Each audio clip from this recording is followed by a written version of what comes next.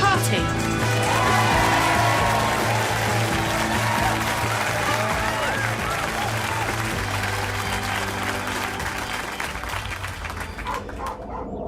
Right, so where does that leave us then, Jared? Well, so purely in terms of our beliefs, Si, it looks like we're sort of at left wing. Yeah, but also centre. Yes, Phoebe, also centre. And also right wing.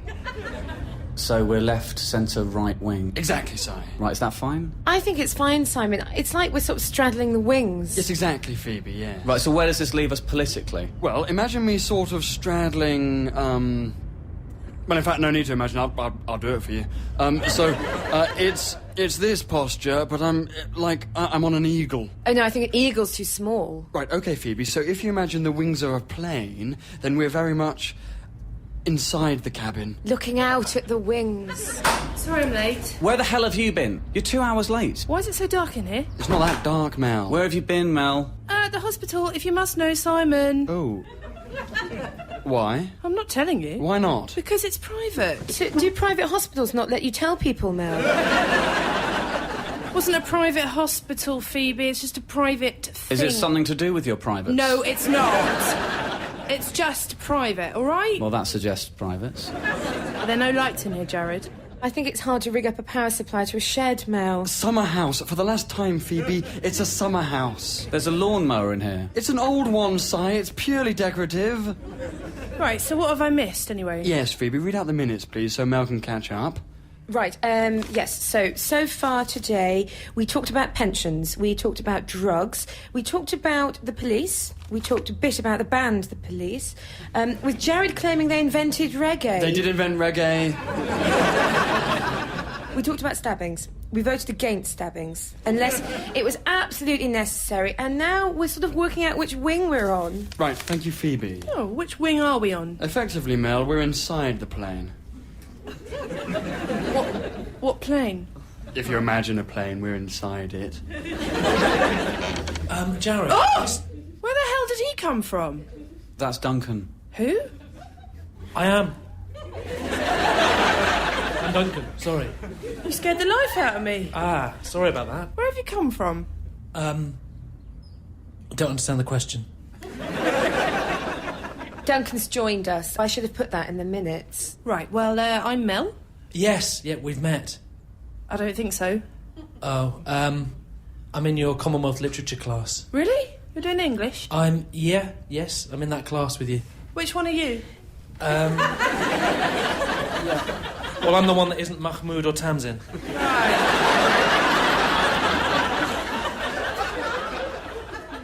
What were you going to say then, Duncan?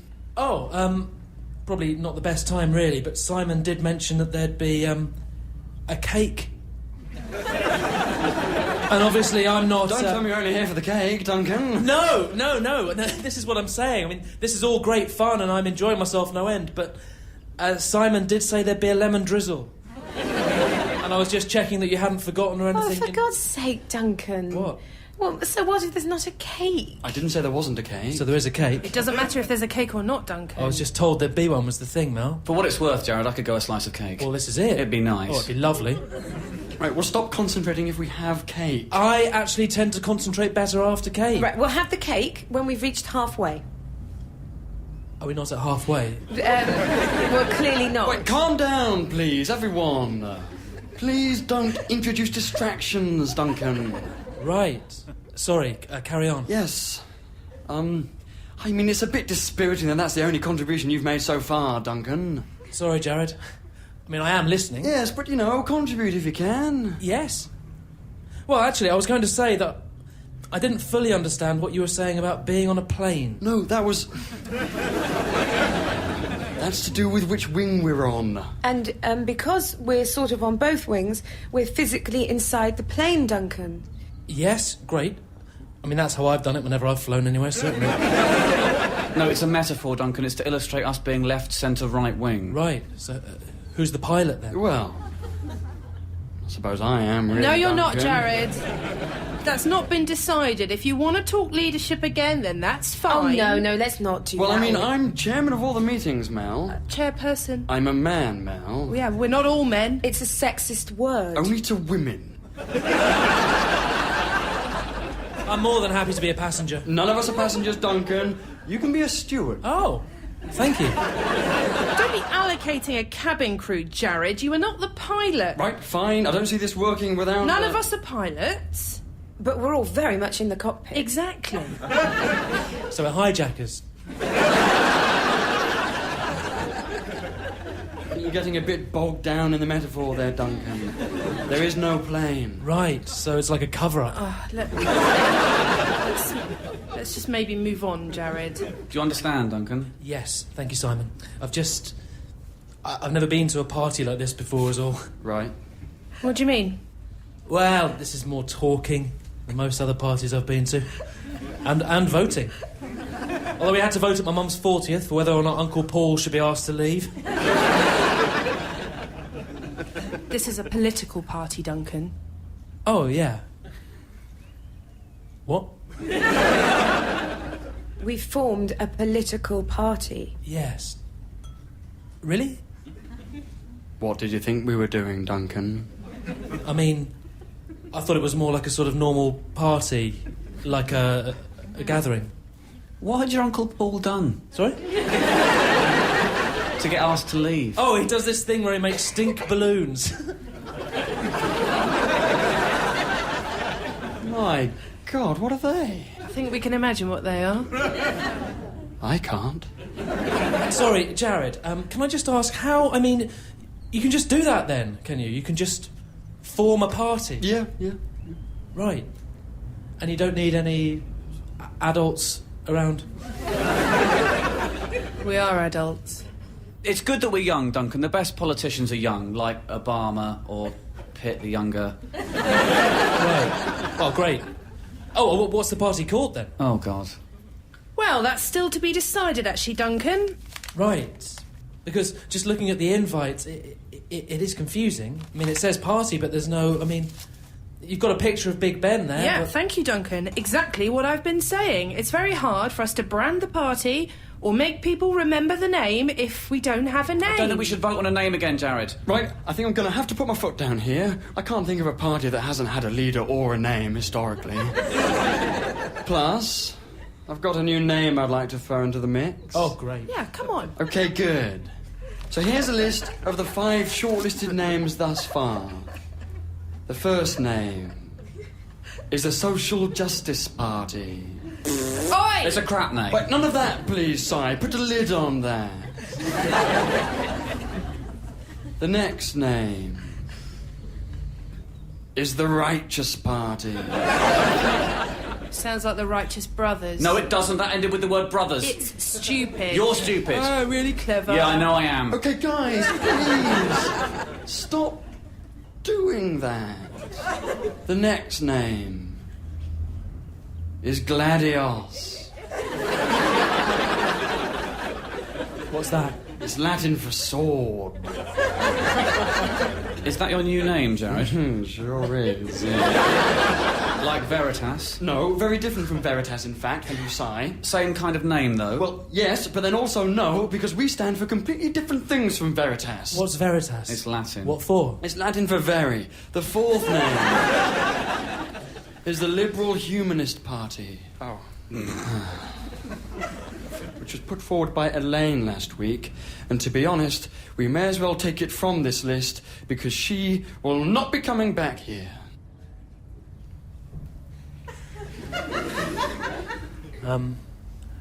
What happened to Elaine? Jared Grab. It was dark! All right. It wasn't that dark.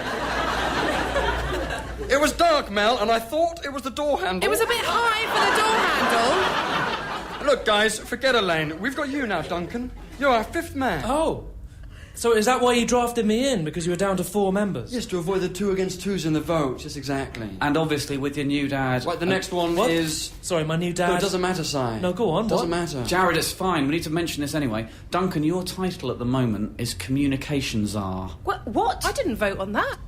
Communications are... what? No, Duncan. No. Communication czar. Are they? Yes, but like, as in the Russian royal family. Oh my God, what? Like the Russians are. Are they? Oh, for God's sake. Sorry, I feel like I'm not getting something here. Sorry. If you can't communicate to him what his role means, it suggests he probably shouldn't be the communication czar. Yes. Sorry, everyone. And why the hell have you made him that, Simon? Seriously, shut up, Mal. I didn't even vote to bring him in. No, nor did I. Look, Duncan is a nuisance. He clearly knows nothing about politics, and I do not want him here. Right, Duncan's new dad owns a printing shop. So we thought we'd put him in charge of printing our publicity material, hence communication czar. Oh. Right, yeah. That would be great. Thanks, Duncan. Yeah. I mean, I'll have to check. That would be really useful, actually, Dunks. Yeah, cheers, Mel. It's obviously not the only reason you're here. We want you here. Yeah, okay. Okay, great. So the last name is the Peace in the Middle East Party. Well, it will get us headlines. Yeah, and what if there's suddenly peace, Phoebe? What do we do then? It will look like it was our idea. Okay. So the voting is between the Social Justice Party, the Righteous Party, Gladios, which is Latin for sword, and the Peace in the Middle East Party. So it's... Am I right in thinking it's a new political party? Yes. Right.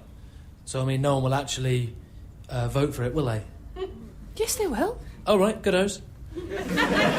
And this is for the next election, Jared, or...? Initially, yes, it was, but we've decided that it might be a bit of a squeeze time-wise, Dunks. Yeah, so we're aiming for the one after this one. Yeah, so the latest. So read out your votes then, please, starting with Phoebe. The Peace in the Middle East Party. The Righteous Party. The Social Justice Party. We can't have all have voted for our own names. What did you vote for? Gladios, Latin for sword. Jared. Duncan? I voted for the Righteous Brothers. Party! Yes! Say. Mel, please. It's a stupid name. Well, it's our party's name now. It's democratic, Mel. We can't be called that. That's what the majority of us voted for. It's democratic. We have to do what's democratic, Mel. But he's only just got It's it. democratic. Right, read out the list of beliefs, please, Phoebe. Right.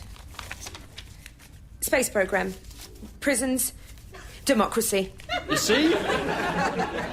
Well, Duncan voted for the Righteous Brothers. Oh, you know what he meant, though. Yeah, which is not one of the nominated names, actually, and there's therefore a spoiled ballot. So Simon's name only got one vote as well, and there is no winner.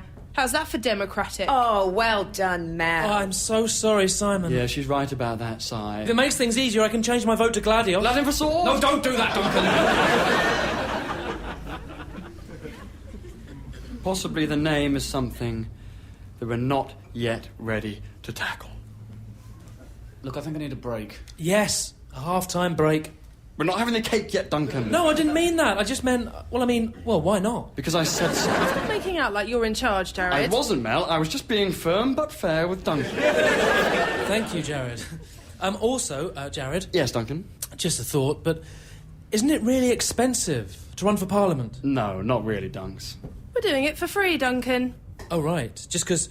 Well, I was going to say we could maybe get sponsorship. Keep talking, Dunks. Well, Michael Swan got his World Challenge trip sponsored by ICI because Sally Webb's dad works there. That's interesting. That is not interesting. We're setting up an anti-capitalist political party here. We can't get sponsored by a sodding corporation. Are ICI unethical? I don't see how they can be. They just make paint. But do they test their paint on animals? No, I think they tested on, walls. I refuse to be sponsored by a corporation, thank you, Simon. It goes completely against everything we stand for. That's true, actually. We're in favour of the more independent shops, Duncan. Like which ones? Well, Monsoon? No, that's a chain, Jared. No, look, no. I'm in favour of homemade paints. Made the traditional way. What's that? Well, you know, when you gather all the berries together and crush them down in your vat to make red and stuff. Berries? No, I don't think that would work. Well, not with that attitude, no. Oh, Jared, have we got a colour for the party? I think colours are that important, Duncan. They are to the Green Party.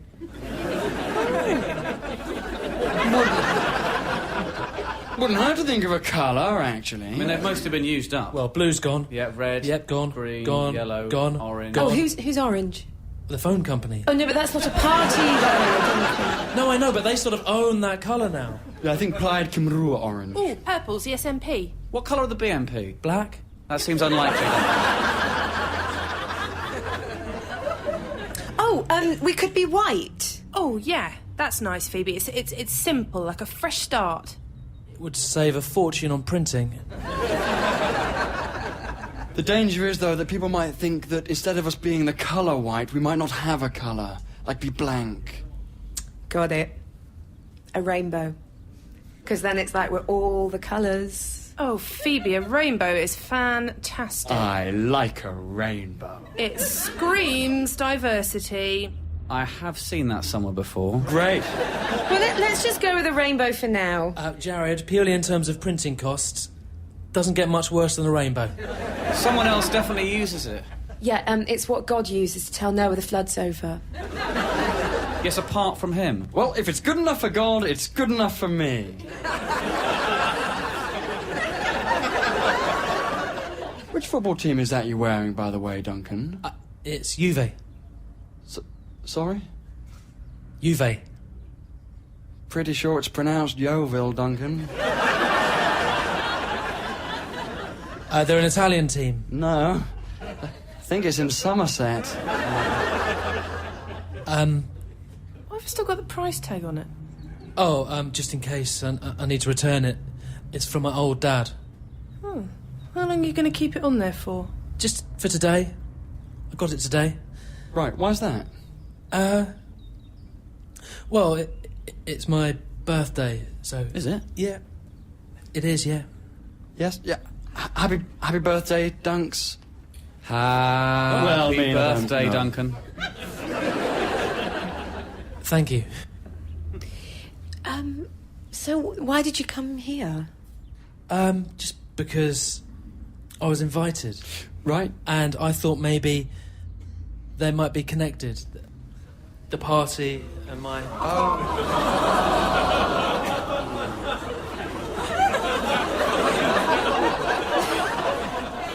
Well, that's a... Oh. Yeah, it is a bit.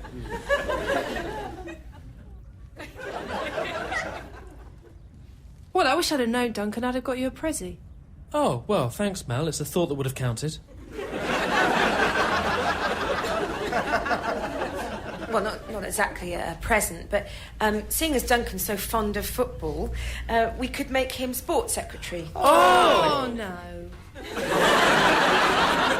Well, he's sort of the most qualified now. Well, maybe make him that until one of us gets into a sport, and then we'll add it to our official post. Oh, go on. What are your official posts? Well, I'm foreign secretary because my mum's French. Yes. Makes sense. Simon, what are you? Well, I'm Northern Ireland secretary because my mum's Catholic and my dad isn't. Right. Mel, what are you... Oh, I'm health secretary because I've got irritable bowel syndrome. Right. And is that a qualification, or...? It means I know a lot about health, thank you, Duncan. Yep. Jared, what a... Well, this is it, Dunks. In theory, I'm Home Secretary. Welcome to it. But, I'm sort of really... No, you're not, Jared. Well, I am really, Mel. He is, really. You are not the leader, Jared. You are a minister like the rest of us. Yes, Prime. No, not Prime. We're not getting anything decided without a leader, Mel, and I'd be really good, and I'm the most attractive. You're not suitable, Jared. No, you're not. Well, I mean, why? Because... Because what? Because... No, don't, Mel. Don't... What? What is it? We find you quite sleazy. What? No, you don't. A little bit. I am not sleazy. I'm tactile, It's yes. a fine line. I've got the common touch. Well, that's one way of putting it. I just think that it would be bad for our party to have a What? Lothario. as its leader. I am not a Lothario. How many girls have you slept with this year? I shan't answer such questions. Prove us wrong, then. All right, give me a couple of minutes to tot it up. Right, well, that speaks volumes. Whereas Mel, on the other hand... No, don't even joke about it. Mel is not the leader. Excuse me, Simon, why not? Because you're really annoying. What? I am not. Well, not to yourself, maybe, but... 8. What? Only 8. That's actually loads, Jared. In the context of Nick Clegg, that's peanuts. Maybe we should just vote on it. Yes, well said, Dunks. Let's get this over with. Fine. OK, so do we just vote? We should do a or- hustings, Phoebe. What's a hustings? It's where we say why we should be leader. Yes, quickly, though, Mel. Right, well, how quickly? Just a few words. So how many? 100? No, not 100, Mel. Less than 100, Mel. 3? 3's not enough. Scared you can't do it in 3. I can do it in 3. Good. 3 words, then. Why we should vote for you on this stool. OK, who starts? I'll start, thank you, Phoebe. Right, come on then, Jared. All right. I'm just thinking. I mean, I can go first. No, I've got it, Mel. Write this down, Phoebe. Yes, I will. OK, so...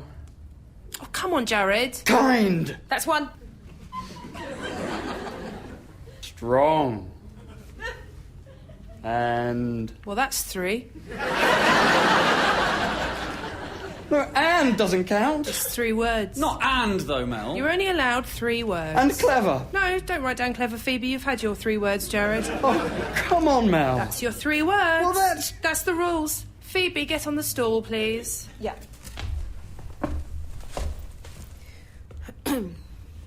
Progress. Healthcare. Schemes.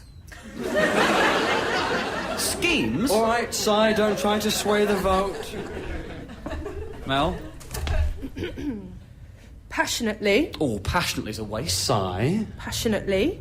So that's passionately twice? No, I was repeating my first words. Ah, no, those are the rules, Mel. You said passionately twice. Why would I want passionately twice? Those are the rules, Mel. You made me have and. You made me have and. Final word. Liberal. Simon. Sure, I'll use 3 different words, I reckon. Shut up. Yes, we... Oh, not yes, we can. No, I wasn't going to say yes, we can. Don't try and compare yourself with Obama. I wasn't going to do that, actually, Mel. What were you going to say then? Something else. So go on then. Yes, we...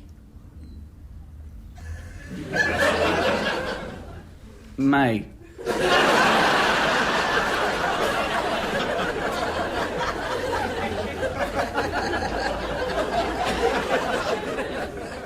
Yes, we may. Yeah. Right, so now No, we... just hang on, because Duncan hasn't done his yet. Oh, yes, go on then, Duncan. Oh, but I don't want to. Oh, no, you just have to anyway, don't. Just say anything, Duncan. No, thanks. Just one more word then, Duncan. Up on the stool, bud. Please. Good lad. Right, OK. Phoebe, could you read them back? OK, so we have... Kind, strong, and... Progress, healthcare, schemes. Passionately liberal. Yes, we may. And no, thanks, please.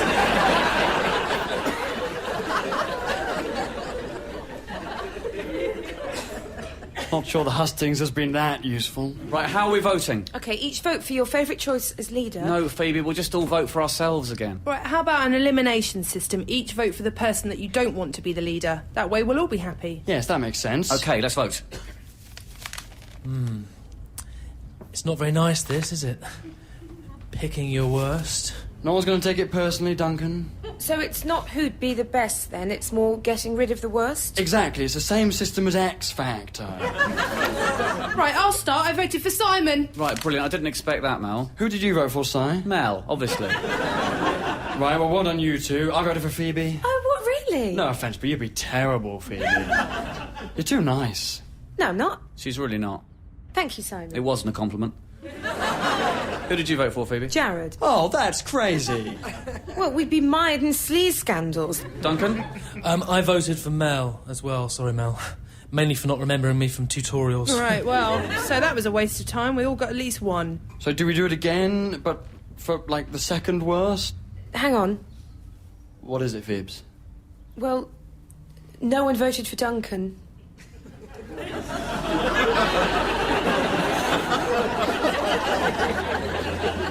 Yeah, but that's a given.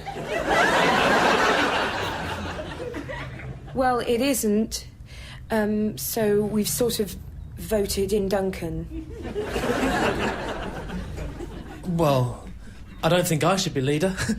Yes, I think that's bloody obvious, Duncan. Well, what do we do now, then? Well, it's democratic. Yeah, hang on, this can't happen. Yes, I mean, it has, I mean, Simon. we can't let this happen. You're saying we should interfere with the votes? Well, no, Well, then. but just this once. Oh, I don't think the phrase "just this once" can really be applied to rigging elections. Right, I mean, I don't really want to be leader. That's irrelevant, Duncan. And because, I mean, you all quite want to be. So, you know, do it again. No, look. Democracy is, well, it's effectively the only thing we have left on the beliefs page. If we start tampering with that, we'll only have prisons and the space programme. And they're not exactly beliefs, are they, anyway? So, I mean, nobody's particularly happy with this, are they? It's not ideal, certainly. No, but that's what it is. I don't understand. It's just sort of the system, Duncan. Right. Could I resign? Yes! Yes, Duncan, you could resign! Oh, yes, and then we'll just do the vote again. This time we decide who votes out Duncan and... Yes, good, right. So, everyone get a pen and a slice of Sorry, paper. hang on a sec. What is it, Dunks? I haven't resigned. But you said you were. No, I just asked if I could. I don't think I will. You're not going to? No, not immediately. Well, when then, Duncan? Well, in about 5 minutes. Right. And what do you want to do till then, Duncan? Well... let's have that cake.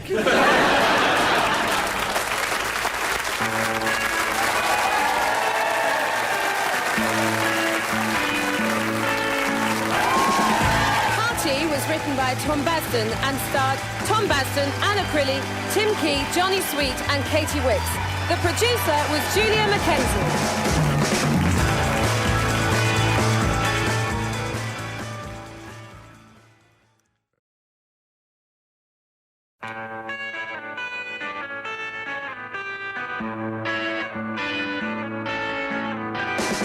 Party.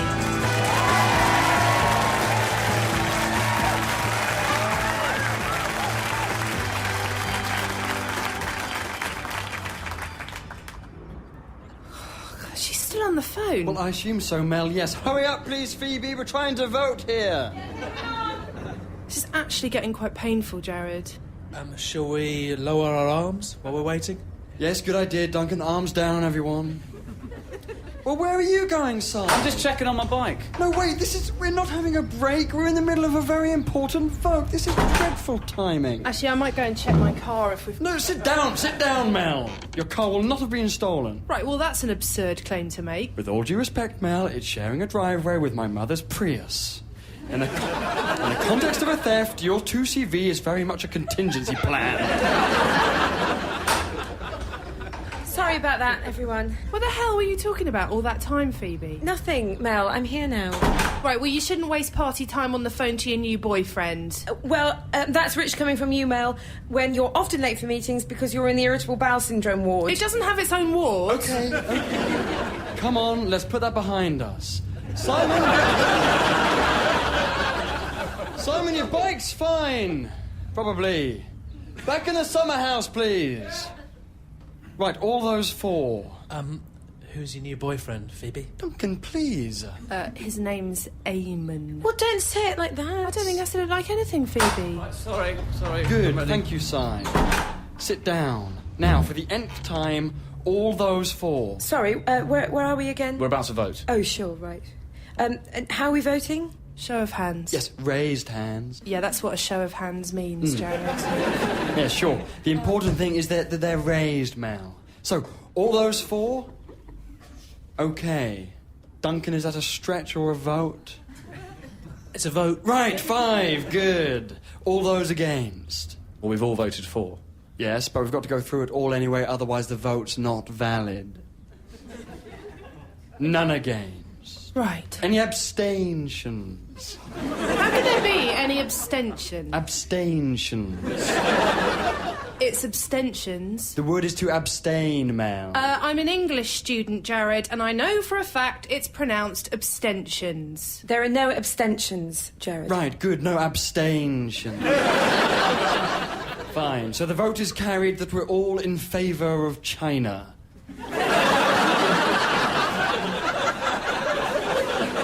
Make a note of that, please, Phoebe. China? Yes, Mel. I thought we were voting on Ireland.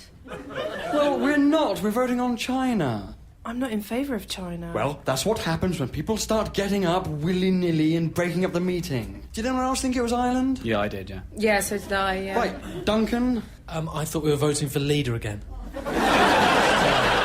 No, we're not doing that. There is no leader. Well, we're all the leader. Yes, exactly. So, depending on which way you look at it, we're all the leader or there is no leader. We should do the China vote again, Jared. No, sorry, Si. We've wasted too much time faffing around as it is. We've voted now. Our party is in favour of China. Make a note of that, please, Phoebe. That doesn't seem right, Jared. I don't care, Mel. We need to move on. But we're not in favour of them. Well, then they got lucky.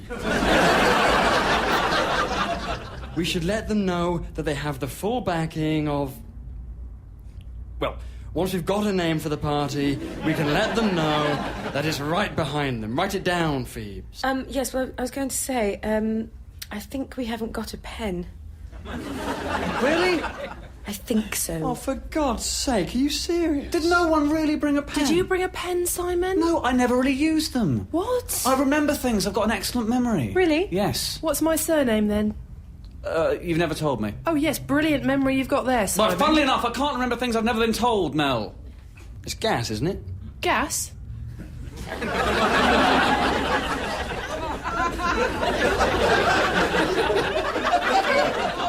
Your surname?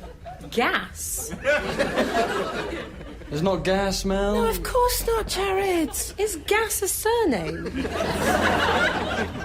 I did think it was gas. Is that not a pen? Where, Duncan? It just in your sort of hair. In my dreads? Yeah. No, it's a chopstick. Right, come on.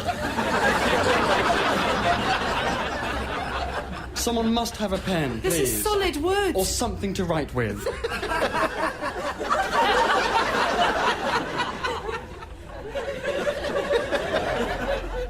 Like what, Jared? Well, some paints or... But I've got the blackberry. Oh, cool. Let me see. It's good, isn't it? Yeah, let me have a look. Yeah, you are looking. Yeah, but I mean with my hands. Well, no, it's new, so... Well, I'm not allowed to hold it? Well, it's new. Where'd you get that from, Phoebe?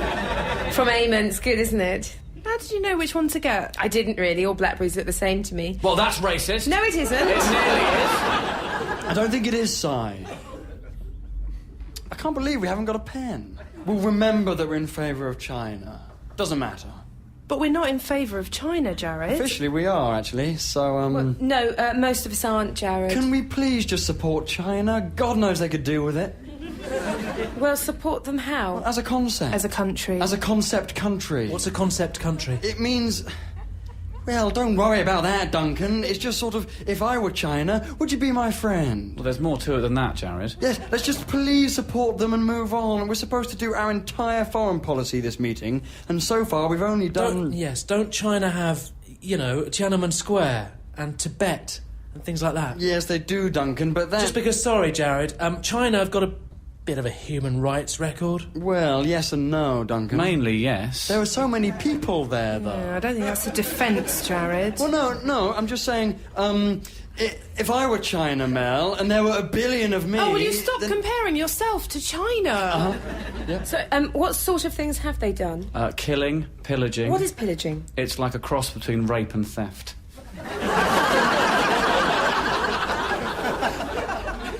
Also, they have these sort of mobile death vans.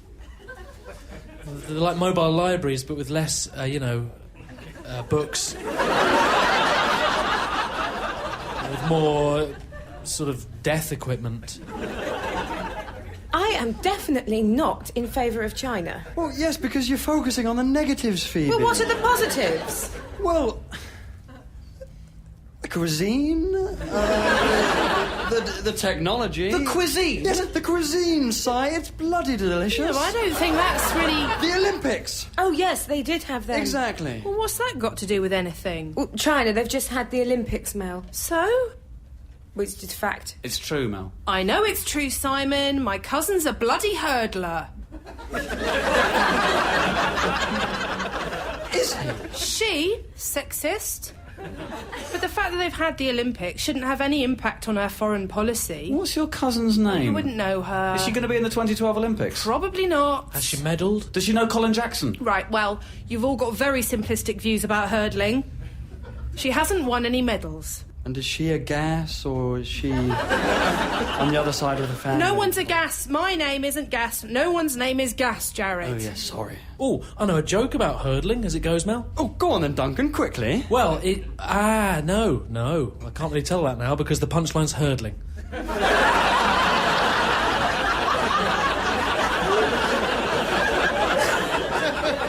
Right. Never mind then. Right, so where are we up to? Frankly, I'd rather we were for China. Why, Jared? Well, they're going to rule the world one day. There you are, said it. Are they?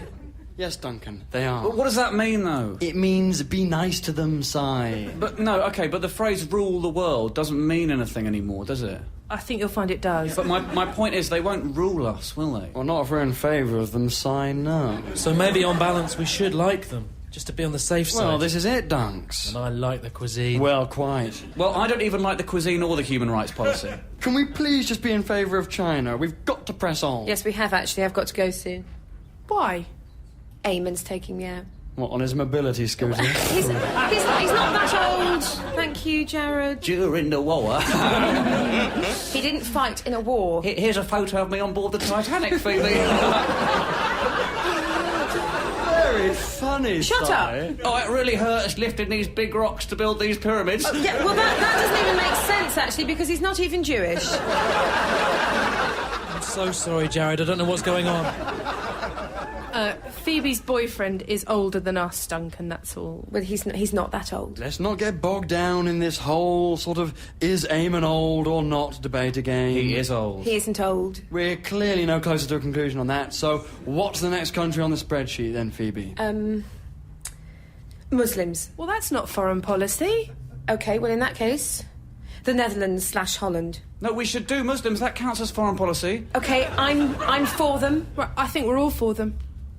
Oh, great. That was easy. Should we vote on Well, that? hang on, Jared. It kind of depends on which ones. Yes, exactly. Yes, I was going to say that. Oh, right, so we're not for them all. No way. No, I'm not for them all, simply because some of them support 9/11 and 7/7. And there was the shoe bomber as well. Sorry, what was that, Duncan? The shoe bomber. What does that mean? Fella had a bomb in his shoe. No. That's from a film, isn't it, Duncan? Yeah, come on, Donkey. Even if he was wearing wellies, it'd be very difficult for him to fit a bomb inside his shoe. I think I've seen that film. It's got Richard Gere in it. Oh, I love Richard Gere. I mean... if it is from a film, then it might be based on a true story. I wouldn't have thought so, Dunks. There's a scene where Gere manages to clone his own arm. I think his name was Richard Reed. Ah, then it doesn't sound like he was Muslim anyway, Duncan, so it's probably not relevant. Let's just quickly get a rough answer to this one. I mean, there's not enough being done. Okay, yes, good sign. Yes. Where? In, areas of high concentration of, Muslim strongholds. Strongholds? No, not strongholds. No, not sorry. stronghold. I don't mean strongholds. I mean, Bradford. Bradford, good, exactly. Well, Bradford isn't foreign policy. You ever been to Bradford, Simon? I don't need to go somewhere to know that there are a lot of Muslims somewhere. Yes, but are they the good type or the bad type? Right. I think we're veering towards slightly dodge territory there. Let's just conclude that. That there are a lot of Muslims in Bradford. I think we might need to say something more. And anyway, the Muslim problem is one created by the Americans. Well, I don't know about that, actually. American foreign policy has effectively turned the Middle East against the entire Western world. Yep, that's a point, actually. We need to work out where we stand on America. Florida's brilliant. That much I do know.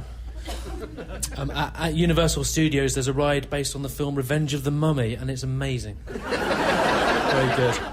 You're basically just strapped into a harness above a sort of a desert that becomes a temple. Hang on a sec, Duncan. America isn't on the spreadsheet. Really? That's a bit of an oversight. Actually, it's fine. I can just change Armenia quite simply. Oh, good idea. So we don't discuss Armenia? We probably should discuss Armenia. I insist we discuss Armenia. Does anyone know anything about Armenia? Oh, do they have orphans there? I don't think they're famous for them, though. Fine, we'll change it to America. Can you pass me the... Oh, Christ, we haven't got a pen! This is absurd. Have we really not got a pen? There must be a pen somewhere in the house, Jared. My dad will have locked the bureau. Really? Why? Because he keeps his personal letters in there. I don't see why they need to be locked up. Well, once you've received a letter from someone like Dame Kiri Takanawa or James May, maybe you'll understand the need for a lockable bureau too, Si. If you wanted to do the Netherlands/Holland, I'm a big fan. No, Duncan, that's not... I've actually been to Holland. Yeah, we'll come back to Holland, Duncan. It's not going anywhere. Well, funny you should say that. It's actually sinking at a rate of 11 feet per century. Well, either way, let's maybe, as we're struggling to get foreign policy sewn up in this one meeting, let's maybe just put together an emergency vote to encompass all foreign policy. Well, what would that be? Well, Mel, something like, we're in favour of all nations that aren't harming other nations or their own nation, and overall we support immigration and integration. Pretty long-winded. Yes, but it mostly rhymes. It doesn't matter if it rhymes. Can we make it a bit simpler, Jared? Yes, OK, Phoebe. How about, we take all comers, and we support all... I don't think anything rhymes with comers. Hang on. Well, mummers. Well, no, don't. Lovers of freedom. Oh, that's actually rather nice, Jared. Thanks, Phoebe. Will someone write that down and then we'll Oh, vote? God, how can we not have a pen? Gatwick! That's your surname, isn't it? I'm right, aren't I, Mel? It's Gatwick. Yes. Yes! Well done, Si. Like the airport. It's a town in its own right, actually, Duncan. I told you I've got a good memory, Mel. Well, that doesn't really prove that, Simon, because you thought I hadn't told you. Yeah, but I remembered it. Yes, so... but you couldn't remember even being told it, so... Right, so I've demonstrated I've got a good memory, that's all I care about. You've demonstrated that it's shaky at best. Now, what is that? That's definitely someone at the garden gate. Well, who is it? I don't know. Will someone please get it? Well, you're nearest, Jared. I'll get it. Yes, thank you, Phoebe. I think it's Eamon. What? I thought you were seeing him later. Yeah, I am. Well, why is he here now? Well, he was interested in what we were doing. Do not you dare bring him in here. Well, he's very keen to help out. God. Don't bring him in here. Phoebe... I'm going to get him. So, is Eamon all right? No, Duncan. Oh, he's fine. He's bad news. Pleasant enough. He can come across as pleasant enough, Mel. In fact, he's bad news. Right. Hello. Everyone, Eamon's here. Hi, everyone. Eamon. Hi, Eamon. Hello, Mr. Fuller.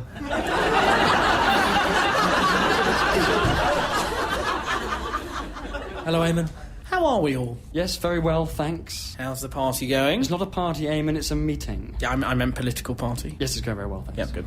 We're talking about Holland. Oh, right. I lived in Amsterdam for a summer a while back. Oh, I wonder why.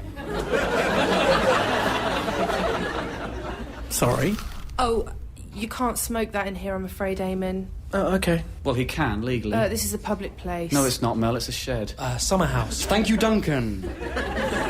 And either way, it's made of wood, so... Well, I'll be careful. And you're sitting underneath a very expensive fern, Eamon, so I'd rather not risk an accident. Right, I'll pop outside. Sorry, Eamon. No, that's fine, Phoebe. Sorry. Why did you invite Eamon, Phoebe? Well, he was interested, and I told him about it, and he was interested. He seems nice. We don't want him as a member. Oh, why not? Well, because he's all... What? It's weird, he's in his 40s. He's 41. Yes, exactly. Yeah, I'm going to have to agree with Si here, Phoebes. For one thing, it ruins the young image of the party if there's a middle-aged man in a group of 21-year-olds. It looks weird. In the photos, it'll look really weird. Exactly. It'll look like he's sort of our carer or something. Exactly. And if he's going out with one of the key party members... It just smacks of all kinds of things. He'd be really useful, though. I disagree, Phoebe. He studied political theory. Oh, great. Yes, Duncan, and that's the last thing we want. Someone who actually knows about it. He'll take over. And lastly, I disapprove of you going out with him at all, Phoebe. As do we all. Only I've got the courage to say something about it. There's a reason why he's unmarried at 41, Phoebes, and that's because he's trouble. And I'm saying this because I'm looking out for you. This is not looking out for me, Jared. You just don't like the idea of someone with Eamon's political experience joining the party. What political experience? Right, he's worked for a housing association and with the local council, and he was a teacher for a while. Right, you see, that kind of experience is useless these days, Phoebe. Ah, is it? How come? Because, Duncan, being a politician these days isn't about working and doing little projects about the place and then finally deciding to become a politician after a career doing public work that's largely irrelevant. So, what is it about then? Well, blogging. You know, boosting your profile in the party and, well, Twitter and getting on some kind of panel. Exactly. Eamon's too old for that. Exactly. I think you should dump him. Well, that's none of your business, Jared. Stay with him at your peril, Phoebe. But don't call me when you're 50-odd and he's 70 and you're having to clean up after he's soiled the bed or feed him some kind of vitamin-rich soup through a tube or organise a funeral. Yeah, I think she gets the idea, Jared. Yeah, I'd never thought about that before. Well, then. That'd be awful. And traumatic. It is 30 years away. Politics is for young people now. That's the sad truth of it. I thought we took all comers. Yeah, Duncan, but only if it's beneficial. Well, there must be something beneficial that Eamon could do. Maybe Mr. Fuller could do some fundraising. Please don't call him Mr. Fuller. Okay, sorry. Would Eamon be interested in fundraising, Phoebe? I don't know. I'll ask him. Okay. Right, where were we? Holland, I think. Forget Holland a moment, Dunks. I want to talk about the party's youthful image. Isn't our youthful image taken care of by the fact we're all young? Well, yes, but also in pure PR terms, I wonder if there's something we can do about your hair, Si. What the hell is that supposed to mean? Jared, I mean, there's no need Is to... there a kind of thickening cream you can apply? I'm not going bald. Well... I'm not. Do you like wearing hats? Shut up, Mel. I've got feathery hair. It's a family thing. Oh, you could go shave. Like Jason I Statham. don't want to look like Jason Statham. Well, then stop going bald. I'm not going bald. If you shaved it, no one would really notice. Ironically. But then he'd also look like a skinhead, and that's... No, that's no good. Can we sort of volumise Stop it? talking about me like I'm not here. I'm not going bald, and we're not doing anything to my admittedly fine hair. Even just sort of sweeping it over might... Touch my hair again, and I'll neck you. God, calm down. Chill, Si. Neck. Now, that means kiss, doesn't it? Well, the other one then. Chin. I'll chin you.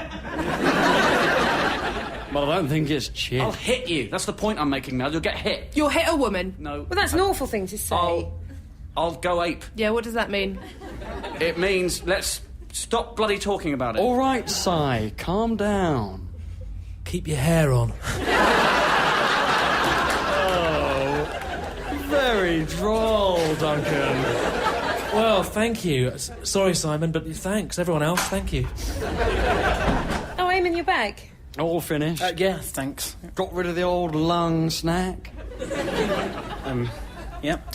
So have you worked out what you think about Holland, then? Not yet, thank you, Eamon. It's a complicated place. It's a country of contrasts. Yes, thank you, Duncan. Right. Well, I must say, when Phoebe told me about what you were doing, I was very impressed. You know, you get the sense most young people don't really care about politics these days. Yes, quite. I actually studied politics at university. I imagine it's changed quite a lot since then, Eamon. So if there's anything you wanted a hand with, I was saying to Phoebe, I'd be happy to help. Would you be interested in fundraising, Eamon? That wasn't a joke. No, thanks. I meant more if there was any advice or questions you needed to... We're fine for questions, thank you, mate. Yeah, it's answers we're after. Yeah, that is what I meant. Oh, right. Oh, yeah. I mean, do you know anything about Armenia? Duncan, don't. The capital's Yerevan. Right? It's high sex trafficking. Really? God, I didn't know that. Oh, yeah, it's rife in Armenia. Is sex trafficking where people meet in lay-bys and have sex? No, that's dogging. Yeah, dogging.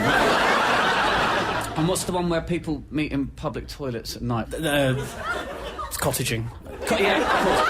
And what's the one where, like, after you've, you can use a straw to slurp up? All right, that will do. Sex trafficking doesn't necessarily involve cars, Si. It's a bit of a false friend. Un faux ami. We were going to discuss where we stand on that at some point. Against it, I'd imagine. Well, I think we'll be the judge of that. Thank you, Eamon. Are there any charities that fight sex trafficking, Eamon? Stop directing questions at Eamon. I mean... Yeah, I mean, there are quite a few. A friend of mine used to work for Amnesty, and they obviously tried to prevent it. Yes, thank you, Eamon, but this is all completely irrelevant because we're not due to deal with this today, or even this week. Thanks ever so much. Is it on the agenda? It will go on the agenda. I think it should be quite high up the agenda. Yeah, so do I. The agenda is lateral. It is not linear. Now, what does that mean? The agenda has no height, Duncan. It has only widths. Right. Hang on, what? All issues on the agenda are equally high.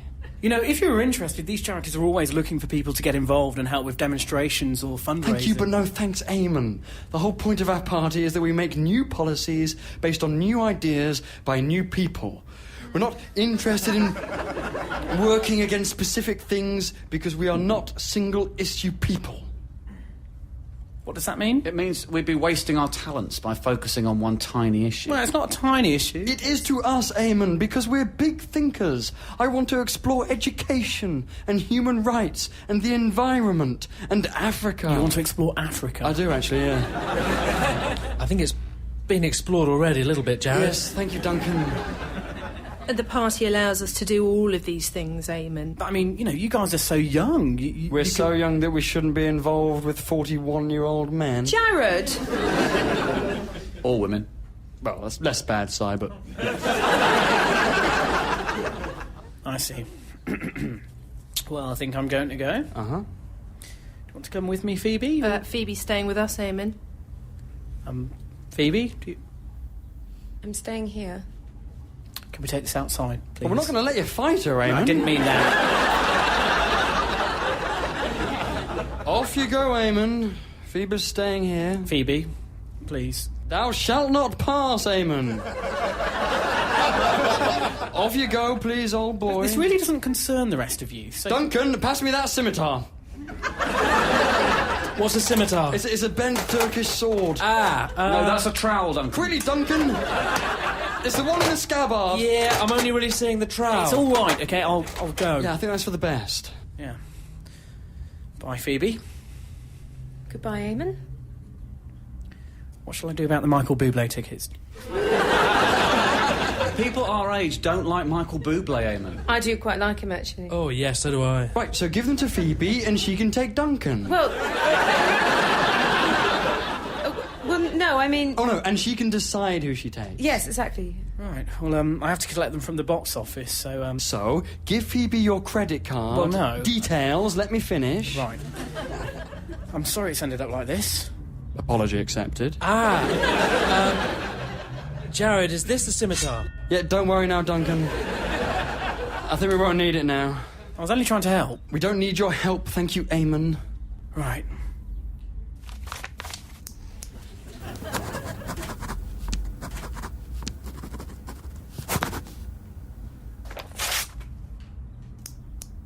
That's my credit card details, Phoebe.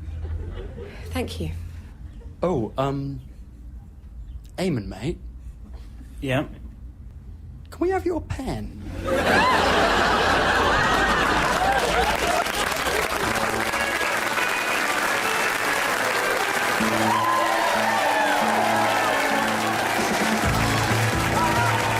Was written by Tom Basden and starred Tom Basden, Anna Crilly, Tim Key, Nick Mohammed, Johnny Sweet and Katie Wicks. The producer was Julia Mackenzie.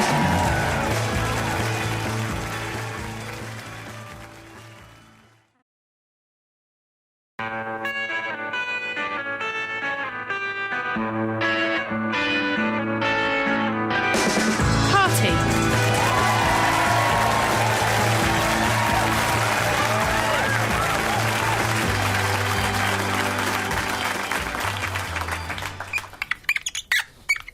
Tsunami. Yes, good, Phoebe. I'll get that down. So, tsunami, anything else? Oh, tsunami's got a T in it, Jared. Oh, right. No, at the front. At the front? Yes. Are you sure, Mel? Yes, thank you. What, that you don't pronounce? No, you don't pronounce it. Then I'm leaving it like that. Well, that's wrong, Jared. I don't care. I'm not putting a T on that doesn't even get said. It's a waste of energy. It's dead wood. Oh, there goes Simon. Where? He's heading for the shed. Summer house. Get him round here, please, Phoebe. Yeah, he's coming. Yes, I didn't mean just bang on the French windows, Phoebe. Sorry, I'm late. Come on inside. In your own time, Simon. Yes, all right, Mel. I couldn't find anywhere to lock my bike up. For half an hour? For some of that time. Where did you lock it, Si? Against that yucca. Against the trunk or the leaves? Clearly the trunk. Okay, that's fine. How come we're in the house today, Jared? My dad's been an idiot and got the gardener in today. He needs the shed. Summer house. There's a paved area by the door, so it's a summer house. All right, okay. Why is he cutting the grass with a strimmer, Jared? Sorry, Mel. The gardener's strimming the lawn. I don't know. It's probably more fun for him that way.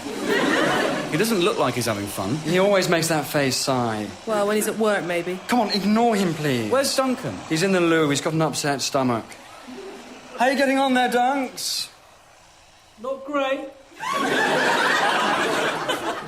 Hang in there, buddy. Are we carrying on with the brainstorm or not? Yes, good. Thank you, Mel. Si, we're brainstorming things to do with climate change. Well, why are we doing that? Well, as a new political party, we need an environmental policy. Climate change is a hot potato. And if anything, the potato's getting hotter. Well, exactly, Mel. Yes, I'll get that down. That can be part of our policy. Global warming is a hotter potato.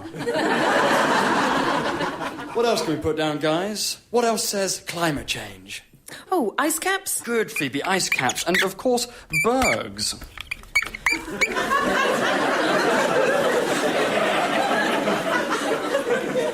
Leonardo DiCaprio? Why, because of Titanic? No, because he campaigns against climate change. Oh, right. OK, Mel. Good. It's D.I. Caprio, Jared. Oh, like a detective? No. He's not a detective, Phoebe. Well, he was a detective in The Departed, Mel. It's like a middle name, spelt D.I. Is it not just D like an initial? No, it isn't. It's not just D, Jared. I thought it was like John F. Kennedy or...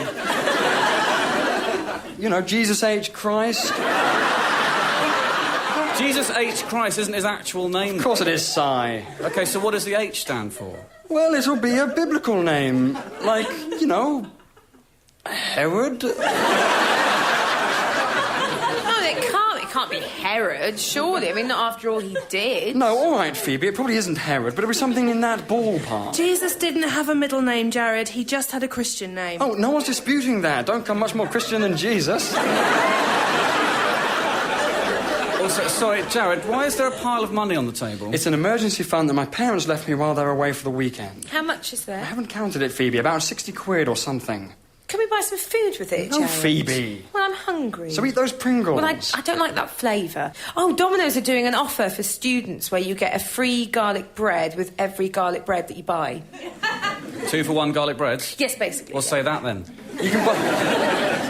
You can buy your own dinner, thank you very much. Hunger is not an emergency. It is in some parts of the world. Yes, but it isn't here, Mel. Not yet, anyway. So, what do they mean by emergency fund? Don't know, Si. They're at the retreat, and you're not allowed phones there, so I can't contact them. So I guess if I need to get a cab to the hospital or something... What? Why would you need to... If it was an emergency. Well, then you'd get an ambulance. But I might prefer a cab. Look, I don't know what it's for, Si. It doesn't matter. It's an emergency fund. We're not touching it. Crikey. Next thing to go on the whiteboard, please. I can't help feeling that the only reason we're brainstorming things to do with climate change is because you've got your hands on a whiteboard. Whiteboards are considerably more environmentally friendly than paper, you know. They're not environmentally friendly to make, though, are they? I have no idea, Si. I don't see why they'd be environmentally... What's the opposite of environmentally friendly? Environmentally rude? I wouldn't have thought so, Phoebe. I'm not sure that giving everyone in Africa and China a whiteboard would stop climate change. Well, not on its own, no. The last thing Africa needs is a load of whiteboards. Why? Well, you can get high from sniffing the pens. Of course you can't. You can? That's a myth, Mel. Well, try it then. All right. No, I don't think you should, Jared. You can't get high from whiteboard pens. You can.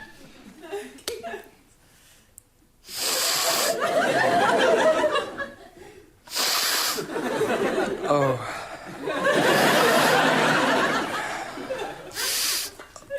Oh.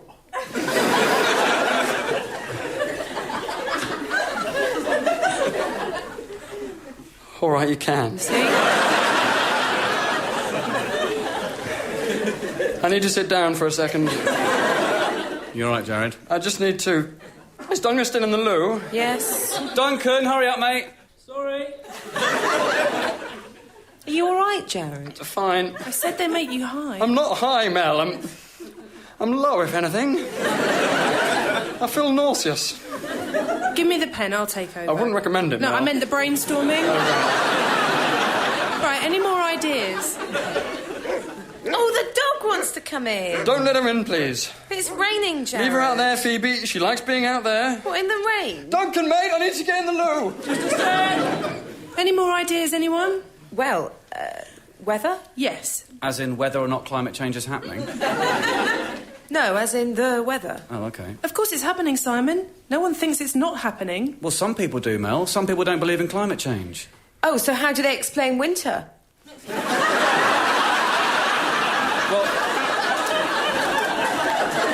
OK, climate change doesn't just mean the seasons, Phoebe. No, I know that. Some people believe the planet's temperature goes up and down regardless of what we do or how much gas there is in the atmosphere. Basically, that nothing's our fault. Right, well, that'd be great, wouldn't it?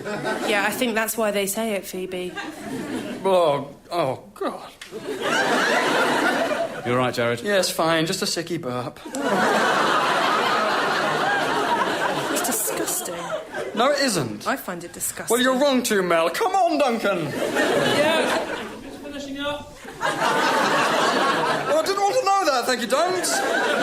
Right, so policy-wise, where are we up to? We need to make it illegal not to recycle. Yes, good, Phoebe. Tough on waste. Right, isn't that the same as making it legal to recycle? No, it's not, Simon. Grammatically, it is. Sorry. Oh, and go for that. You all right, Duncan? Yeah. Just still pretty painful. What have I missed? Not a huge amount, Duncan. Jared wants to replace paper with whiteboards. Well, where appropriate, not all paper, not books or... Blue paper. Clearly not loo paper, Duncan. That's a horrifying idea.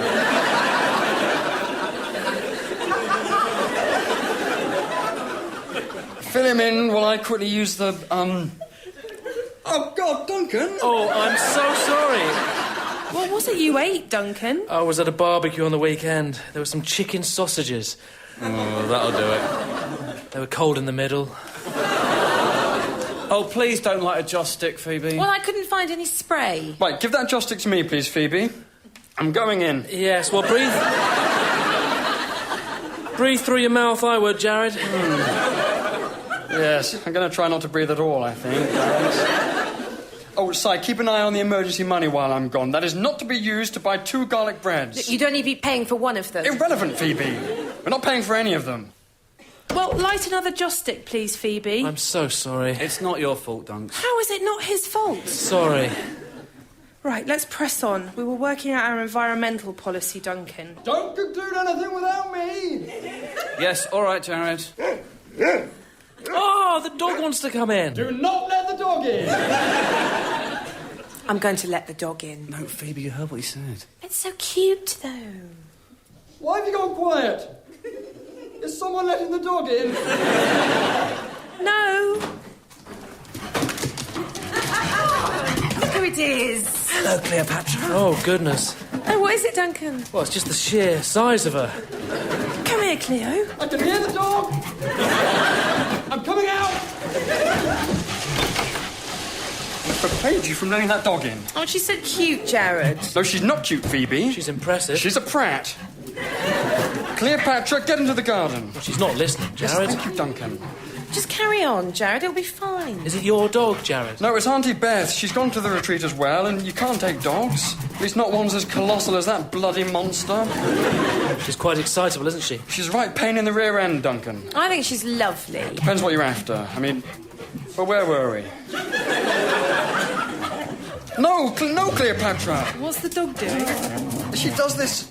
She's sniffing your crotch. That's disgusting, Jared. This is what happens, Mel. This is why. No, Cleopatra, get off! Why does she do that? I've got no idea. Did you train her to do that? Of course I didn't, Mel. For God's sakes. She's really going for it. Yes, I know, Duncan. She knows what she likes. I'm getting rid of the dog. I wouldn't carry her, Jared. Huh? It's fine. He'll do his back in. He won't. Oh, Christ! OK, he will. Right. Now, don't let her in again, please. What does your crotch smell of?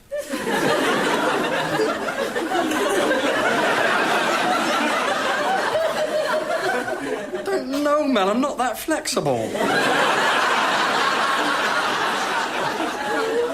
Why don't you find out, Mel? That's disgusting. Stop it, Si. It's all covered in slobber now, anyway. At least I hope that's slobber. Of course it's slobber.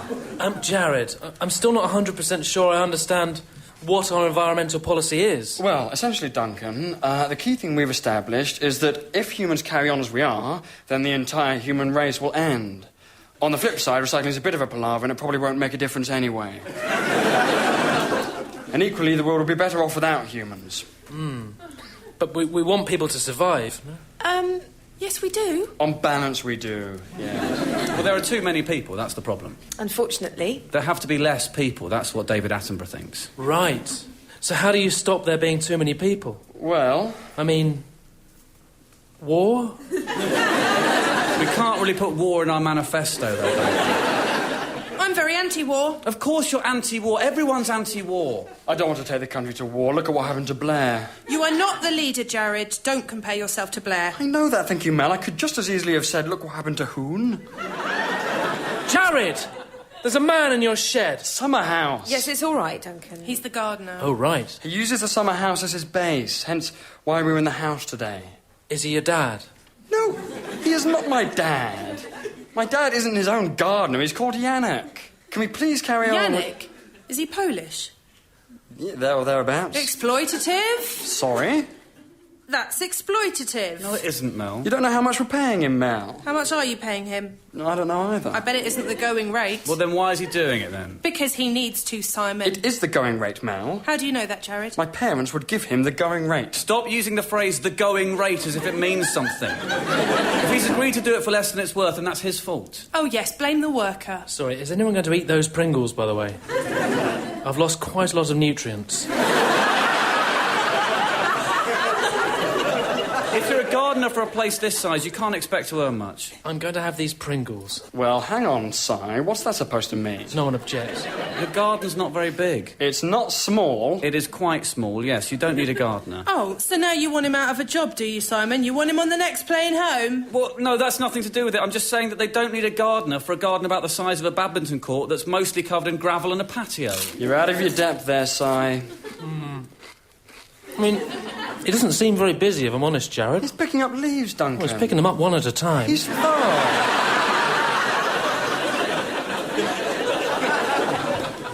Now he's having a cigarette.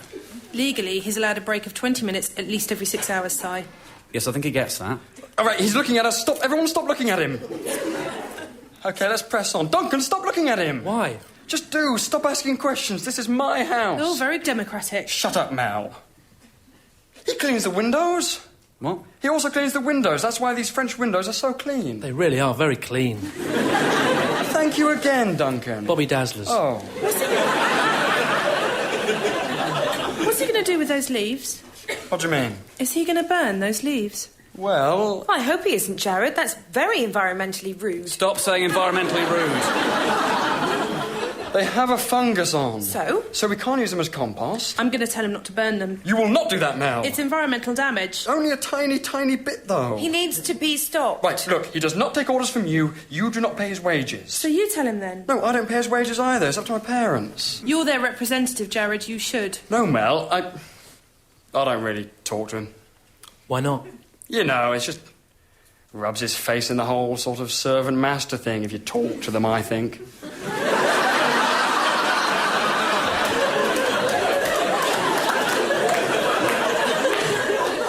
Does it? What do you mean, them? There's only one of him. Well, and we have a cleaner. Really? Yeah. What's the cleaner's name? Yeah. You don't know? To be fair, Si, she is new. The last one was awful. You really should talk to them. I think you patronise people that work for you by talking to them, Mel. This is much better, I think. The healthy distance. Oh, Jared, here's an idea. For what, Dunky? For bringing the population down, but without being that unpopular. Go on. Well, how about... I read about a documentary about an idea to kill off old people. I think that would be unpopular, though, Duncan. Well, only with old people. What would the cut-off be? I think it was 40-odd. Bit older than that, I think, Duncan. 45, say. We could get Attenborough to be the spokesperson. Before we murder him for being too old, you mean? Not a bad shout there, Dun. Any other ideas? Well, looking at it the other way, there's always the one-child policy. Yes, keep going, Phoebe. Well, you're only allowed one child. Oh, that's it? Yes. Right. Is that one child each, or...? Well, it's not one per country, Duncan. So one per family. Yeah. And what do you do if someone has 2 kids? Prison. Right. That's barbaric, Simon. There are too many people, Mel. We can't pussyfoot with this stuff. It's got to be a meaningful deterrent, Mel, and that means prison. For the baby? For the couple. So who brings up the baby? They should have thought of that. Yes, exactly. You say exactly, but a baby's not going to bring itself up, is it? Well... Mowgli...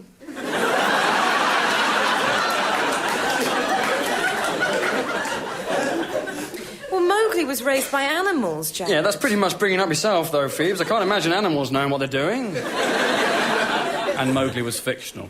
How did Mowgli learn how to speak? It's fictional. Well, the animals could speak. Well, that poses more questions than it answers, really, Duncan. It doesn't matter, because it's fictional. Oh, dear. Oh, dear. Oh, no. Sorry. You're not going again, are you, Duncan? I don't think those Pringles helped. Good luck, Duncan. Yes, thank you, Simon. That's not how you spell Mowgli, Jared. Oh, for God's sake, Mel. What's wrong with it now? Well, for one thing, it isn't 2 names. His first name is clearly Mo.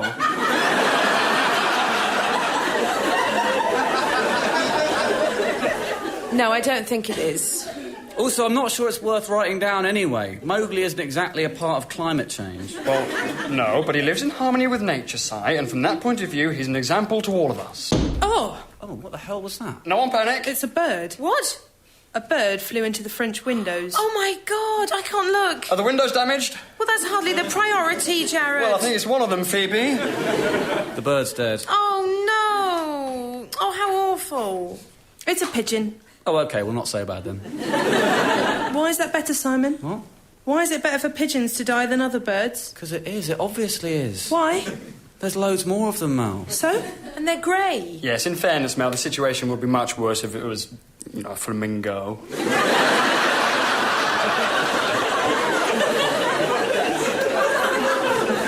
Oh, it's twitching.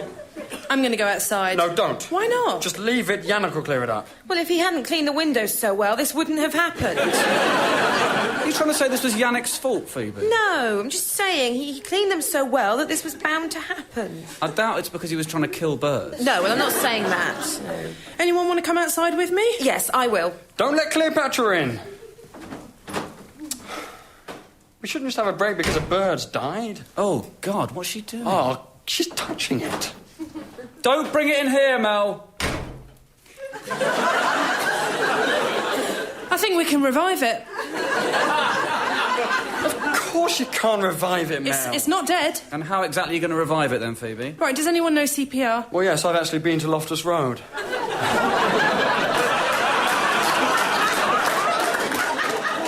If you want to give mouth-to-mouth to a pigeon, be my guest. Oh, no, I wouldn't do that, Mel.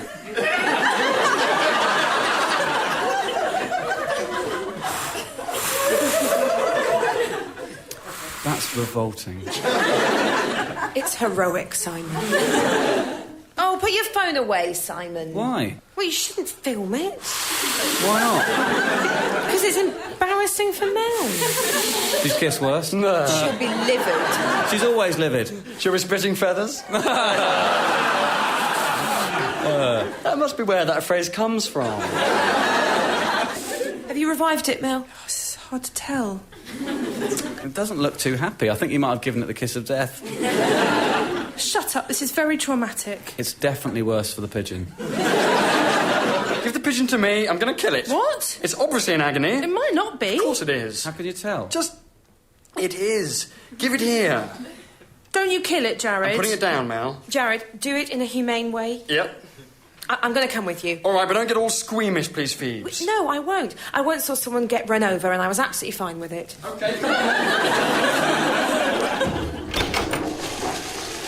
What's going on? Door, Duncan. What? Close the loo door. Yes, sorry.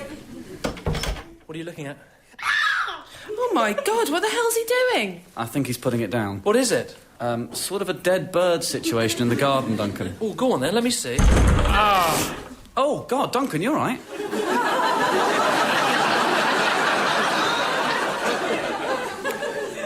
Yeah, I thought the French window was open. That's actually what happened to the pigeon as well, Duncan. Oh, right. Yeah, I can see how it can happen. Is your head all right? I think so, yeah, the front hurts a bit. You mean your face? Yeah.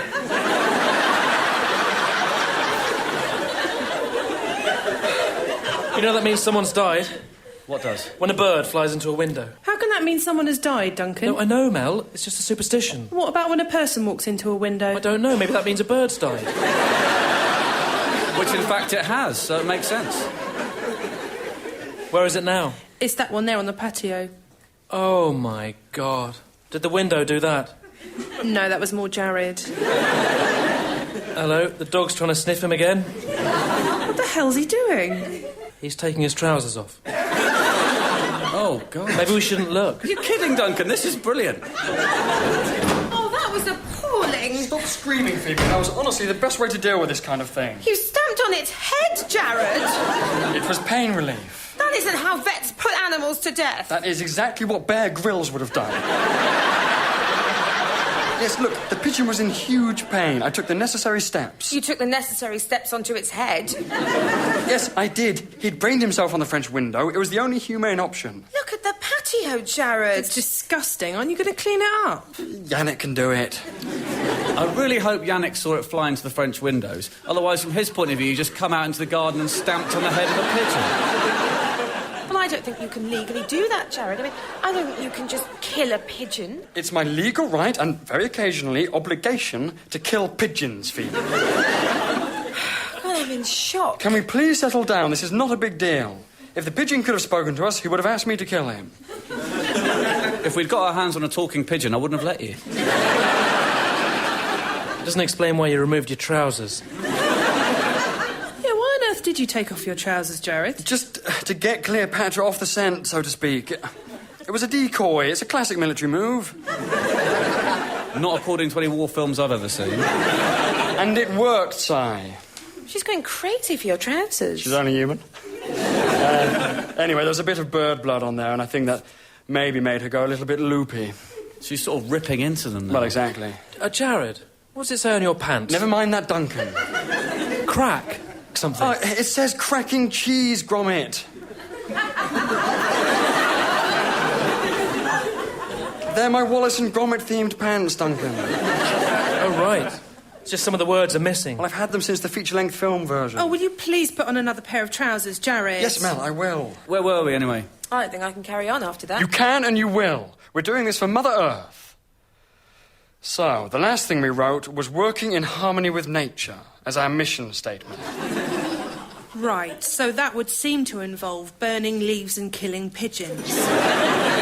That's not nature, Mel. That's my garden. So what's nature, then? You know, Africa. The new forest, that kind of thing. That's where we have to focus. Keep all that stuff clean. Never even been to either of them. So that's exactly the right attitude, Duncan. Keep them clean. Oh. What does it say? Yannick's standing by the kitchen door. He doesn't look too happy. He's always like that. It's just how his face falls. He's holding the pigeon. It's probably fine, Mel. He's holding half of the pigeon, anyway. It's probably fine. He's pointing at you, Jared. All right, I'll see what he wants. How you feeling now, Duncan? Sort of empty, thanks, son. Probably for the best. Do you think Jared's telling him off for burning leaves? I wouldn't have thought so, Mel. Jared's mostly nodding. He's coming in. Right. We've sort of got to give Yannick 50 quid. What? Why? Well, he says he'll deal with the pigeon. That's hardly worth 50 quid. Oh, that's typical, that is, Jared. Pay off the foreigner to deal with your toxic waste. Well, not exactly, Mel. For one thing, the pigeon's biodegradable. Well, I don't think we should pay him just to clean up a pigeon. I mean, when you think of the pizzas we could buy for 50 quid... It's not just that, Phoebes. He's sort of... Well, he's seen me sniffing marker pens, and Mel kissing the pigeon, and then the dog having... You know, a go at my crotch, and then me killing the pigeon and then taking my trousers off as the dog had another go at my crotch. Right. He's got good English, hasn't he? He's actually almost entirely done with pointing, Duncan.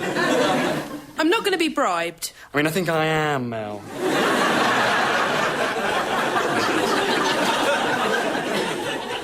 Don't want my parents knowing about all this stuff. You can explain it, Jared. Yeah.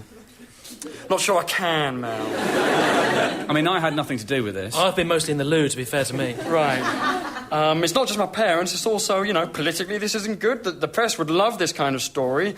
I mean, it'll be years before Cameron shakes off the Bullingdon Club stuff. Max Clifford will be all over this. I mean, it's not exactly clear what's happened, really. No, exactly, Si. So they'll probably insist on an inquiry. Your names will be dragged through the mud too, you know. We're all implicated. That is a worry, actually. I mean, if it threatens the security of the party, then I suppose... Well, it qualifies as an emergency. Yes. I think you're spot on there, Phoebe. I think it's probably a case of dipping into the fund. Oh, in fact, ask him if he'll accept 45 quid and a serving of garlic bread. Oh, yeah, do that. Great idea, Phoebe. We'll give him the free one.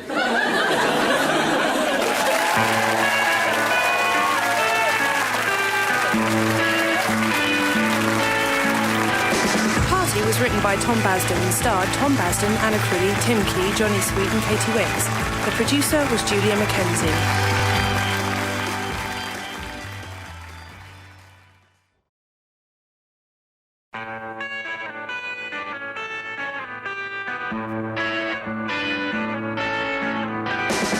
Party!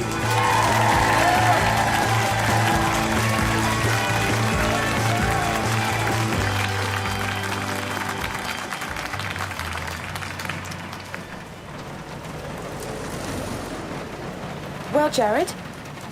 Yes, this is definitely a council building, Phoebe. OK, great. It's got automatic doors and everything. Oh, bloody nanny state. Oh, no, don't flop your hair about, Jared. It's all wet. Calm down, Phoebe. I'm not flopping it about, as you so charmlessly put it. I'm just trying to stop it from drying all frizzy.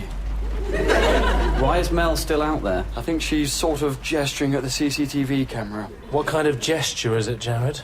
Looks like the wanker one, Duncan. She's calling a camera a wanker. Looks like it, Phoebes. Oh, now she's doing a Nazi salute. Brilliant. She's like Basil Fawlty. Well, yes, but much more hard-hitting than that, Duncan. It's very funny. It's not meant to be funny, Duncan. Well, I like it. I like the one where he bashes his car with the branches. Right, get it back over here, I would, Jared. We've wasted enough time already. Yes, all right, Si. Mel, come back. We're going to get started. Right, where's the banner, Phoebe? It's in the bag. Someone's coming. Showtime, everyone. Get ready. What for? For the demonstration, Duncan. Oh, yeah. Go ahead. Right. What do we want? Stop the war in Afghanistan. Well, you've got to all do it. Sorry, was that for real, Jared? Yes, of course it was. Oh, sorry, I thought you were giving us a demonstration. No, it was... That was part of the demonstration, Phoebe. Oh, but it wasn't a demonstration of it? No, it was a real one. Oh, I see now. OK, and again? Right, everyone ready? Si? Yes, fine. I think it's a waste of time. Well, you've been outvoted. Yes, exactly, so... All we ever do is sit around and discuss stuff and go around in circles. This is direct action. This is exactly what we need to launch our party.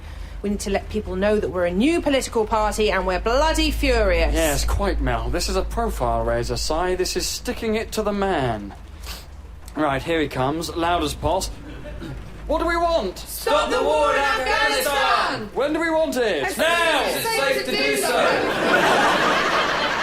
We've changed it from now, Duncan. Oh, right.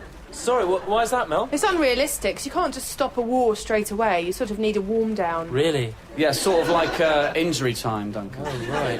And, do you think that person heard us? Hard to say, Dunky. Not sure how far the chant's travelling. Maybe we should get out of the car.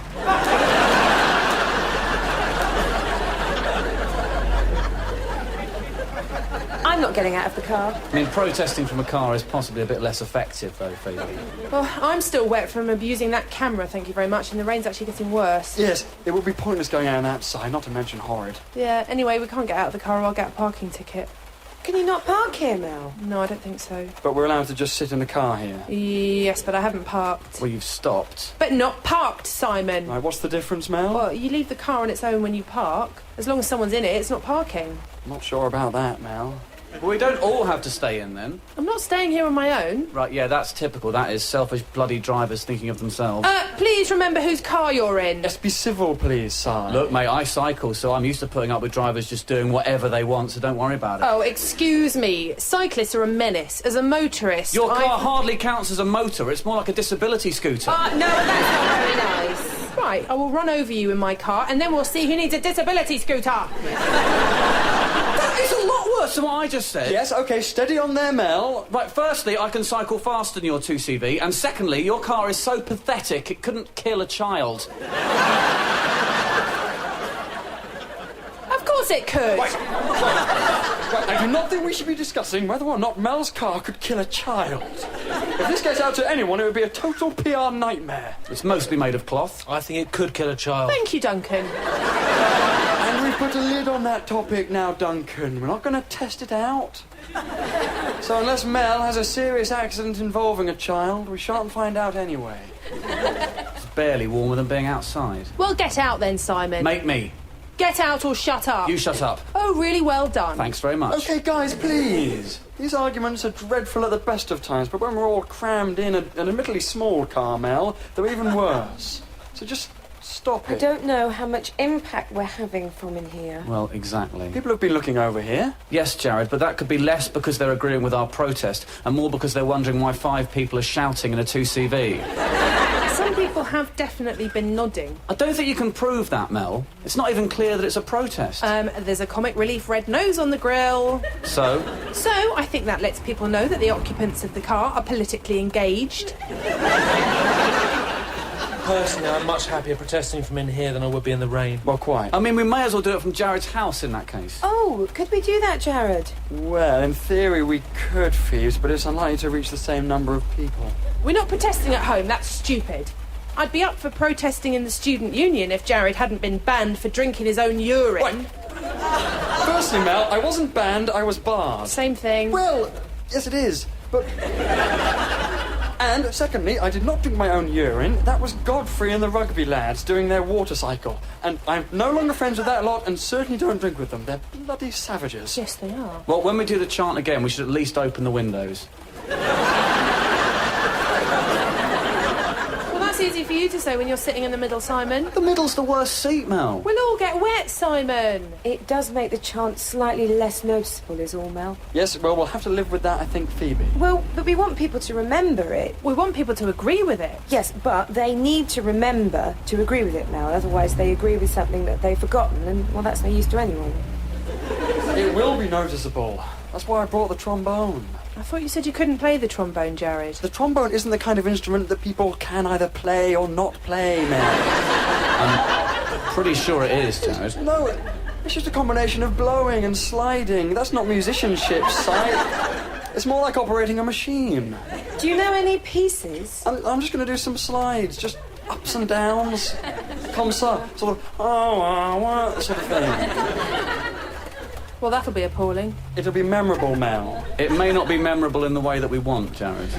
Well, it sounds like great fun to me. Exactly. Thank you, Duncan. We don't want it to be fun. You'll make our protest sound like a circus. A media circus? No, a normal type of circus. One that gets very little media coverage. Just leave the trombone where it is, Jared. Ah, funny story. I took my uncle to the circus the other day, and after the trapeze What do you mean you took your uncle, Duncan? What?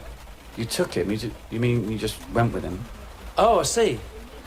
Oh, well, he's younger than me, so... Really? Your uncle's younger than you? Oh, he's 17.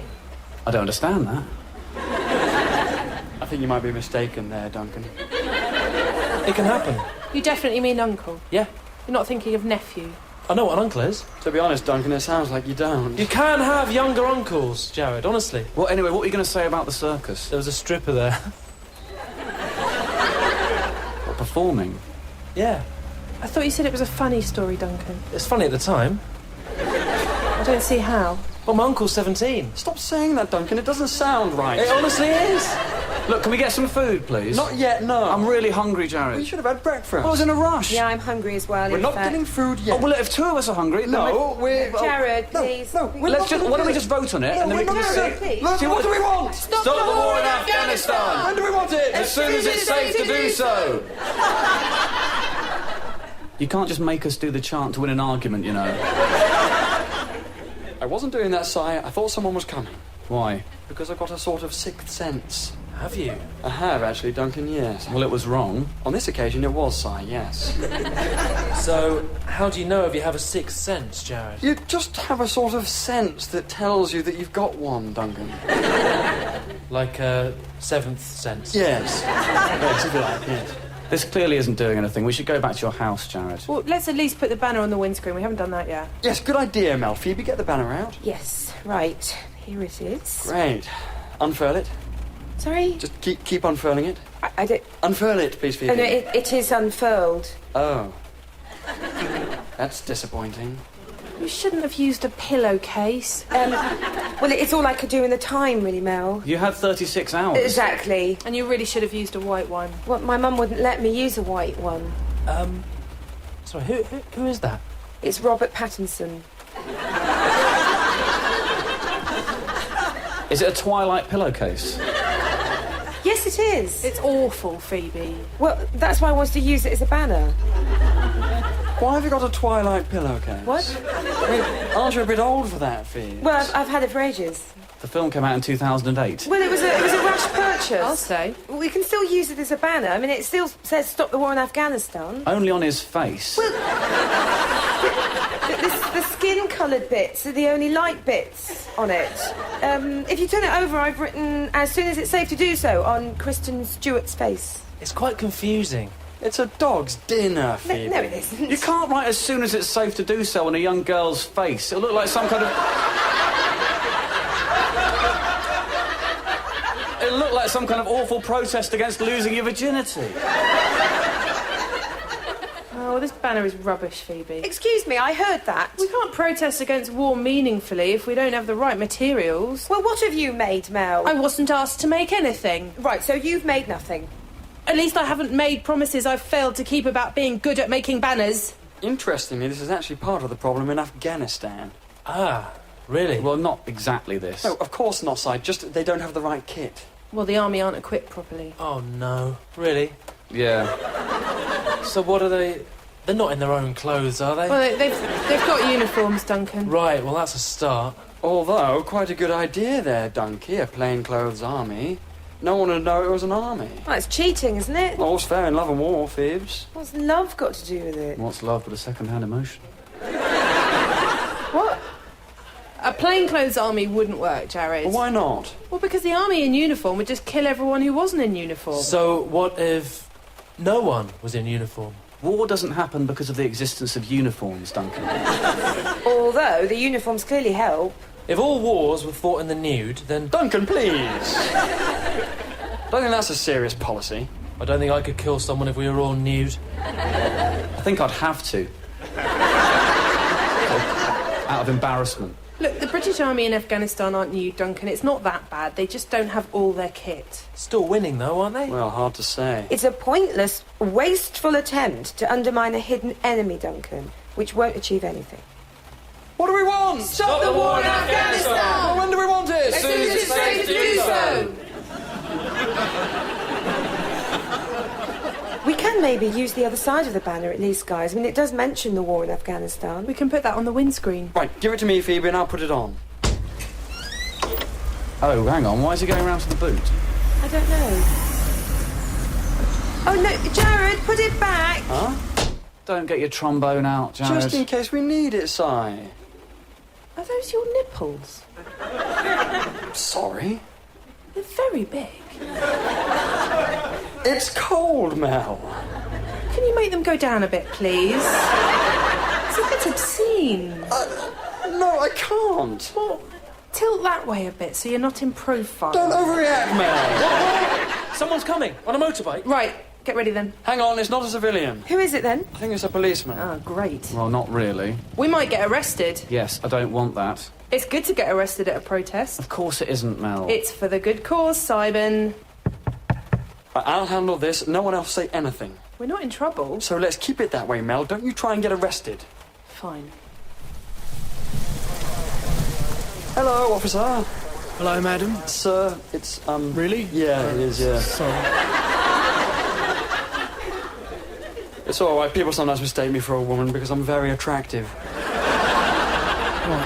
All right? Yeah, fine, thanks, officer. I've had a couple of calls from people in the council office there who are worried about what you're doing in here. I bet they are. Sorry? Nothing. She didn't say anything. A couple of them thought that it might be something, sexual. Oh, God, really? Well, they heard noises and saw the windows steamed up and thought that it might be, What? indecent. Well, it isn't indecent. There's nothing sexual going on. I mean, for one thing, there isn't room. Well, there is, Phoebe. It's surprisingly spacious. Those seats can flip down. You've almost got a queen-size bed in the back. I mean, it wouldn't work with this configuration of people anyway, but... Well, no, I mean, it doesn't matter. What are you doing in here, then? Just sitting in a car, officer. Right, and? And is that a crime or something? All right, Mel. We know it isn't a crime. So you're just sitting in a car? We've set up a political party. Duncan, don't. Right, I don't see the connection. We're protesting. Mel? As is our democratic right. As the banner on the bonnet shows. You're protesting against the Twilight films? No. We're protesting against the war in Afghanistan. Right, so why have you got a Twilight? We've got nothing against the Twilight franchise, officer. I mean, I don't personally like it very much, but then it's not aimed at me. But why are you protesting here? Because that's the council's headquarters. Well, no, it's not. What is it then? That's the council parking centre. Oh, is it? That's fine, Phoebe.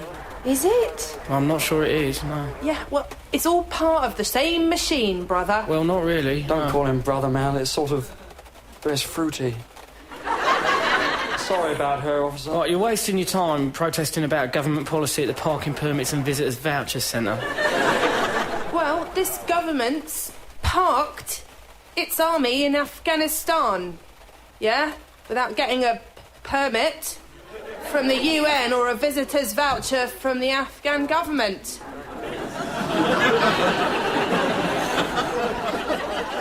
Right, even so, that's in no way linked to this office. These people have nothing to do with that. Well, Afghan people have nothing to do with international terrorism. Yeah, it's sort of irrelevant, though, but you're in the wrong place.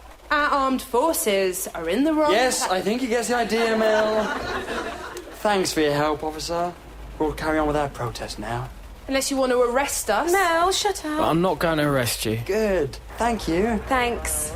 You can't park here, by the way. Yes, I've already pointed this out. We haven't parked. Well, you stopped. We sort of have and we haven't. Well, having the handbrake on means you've parked. Well, we can take that off. Mel? I've taken that off. So you see, we've not technically parked, officer. I'm just using the foot brake now. Is that okay by your rule book? Mel, again, sorry about her. Just stay out of trouble, OK? Will do. Thanks ever so much. Man, I hate the bloody pigs. What? You were like a little toad. Bull? Him.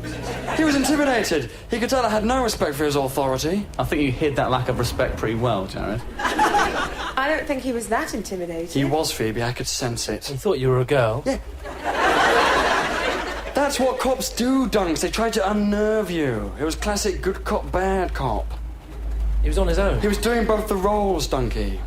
He wasn't intimidated, Jared. Yeah, well, you can talk, Si. You didn't say a bloody thing when he was here. You shouldn't tell things to the pigs. It gets stored on a database and then you get delayed when going through airports. Yes, I've heard that. Yeah, also, Duncan, you really shouldn't tell people that we're setting up a political party. Oh, sorry.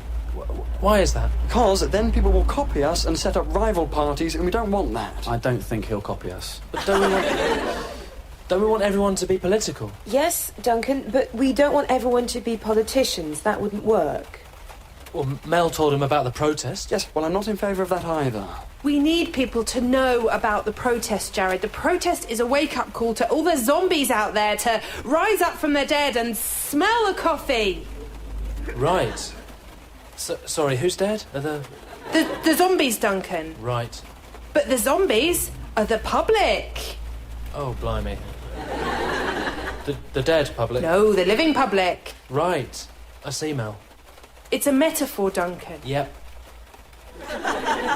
So why does it smell of coffee? Oh, it doesn't. It's just a case of forcing people to see the issues, Duncan. That's why we're demonstrating. People are so unconnected. Do you see that? Yes. You can take a horse to water, Duncan. Can you? Yes. Right. Well, great. Are there zombies in the Twilight films, or is it just vampires and werewolves? I imagine zombies will appear in later instalments, Duncan. Let's take that bloody pillowcase down, Jared. It's clearly not helping. Good idea, Simon. Someone go and get it. I'm not going. I'll get wet. We'll all get wet, Phoebe. So then you go. I didn't make it. You should get it. No, I'm not getting it. This coat's made from suede. Well, I'm not going. My nipples have only just gone back in. Well, someone's got to go. It's not going to take itself down.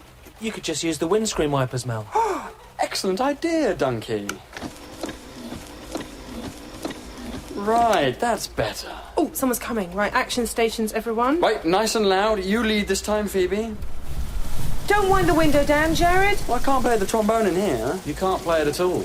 I mean, there isn't room. I need to do it out of the window. I don't think you need to do it. Quickly, we're going to miss him. What do we want? Stop The war in Afghanistan! When do we want it? As soon as it's safe to do so! What shit?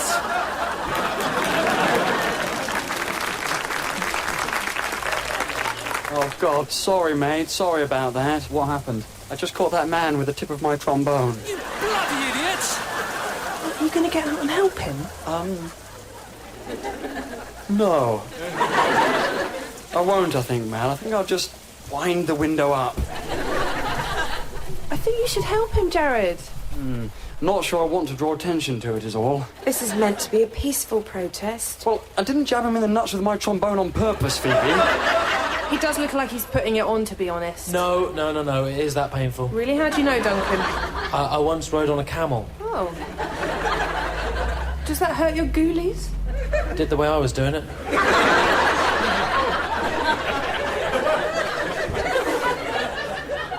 Was that in Egypt? No, Kent.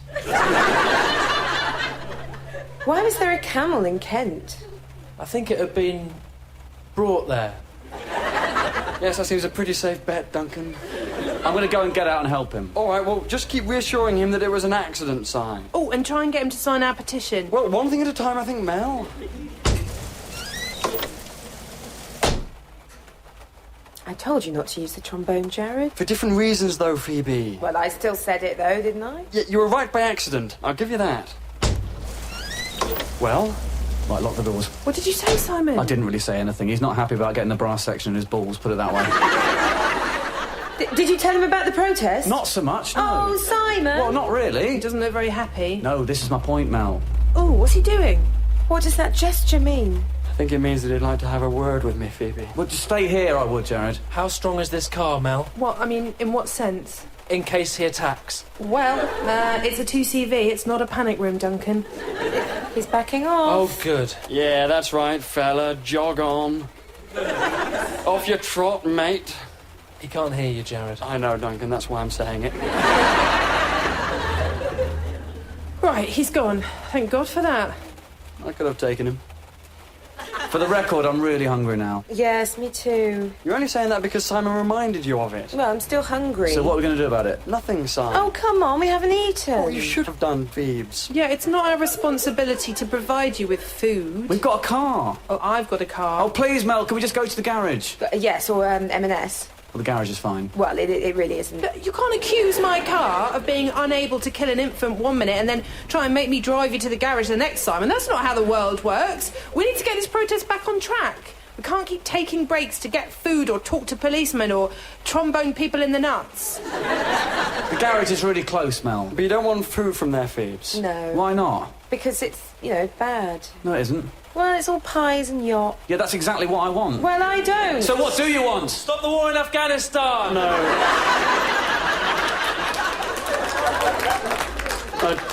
Duncan, that wasn't one. Sorry, I sort of zoned out there a bit. Sorry. You know when you sort of watch raindrops running down a window and forming little streams that meet with bigger streams that eventually become little rivers? And you kind of forget who you are for a minute and just really get into that. I'd like a duck wrap. Right. They might have that at the garage. I think we both know that they won't, Simon. I've got some sandwiches. Oh, really? Oh, good work, Duncan. What type are they? Plain. Sorry. Plain. What does that mean? Oh, just plain. Bread and butter flavour. You don't get plain sandwiches, Duncan. They're not like crisps. You've got bread and butter. Yes, I do. Well, that'll tide you two over for now. Have you got enough to share? I've got 18 squares. Oh, great. Well done, Duncan. How much is a square? Well, there are 9 squares and a slice. 2 slices. Yeah. Yeah, that's less good. Can I have a couple of squares, please, Duncan? Yeah, of course. Oh, What is it? the policeman's back on his motorbike. Oh, God, really? Do you think that man dogged you in, Jared? Probably he did, the little snake. Right, I'll handle this. No, you will not, Mel. I will. I will deal with this. Hello again, officer. Hello, sir. Oh, you remembered. Everything all right, is it? Yes, thank you. I'm handling it, Mel. Yes, thank you. What exactly are you handling, sir? Sort of, this, keeping you sweet. Trying to. Right. Would you like any bread and butter, officer? No, thank you. So, a man came into the police station, claimed he was assaulted. Right, before you say anything, it was an accident. Well, he seems to think it wasn't. Well, I don't know how he can think I've been deliberately trying to jab people in the balls with my trombone as they walk past. That is what he thinks. Well, then he's clearly an idiot. Mel, again with the attitude. Pipe down, please. None of us think that man is an idiot. I do. Well, the vast majority of us don't. Well, I don't see how he can be that badly hurt. I mean, the trombone barely touched him. He claims that one of his testes is very swollen. Oh, come on. He's blowing it out of all proportion. Oh, yeah, something like that. Which one? Sorry. Which testy? Doesn't matter, Duncan. Not really. Just curious. It was definitely an accident, officer. I saw the whole thing. Well, he claims that you only started playing the trombone when he walked past. Well, yeah, but that's because it was part of our protest. Why is the trombone part of your I protest? couldn't agree more, officer. This is a question we've all been asking. Because it makes it more fun, for goodness sake. And not if you get hit by it. Well, yes, obviously. He's not going to press charges, is he? No, I don't think he will. He'll find it funny tomorrow, probably. Depending on his personality. But, in my opinion, the best thing would be for you lot to go home. Yes, good idea. No, we're not going anywhere. Mel, please. Drive off, please, Mel. No, Phoebe, it's my car. For God's sake, Mel. Well, I'm asking you to leave. Yes, well, we're not. What do we want? I think we want to go home. Right, I want to make it very clear at this point, officer, that the rest of us would like to go home very much, but that Mel is the driver, so we can't. We're guilty by association. Well, we're innocent. We're innocent by association. Yes, I think if we've become an annoyance, we should go. We're not going, Phoebe. Don't be such cowards. We're protesting, for God's sake. We're meant to be annoying people. You're certainly annoying people. Just drive off, please, Mel. No. You see what I mean, officer? I mean, this is almost a hostage situation. Well, can you all just go, please? I've got better things to do. Yes, of course you have, officer. Yeah, those black guys aren't going to beat themselves up, are they? Oh, God. Right, get out of the car, please. Fine. Arrest me. I'm not going to arrest you, I'm going to give you a caution. I want you to arrest me. Is the car moving? Oh, God, it is. Mel, the car's moving. The handbrake's not on. Put the handbrake on. Which one's the handbrake? Oh, dear. What is it? Well, I was going to say that we're about to roll into that policeman's motorcycle. Doesn't seem any point now. Oh, my God. I think, on the evidence of that motorcycle, Mel's car probably could kill a child. See, I told you. Well, on second thoughts, you're all under arrest. Oh, brilliant.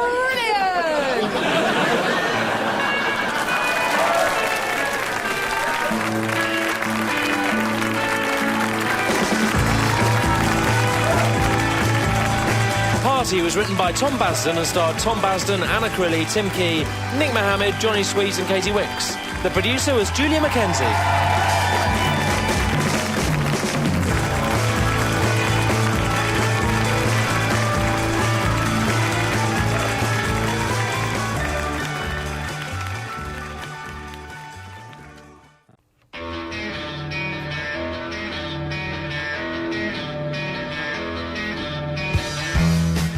Party!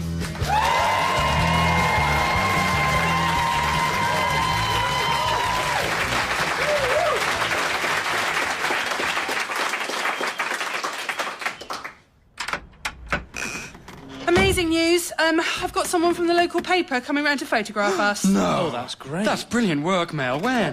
Today, here in the shed. In the summer house? From the Banstead Chronicle. No, the Inquirer, Simon, the other local paper. They're going to write about us as well. They're doing a story on politically active students. Oh, wow. This is great news, Mel. I know. Sorry I'm late. That's all right, Phoebe. Come on in. Oh. Oh, God, I'm so sorry. I didn't mean to do that, Phoebe. If you hadn't moved your head suddenly, then I wouldn't have been anywhere near your, But I hardly think it's my fault, I always go Jared. 2 kisses, don't I, guys? Because I spent a large chunk of my gap year in France, so... What happened? He lunged. Well, I didn't. I went for the second one, and... Oh, Jared, that's appalling. Look, clearly he didn't mean to. What do you mean, clearly? That's rude to me.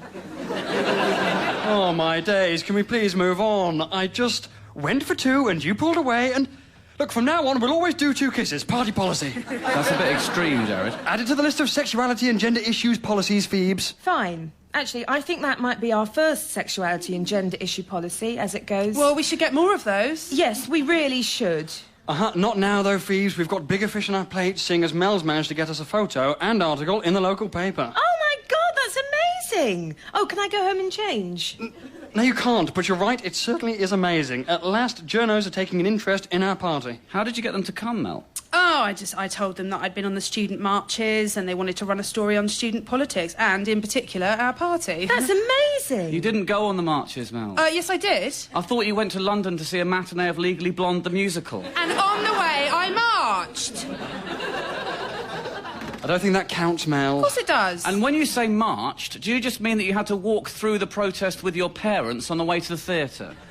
No, I don't. It was a detour. It was not the most direct route to the theatre. Technically, I marched. What was Legally Blonde the musical like? That was really good fun, thanks, Duncan.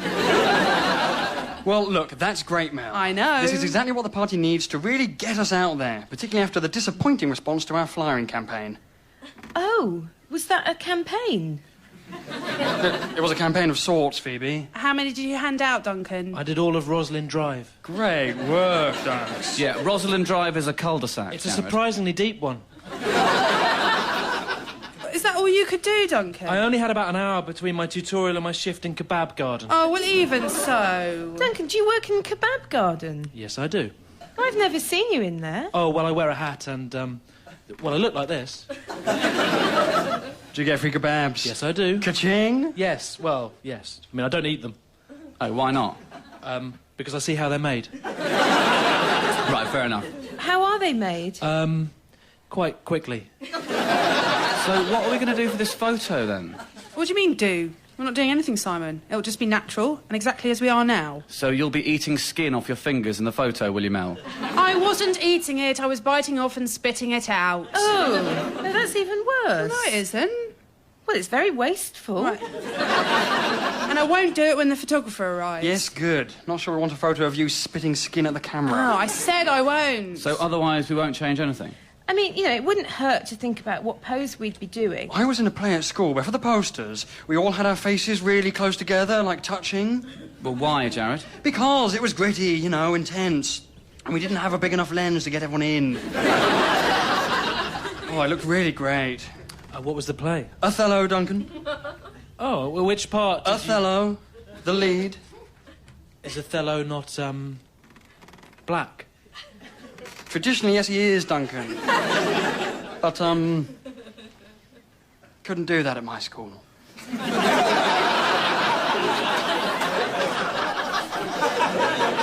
My mum's annual office Christmas photo is always of her lying across the arms of everyone else in the office. How many other people are there in the office, Duncan? 11. She lies across 11 people. She's very tall. Even so. And she's not supported by everybody. I'm not doing that. It's going to be real and natural. Are you putting product in your hair, Jared? What, no? You are. You're toweling your hair with product for the photograph. Well, I'm not, actually. What were you doing? I was, just giving it a bit of body, Mel. Because of the photo? I would have done it anyway. I've never seen you do that before. Yes, you have, Si. I have famously limp hair. I often need to run a bit of product through it for my overall scalp health. Oh, don't pretend this is a health thing. It is in part a health thing. Just admit you're being vain, Jared. It's not vanity. I have lifeless, fly-away hair. Wow. It looks good up like that. Thanks, Dunks. That's the idea. Like Jedward. Well, not quite like Jedward, but okay. Right, well, I'm going to put some makeup on in that case. No, Oh, no, Phoebe, don't. please, God, no. Why not? You do go a bit over the top, Phoebe. No, I don't. Don't put the glittery eyeshadow on. What's wrong with that, Mel? Well, it just makes us look a bit sort of frivolous as a party. Right, OK, well, I'll stop it then. Well, at least do the other eye, Phoebe, otherwise you'll look insane. Yes, I was going to do that, and I'll put a bit of lippy on and then I'll stop. The paper need to know that the women in this party are politically engaged and not just here as eye candy. Yes, all right, Mel. There's no chance the paper would think you're here as eye candy, Mel. Excuse me? As in... As in what, Simon? As in... you're very serious to look at. Yes, I am. Oh, well, I didn't know it would be purple, Phoebe. It's plum. You can't wear purple lipstick. I like it. I mean, it's what this party needs, a bit of fashion. Yeah, plum lipstick is fashionable, is it?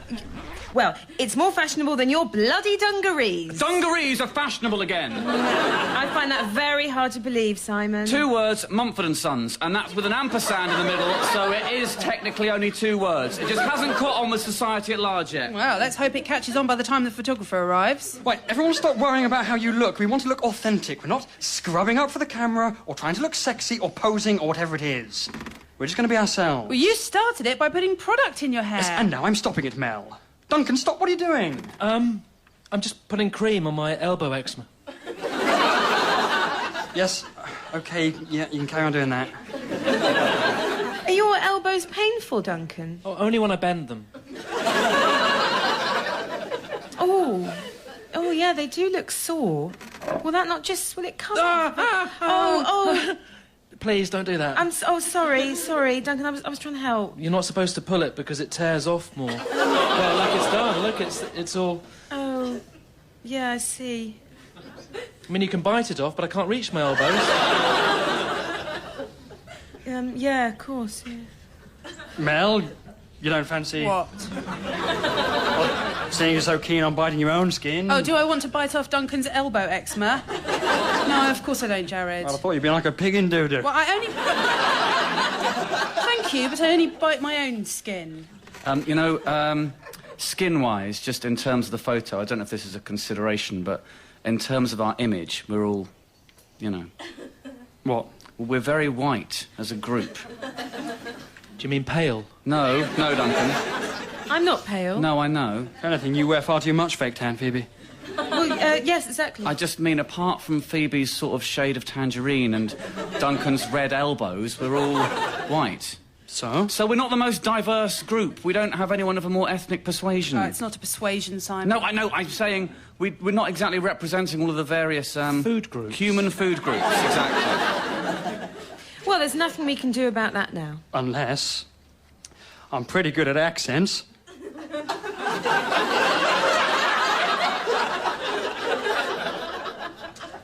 You could be Australian. Yes. Well, might be good, mightn't it? You call that a knife? Can you do Frank Spencer, Jared? Well, he's not Australian, Duncan. No, I know. I'm just wondering, can you do him? I don't think that you doing an Australian voice helps us, Jared. Given that it's a photo. Hey. Have you guessed what it is yet? That's Rolf Harris! Spot on, Donkey! I more got it from you miming the wobble board. Sure. I don't think Jared should be Australian in the photo. And the key thing here is that it's a photo, so it doesn't really matter. Well, maybe it'd be better if he was Scottish. I can't do Scottish. You can't do Australian, to be fair. It's a photo! Unless you plan to give him a set of bagpipes and some battered food, I don't think it'll come across on camera that Jared's been doing an accent all day. Yes, and as I say, I can't do Scottish anyway. My point is, being blunt, between the five of us, we don't exactly represent the whole range of people that live in modern Britain. Well, that doesn't matter, Simon. Just because we're all white doesn't mean our ideas are only meant to help white people. No, I know, Mia. And actually, it's racist to suggest that they would be.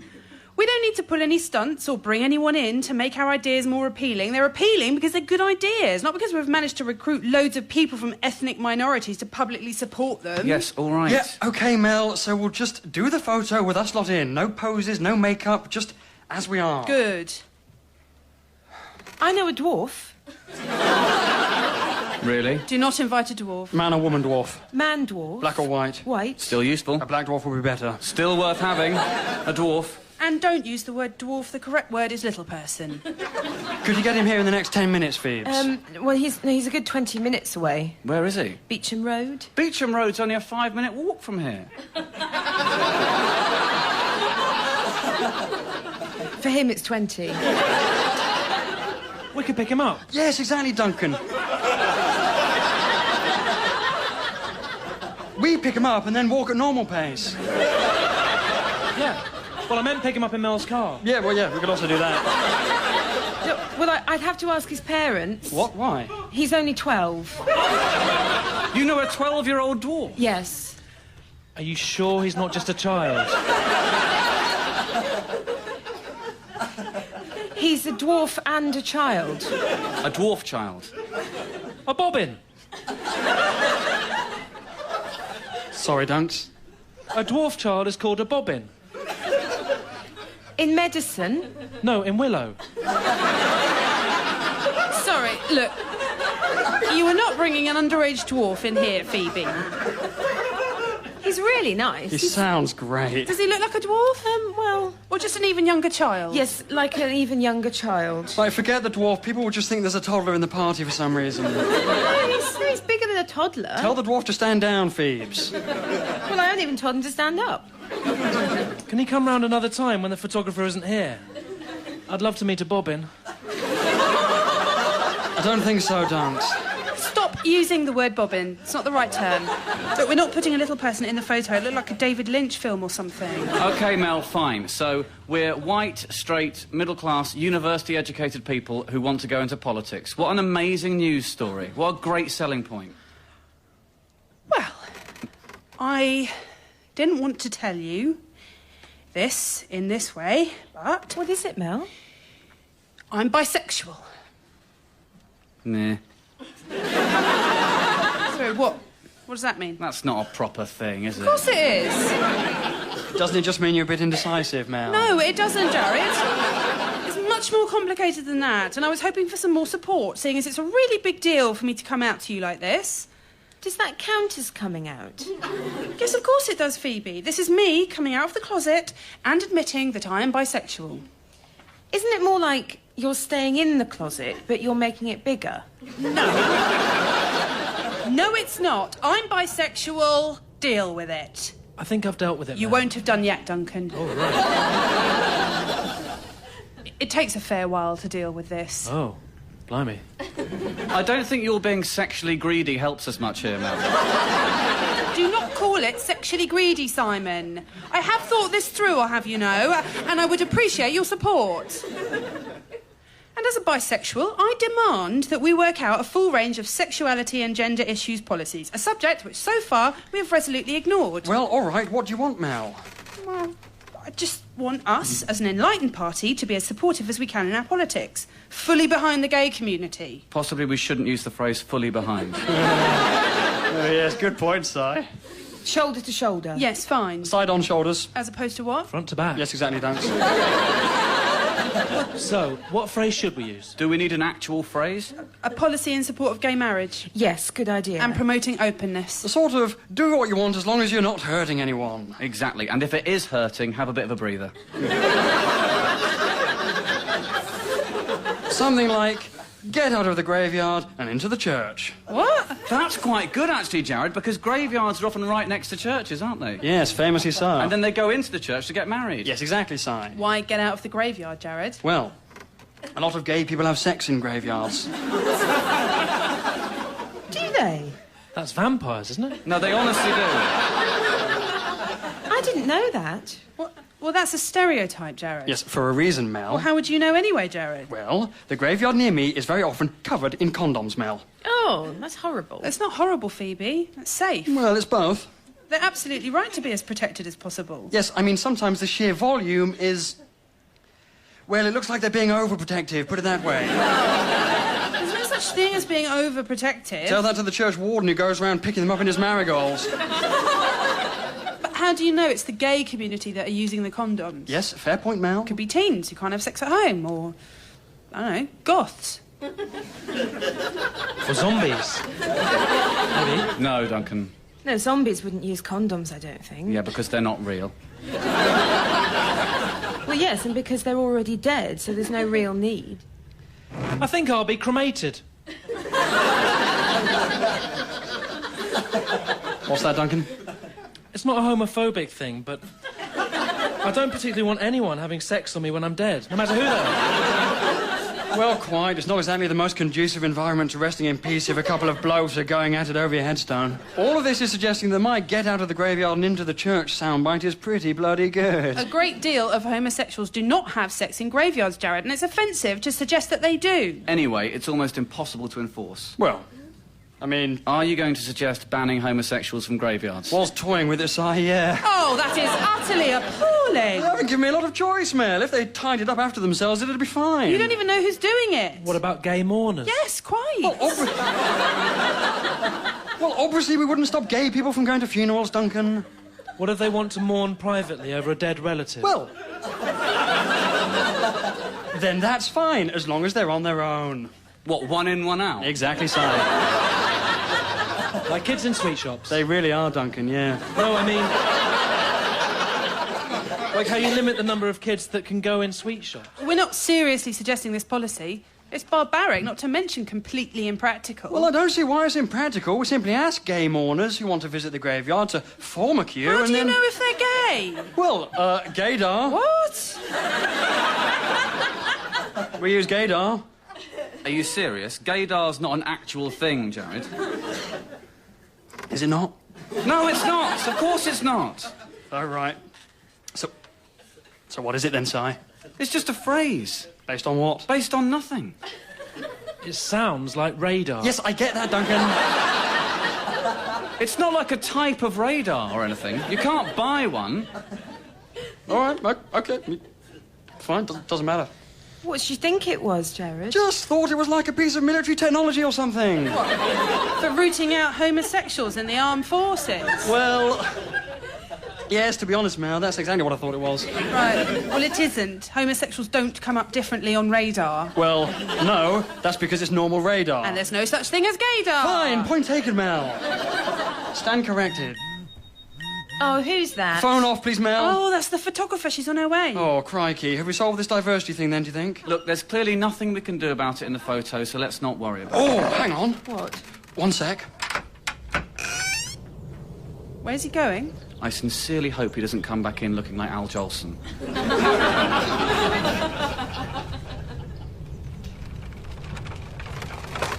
Ta-da! No. No what?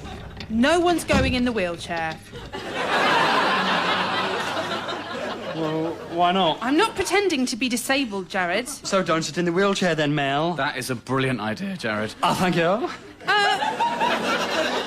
We cannot try to pretend that one of us is disabled. Who said anything about pretending, Mel? We simply plonk one of us in the wheelchair as though it were a normal chair, and then just don't mention it. Brilliant. It's quite an old wheelchair, Jared. It's my granddad's old one, Dunks. You don't get many wooden ones these days. It's retro. It's probably back in fashion among the trendy disabled people. Who's up for it? Well, I'm going nowhere near that thing. I do not approve of this one bit. Fair dues, Si. I shouldn't go in it because my legs are too muscular.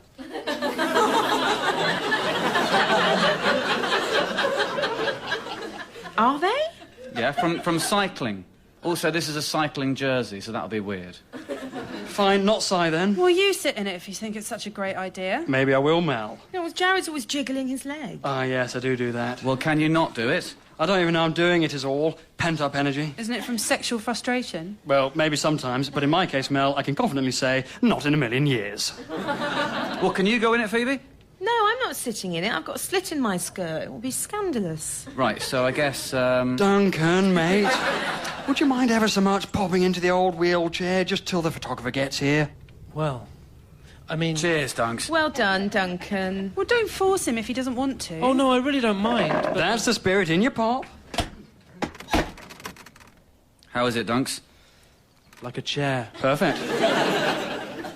Except not as comfy. Well, I suppose they don't have to be, really. Yes, very true, Phoebes. Don't cross your legs, Duncan. Oh, sorry. Oh, yes, watch out for that, Dunks. If you've got your legs crossed, it raises all kinds of questions. Well, it looks like we've done it to him. Exactly, which is almost certainly cruel. Sorry, it's just how I tend to prefer sitting. Yeah, just for now, though, Dunks, just sit straight and keep your legs uncrossed. Actually, what is our policy on disability, Jared? Dunno, Mel. Do we need one? Well, they might ask us, seeing as we're pretending one of our members is disabled. We're pro-disability. Yes, exactly.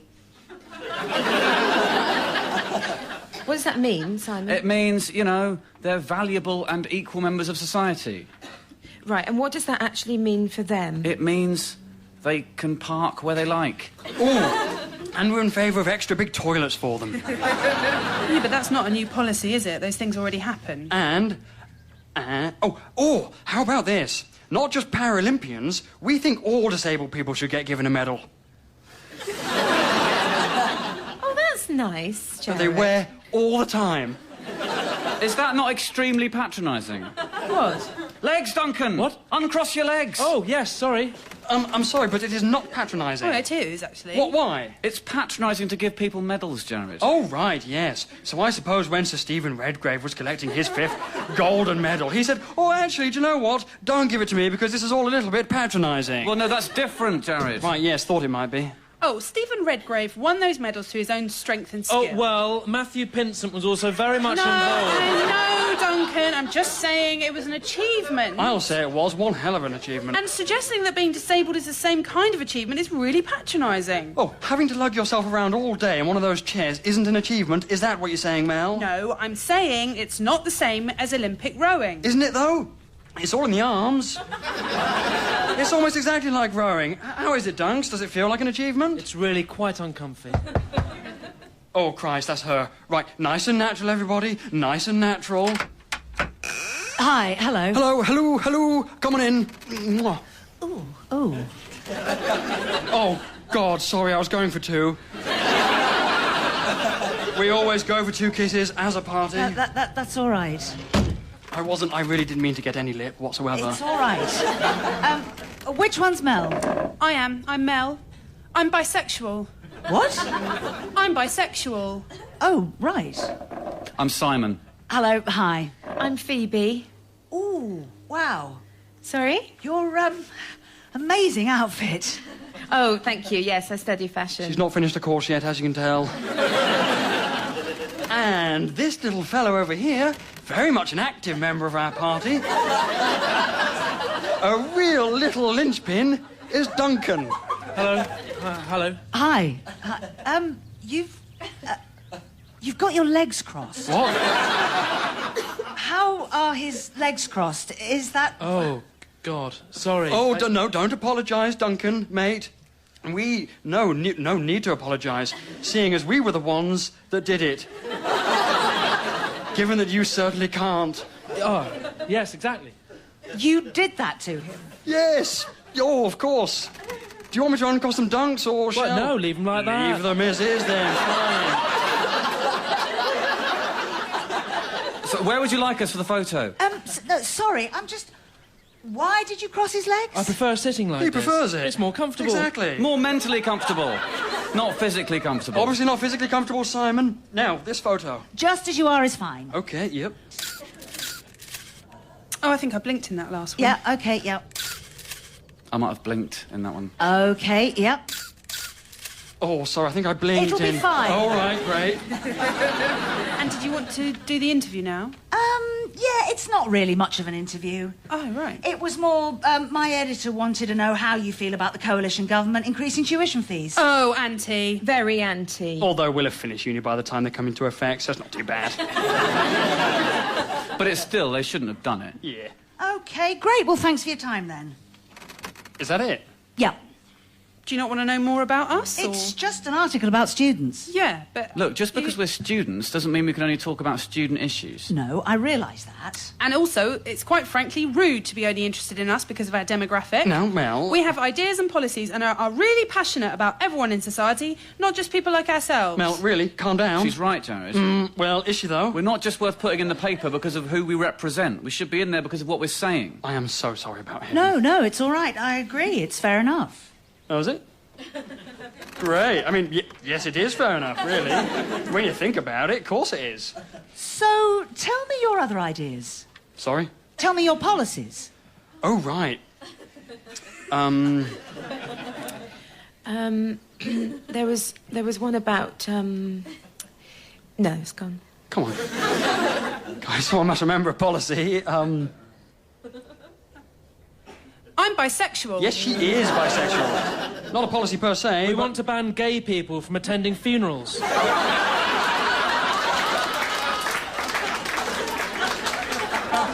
What?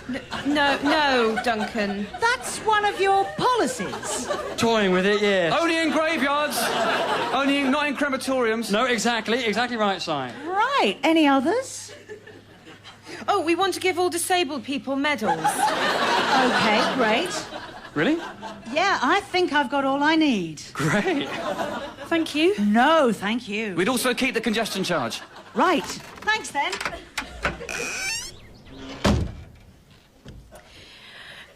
That went all right. Did it? No, I don't think it did. I did blink in that last photo. Yeah, I think there are bigger problems than that, Jared. Can I get out now, please? Yes, you can, Duncan. It's better. That chair is very uncomfortable. Sorry, I left my... Don't Sorry, try... what's going on? Don't try and walk, Duncan. You'll hurt yourself. Yes, I'll get back in my chair. Well, not on your own, Dunk, seeing as you can't move your legs. Maybe don't put this in the article. Please, maybe just make it a photo. We'll say anything you want about students. It should probably be a very small story. I think it'll end up being a very big story, in fact. Oh, great.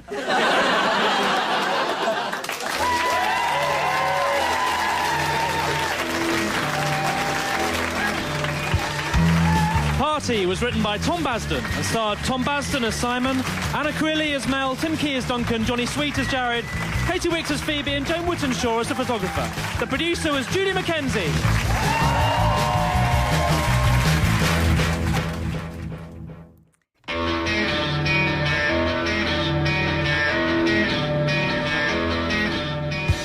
Party!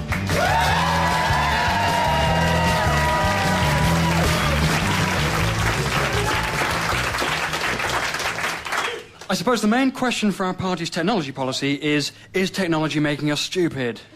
Yes, or is something else doing it? Yes, exactly. Yes, exactly, Phoebe. Or are we actually becoming more stupid? Yes, Si, so the question is threefold. It's, are we becoming more stupid? And if we are, then is that because of technology or something else? And if we're not, then is that because of technology? And equally, why are we not? Not what? Becoming more stupid, Duncan. It's quite confusing, Jared. Well, that's because it's complicated. Or you're stupid. Well, no, Mel, I mean... But I think we should stop using the word stupid. Yes, good idea, Phoebes. It's a bit... I mean, it's not very scientific, is it? Exactly, and it's very negative. And I think that when we come to put this stuff on our manifesto, we can't really be suggesting that we think everybody's stupid because of technology. I mean, especially if we're now trying to spread the word about the party through the internet after the, newspaper article. Don't mention the newspaper article, Phoebes. We're past that. We've taken our profile campaign online after we were slurred by those awful negative black-hearted hacks. Now, what was I saying? That everyone's stupid. We shouldn't be using the word stupid. It's much too sort of blamey. So we need a word that's like stupid but not blamey. Yes, a sort of, Sudden. How do you mean, Phoebe? Well, stupid people do things quite suddenly, don't they? Well, no, often they're famously slow. My uncle's medically stupid, and he sort of makes sudden decisions, but then does them very slowly.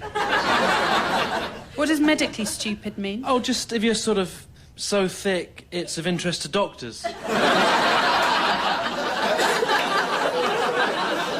But there's nothing actually wrong with it. Oh, no, just thick, really, man. Well, I've never heard of the phrase medically stupid. He gets a parking space.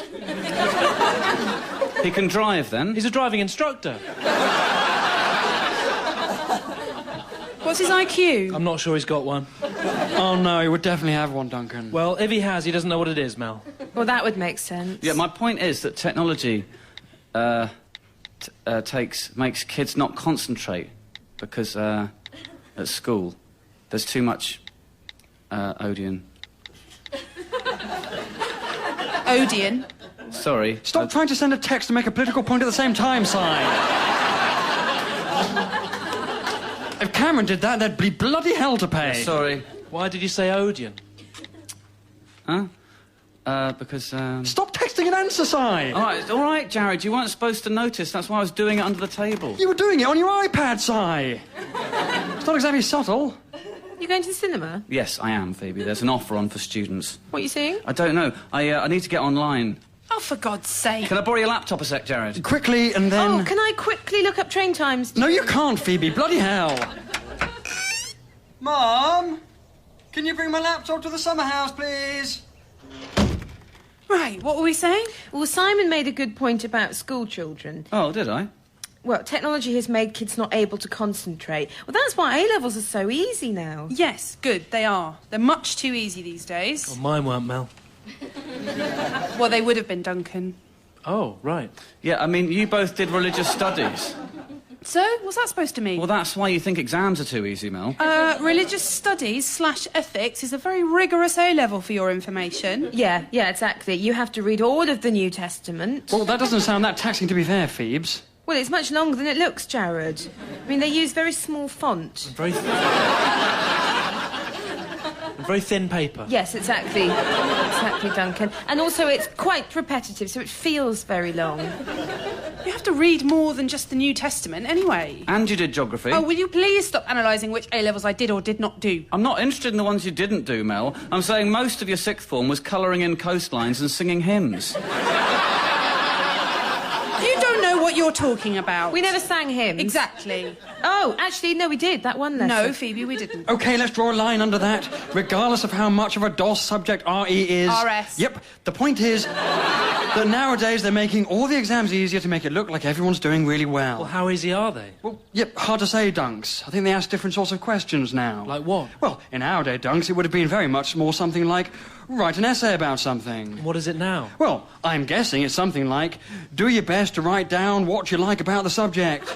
Well, no, it wouldn't be, Jared. I had a guess, Si. And anyway, our day was only 2 years ago. That's much too easy. Well, this is it. But that was a guess. An educated guess, Si. Well, educated how? An A and 2 Bs at A-level, 4 A-stars, 2 A's, 3 Bs and a U at GCSE. Yeah, but that doesn't mean you know what you're talking about.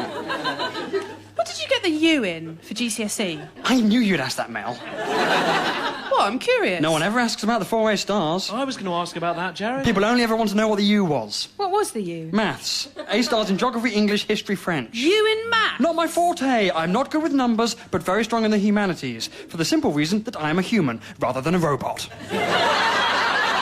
All right, calm down, Jared. This is basically my sixth form all over again. People that are good at maths aren't robots, Jared. Aren't they, though? No, they're not. Well, Stephen Hawking. Exactly. Thank you, Duncan. What about Sir Stephen Hawking? He's incredibly good at maths. Yes, I know. And sort of half robot. What? But they're not connected, though, are they? Well, who knows, Mel? Are you honestly saying that if you become good at maths, you start to turn into a robot? I'm not saying anything, mate. I'm just saying it doesn't take a genius to work out a connection. Hawking gets deep into number crunching, his voice becomes robotic, you do the maths. That's total rubbish, Jared. And really offensive. You do the maths. Yes, well, I think we will do the maths, Jared, seeing as if you do them, you either get a U or accuse Stephen Hawking of being a robot. I'm not accusing anyone of anything, Si. I mean, how bad at maths are you? I don't really want to get into that, thank you, Phoebe. What's 4 plus 4? 8. I'm not... It's not a condition or anything. What's 3 times 4? Please, 12. I'm not... What's 12 times 6? I'm not doing this. Stop it. We're meant to be working out our education policy, not trying to find out the limits of my mental arithmetic. Well, I think we've found them. You haven't. I've just stopped playing. Yeah, because you don't know, I Jared. do, Si. So what's 12 times 6, then? Please, this is practically bullying. There's no shame in not knowing, Jared. I know, Phoebe, but I do know, So what is it, then? It's, Are you working it out now? no. I had it then. All your talking made me forget it, and... Look, if you don't know... 74... 72, isn't it? It is, isn't it? Yes, it is. Thank you, fans. Well, that was pretty slow, Jared. I was bloody fine at mental arithmetic until I got a calculator. That was my undoing. Exactly. This is exactly what I'm saying about technology. It stops us from thinking. Well, it just does sums for us. Hi, Mum. Thank you. Yes, just pop the iBook down there. Hello, Mrs. Herm. Oh, she won't say anything, Duncan. She's lost her voice. Don't try to speak, Mum. Just wave at him. There we go. Don't try to speak. How are you feeling? Yeah, I mean, she can still hear you, Mel. Sorry. She's fine. She's saying she's fine. What does that gesture mean, Mum? The something. What are you trying to say, Mum? The point. Us lot. What's that motion? I don't know, Mel. Is it a book or a film? She's not doing charades, Duncan. You're naughty, Mum. No, you see. So what? The... Tea! Yes. Tea, of course. Would we like tea? Oh, got there in the end. Yes, please, Mum, a round of teas. Also, for future ref, mime-wise, I'd be tempted to do the little teapot mime for tea, rather than... Yes, like that, very yes, good. That's very clear. Oh, well, and what's that one? Oh, it looks like she's detonating something. No, it's not that. What are you doing, Mum? Yes, it looks like she's blowing something up. It's a cafetiere! She's plunging a cafetiere! Oh, well, Very good. done, Si. So, would anyone like coffee? No. No, I think we're all teas, thanks, Mum. 2 sugars for me, please. 2 sugars for Donkey. Yes. I want to see how she asks us if we want biscuits. Have you got any biscuits? No? All right, thanks then, Mum. Thank you, Mrs. Herm. She hasn't lost her hearing, Mel. Sorry.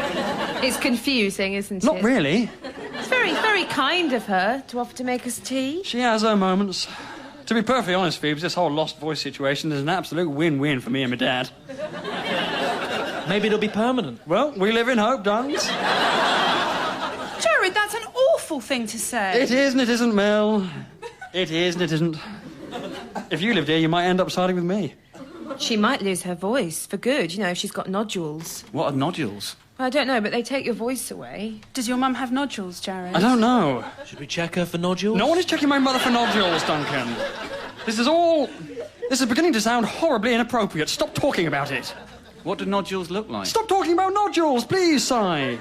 If you want to have a quick look for cinema times on the laptop, now's your chance. Quickly, though. Can we Google nodules? No, you cannot, Phoebes. If anyone Googles nodules, then the computer's being switched off. But I just want to see what they look like. Well, not on my Wi-Fi, you won't. Thank you very much. Julie Andrews has got them. Irrelevant, Mel. Well, I'm just saying there's nothing bad about having nodules. I didn't say there was. Can I Google Julie Andrews' nodules? No,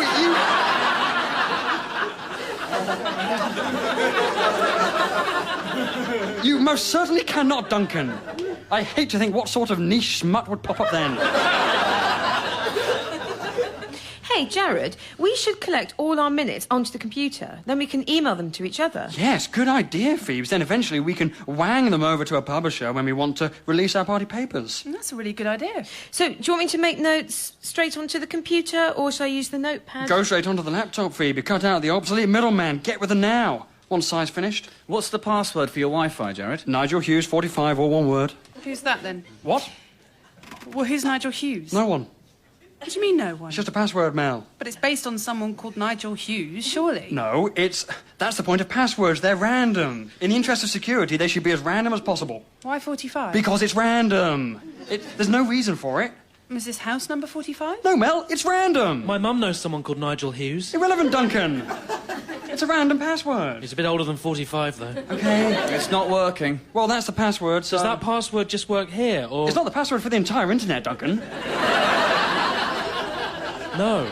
No, okay. At least I don't think it is. Well, of course it isn't. I don't think there is one. OK, I'm in. Oh, there's an essay open as well, Jared. Yep, leave that. That's my dissertation, Si. Oh, what's your dissertation on, Jared? It's a comparison between Lord of the Rings and Lord of the Flies. Right.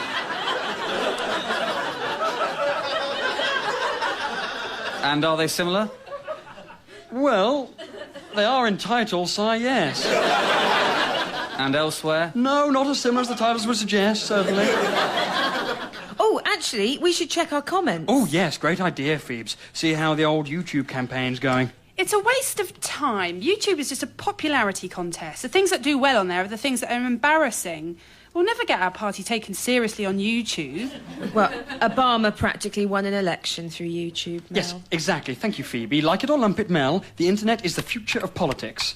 Let's see what the comments are. I didn't know you'd put it up there yet. Yep, bossed it up there. So you edited it? Yes, I did. Can I see it? By all means, boot it up, Si. Can I quickly check my emails No, first? you can't, because we want to check our comments. All right, fine. Here you go then, Duncan. Here's the video. Oh. Nice music, Jared. Yes, thanks, Dunks. Bit of strings never hurt anyone. Here we go, then. Everyone shh. There's a great clip of a monkey riding a little pig, if you want. No, Phoebe! We're watching this. Can we watch it after? I've seen it. It's rubbish. Sounds really cruel. No, it isn't, Mel. They enjoy it. How can you possibly know that, Phoebe? Well, if you watched it, it's obvious that they're enjoying themselves, because at one point the monkey high-fives the owner. I'm not watching that. Shh, please. Dunks wants to watch the video. Shh. Thanks, Jared. Right. Here it is. Hi there. My name's Jared Ian Herm. I'm here to tell you about party. Do you feel like there's no alternative between the two major political parties? And also the Lib Dems. Yes, I suppose I do. Good, because that's where we... Come in. We're a new political organisation. Party. We won't compromise like Clegg or Chamberlain. If you vote for us, we'll work hard. Than everyone else out there. We're young. Different. Better. With new ideas. Firm, but fair, but firm. We believe in hope. And justice. And making alcohol too expensive to buy. And transparency. And just... But fair. We want to hear your ideas. Join us. Go on. Well done, join us. And just vote for us. Yeah, the important thing is that you vote for her. I mean, the editing's a bit, Yes, it is a bit. Right, now can I show you the monkey and the pig? No, you can't, Phoebe. Oh, actually, there's an amazing video of a newsreader getting trodden on by an elephant. Oh, my God. It's really funny. What happens to the newsreader? Oh, she dies? Oh, that's appalling. Yeah. I suppose I hadn't thought about it like that before. What way had you thought about it, Simon? Just, it's a great video.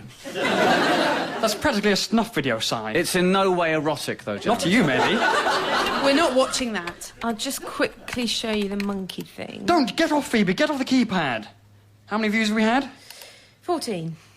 14? Is that in the last minute, or...? No, that's in total. 14. Not bad.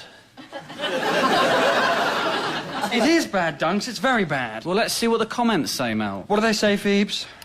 Right, the first one says, ha ha ha. That's positive. Well, I'm not sure it is. He found it funny. Well, I mean, it's clearly an endorsement of sorts. Mel. Exactly. I'm pretty pleased with that. It's from someone called Captain Planet 2003. Well, it won't be the real Captain Planet. No. Well, there isn't one, is Yeah, there? exactly. What's the next one, Phoebes? What a bunch of total... that's... I'd probably flag that one up as spam, I would, Phoebes. What a vile thing to put. Oh, I mean, you know, if you're going to use a word like that, you should at least spell it properly. He's so angry. Why are people on the internet always so angry? That one's by Mr. Ratface. Well, that's probably why he's so angry. What is? If he's got a rat-like face. Rise above it, guys, out of small acorns and all that. I'm confident that over time, our video will become a YouTube phenomenon, attracting millions, if not billions, of politically disenfranchised... It's peaked. Sorry, Phoebes. According to the viewing history, it's now peaked, Jared. Brilliant. Absolutely brilliant. What's the point of that, then? Total waste of time. I'm glad I spent 7 hours editing that.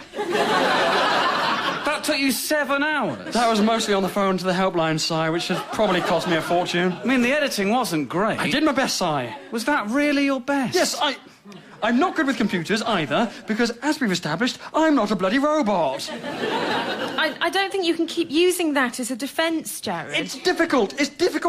Without the right software... I thought it was really good. Of course it's really good, Duncan. We all think it's really good. It's just a big fat waste of time is what it is. I mean, look at this. 40 million kids are watching this dancing video, which is just... Wow! I mean, that is pretty good, to be fair, but even so... That. Yes, all right. Oh, no, don't stop it. I'm making a point. Come in, Mum. Oh, lovely. Lovely cups of tea. Thank you kindly. Don't try to speak, Mum. Thank you, Mrs. Herm. What's that? Don't try to speak, Mum. Well, don't try and gesture something while you're holding a tray. That's asking for trouble. Pop it down. Yes, there we go. Is that one mine, Mrs. Herm? Jared, why is your mum giving me the V sign? Ah, no, I think she's saying that that's the one with 2 sugars, Dunks. Right. I wonder what on earth I'd done. Now then, what's she offering us now? Oh, what are you doing, Mum? What on earth are you... What's she trying to say? Oh, it's a bit... It looks like, I know what it bloody looks like. Mum, stop it. Seriously, it's appalling. Mum, stop it. Oh, I can't watch. Mum, Is please. she offering us bananas? Yes. Here she is, look. Oh, well done, Oh, Dunks. it was eating a banana. Oh, thank God for that. Genuinely, Mum, never, ever do that mime again. I'm not prepared to explain why. Just promise me you will not do it. Goodness me. Right, how many bananas do we... Stop doing the mime, Mum!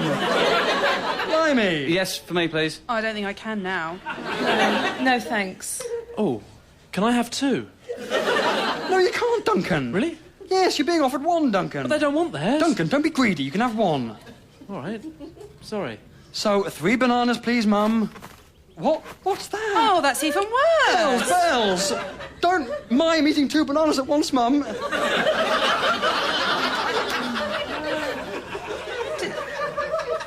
Does she do this a lot? I've no idea, Phoebe. You'd have to ask my dad. No, I meant the mime.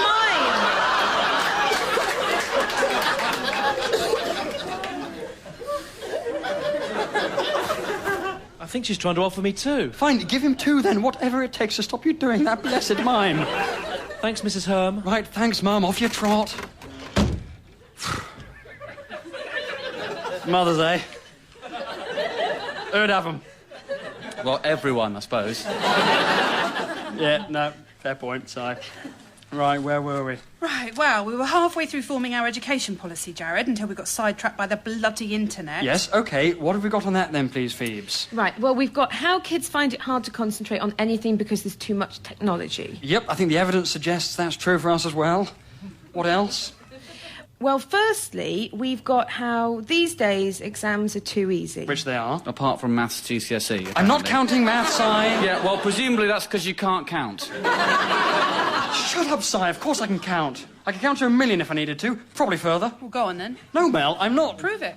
We've only got another 45 minutes of meeting before... Well, if you don't want to prove it... 1, 2, 3, 4, 5, 6, 7, 8, 9, 10, 11, 12, 13, 14, 15, 16, 17, 18, 19, 20, 21, 22, 23, 24, 25, 26. I'm not counting to 1,000,000. It's absurd. We need to crack on. What else have we got, Phoebe?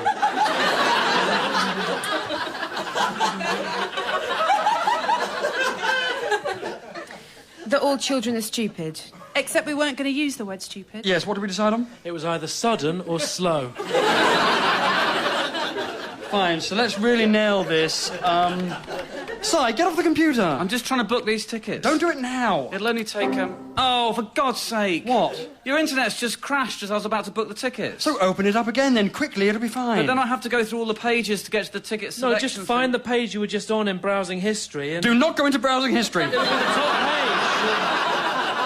Do not go into browsing history. Why not? Because that is private.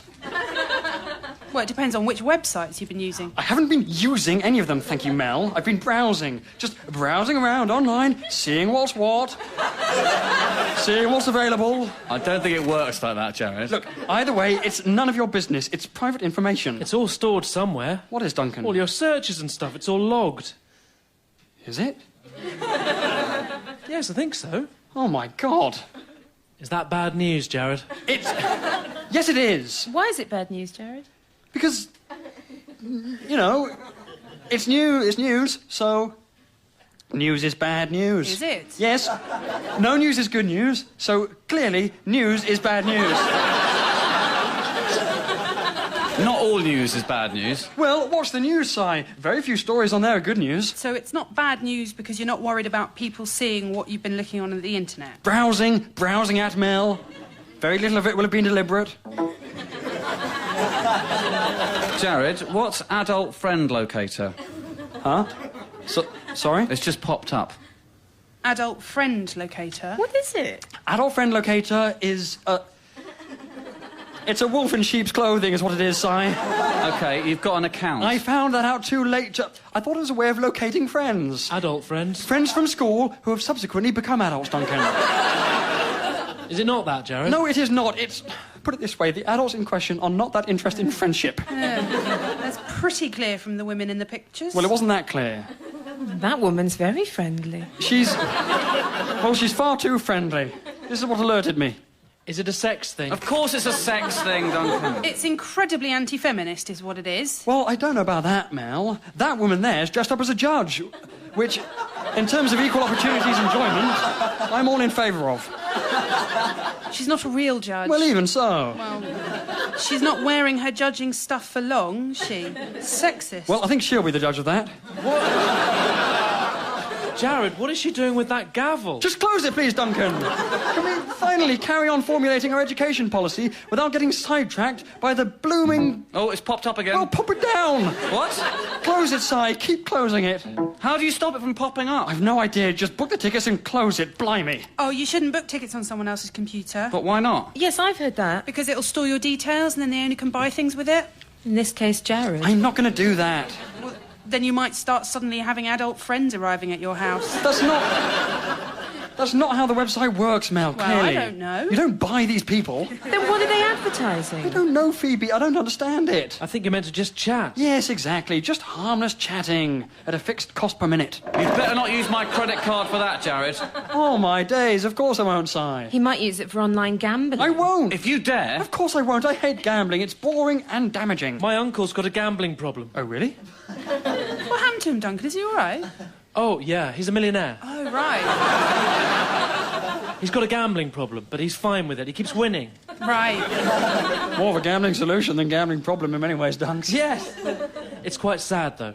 Oh, why, Duncan? Because he really hates sport, but he keeps having to watch it for his gambling. Not that sad. No. There are worse things, admittedly. I promise I won't use your credit card for gambling, OK? Oh, it's popped up again. Oh, crikey. I can reset everything, Jared. No, don't, Duncan. You can delete your browsing history folder, reformat it. No, don't, Duncan. It's really easy. No, don't, Duncan, because that'll involve you looking at it. If you just press... Don't press that. Get... Oh, crikey. Stop fiddling with it, Duncan. And you disable cookies. Duncan, for Pete's sake, I'll disable your cookies in a minute.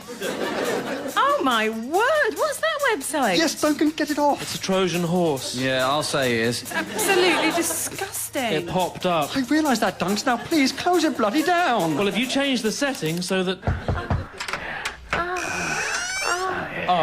Hi, Mum. This is not what we wanted the computer for. Turn it off, Dunks. Aye, aye. Don't try to speak, Mum. Don't try to speak, Mum. Don't try to speak. Get to your room. Yep, fair dues. That was actually quite clear, Mrs. Allen. Can I take my computer or... No, OK. Can I have my bananas? Oh. Did you save your dissertation, Jared?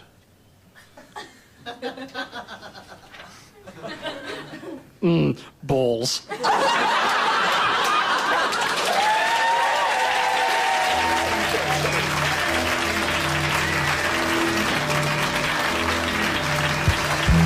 Party was written by Tom Baston and starred Tom Baston as Simon, Anna Crilly as Mel, Tim Key as Duncan, Johnny Sweet as Jared, Katie Wicks as Phoebe and Jane Whittenshaw as Mum. The producer was Julia Mackenzie.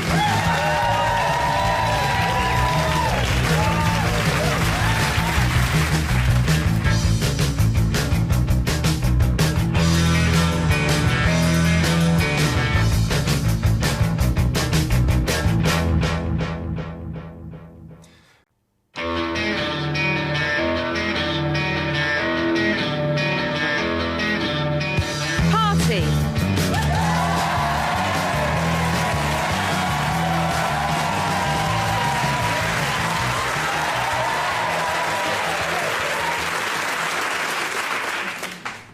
Porridge. Oh, yes, good, Duncan. Porridge. Anything else? Bad girls. Oh, yes, lovely. Big fan of Bad Girls. And the TV show. Anyone? No? Quite pleased with that, but, Any more for any more? The Shawshank Redemption. Yes, very good, Duncle. Oh, I love that film. Yeah, everyone loves that film, Phoebe. Oh, do they? Yes, they do. I find it heartwarming. I've not seen it. Well, it's very heartwarming. OK, so I've got to say, looking at the flip chart, Birds of a Feather, Prisoner Cell Block H, Porridge, Bad Girl, Shawshank Redemption, I can't help feeling that the main thing we should be taking into account when forming the party's criminal policy is that prison ain't all that bad. What is a criminal policy? It's just, you know, what we think about crims, Duncan. We're anti them, aren't we? Well, this is what we're trying to work out. We're going back to basics, get some rock-solid ideas into the manifesto and just get that out there. So is the YouTube campaign over, or...? On ice, Phoebe, on ice. YouTube's on ice. We don't need the media attention. Look what it did to Britney. We're back on the manifesto big time. Right, and these rock-solid ideas are going to come from Birds of a Feather, are they, Jared? Among other sources, Mel, yes. Yeah, because I'm not sure it's an accurate portrayal of what it's like to be in prison, Jared. Well, that's because it's a bit dated, Mel. And it's mostly set in Essex. Which is worse than being in prison. What? It's another joke, Mel. That was another joke. Although, it also wasn't, because a lot of people in prison are from Essex. Are they? I imagine so, yes. Gangsters and whatnot. Certainly in the show they are. Look, I don't think listing TV shows set in a prison is going to give us a rock-solid policy on crime. Well, there's no harm in it, Mel. Well, I think maybe there is, Phoebe, seeing as they're either sitcoms or, you know, sort of sexy dramas. Well, the thing is, Mel, like most members of society, especially undergraduates like ourselves, I've never been to prison. And so, you know, we either say nothing on the subject or we look at the various source materials and come to an educated, well, guess, frankly, for the manifesto. Yeah, I mean, as I say, there's no harm in it. Exactly, Phoebes. And seeing as most inmates that leave prison are back there in a year later, you have to ask, is that because, like I said, it ain't that bad? No, it isn't. Well, the evidence mostly points to it being hilarious or sexy.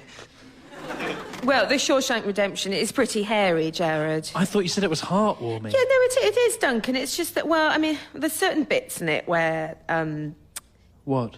Tim Robbins gets sexually raped, Duncan. Oh, really? Yes.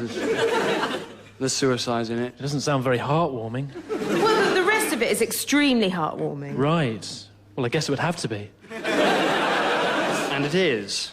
People are not reoffending because they're having a good time in prison, Jared. Well, this is what I'm saying, Mel. How do we know? It could be like some kind of house party. It's like a hotel, apparently. Of course it isn't. Well, it's like a bad hotel. Surely prison's cheaper than a hotel. Well, actually, no, Dunks. It costs the taxpayer about 60 quid a night, which is more expensive than a Premier Inn. Oh, they should use that in their advertising. Yes, not sure they necessarily want to make the comparisons with prison, Phoebe, but... Lock them up in there, then. In where? In the Premier Inn, Mel. If it's cheaper... Well, no. Just trying to work out why that's a bad idea, but... I think maybe it isn't. Of course it's a bad idea. Well, what will the Premier Inn do? How do you mean? Well, if their hotels have become prisons. They get the old prisons. Exactly, it's like a straight swap. Oh, I hardly think they want old prisons. Well, a lot of them are in excellent locations, Mel. Yeah, I don't think many people will want to stay at the Strange Ways Premier Inn, Jared. Well, no, but you've deliberately chosen a prison with a silly name. Well, I'd like to see Lenny Henry advertising that. Well, I'd watch Lenny Henry advertising anything. So, shall I make a note of that in our policies, Jared? No. Pencil it in, Phoebes. Pencil it in for now. Oh, phone should be off. No, give it back. I'm turning it off. Who's deep voice? Give it back at once. Who's Deep Voice? He's someone that I met last night in the student union. What's his name? I don't know. Why do you call him Deep Voice? Because he's got a deep voice. He says he thinks he might have given you something. What? He put that in a text.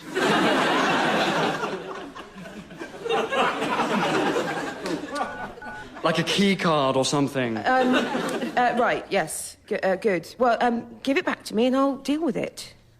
Why have you got his key card? Well, I've got the key card to his horse. Yes, why? No, there's no reason. Well, there must be a reason. Well, there isn't. Boo! Oh, my God. Evening all. Si, I thought you were grounded. Yeah, no, I am. Well, then, what are you doing here, Simon? I sneaked out. Oh, brilliant. Bloody good to have you here. Well done, Simon. Snuck out. What? Snuck, not sneaked. It's sneaked, Mel, to have sneaked. It's snuck. Right, yeah, like tweak becomes twuck and speak becomes spuck. Right, well, that's totally irrelevant because it's an irregular verb. Well, you're totally irrelevant because you're an irregular person. What? Order in the summer house. Glad you're here, Si, but, you know, not that brilliant you're here if you're just going to argue with Mel all the time. She started it. You're the one that said sneak. Because it's correct. Order! You shouldn't use a hammer on this table, Jared. It's like a gavel, Phoebes. It's a very thin table. Look, one of the few benefits of having to do our meetings in the summer house, Phoebes, is that I get full access to the toolbox. So forgive me if I bloody well take advantage of that. All right, well, just be careful. And given that we're discussing crime, it's pretty blooming appropriate that I'm banging away like a judge. How did you break out, Si? Just told my dad I was watching a film and then climbed out of my bedroom window. Wow. That's amazing. Yeah. I mean, his bedroom's on the ground floor. Oh, yeah, that's less impressive. Then cycled here without the old man knowing. Brilliant. Where's your bike now, Si? Locked against that thin tree outside. Why were you grounded? Coming home late. Oh, right. Why were you out late? Oh, you know, this and that. Oh, was it Dungeons and Dragons Club? No, not exclusively. I didn't know you wear glasses. Oh, yeah, well, I'd taken my contacts out so my dad would think I'd gone to bed. You look like Harry Potter. Yeah, fine. I'll take that as a compliment, Mel. Yeah, well, it wasn't one. Well, so... it was because loads of girls fancy him. No, so... but they don't know. Well, so... of course they do.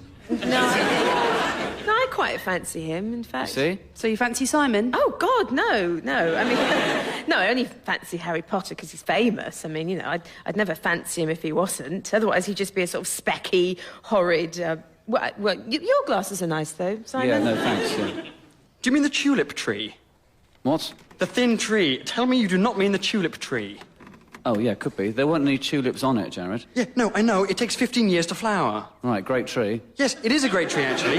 Move it at once. I'll do it in a minute. It's not a bloody bike rack.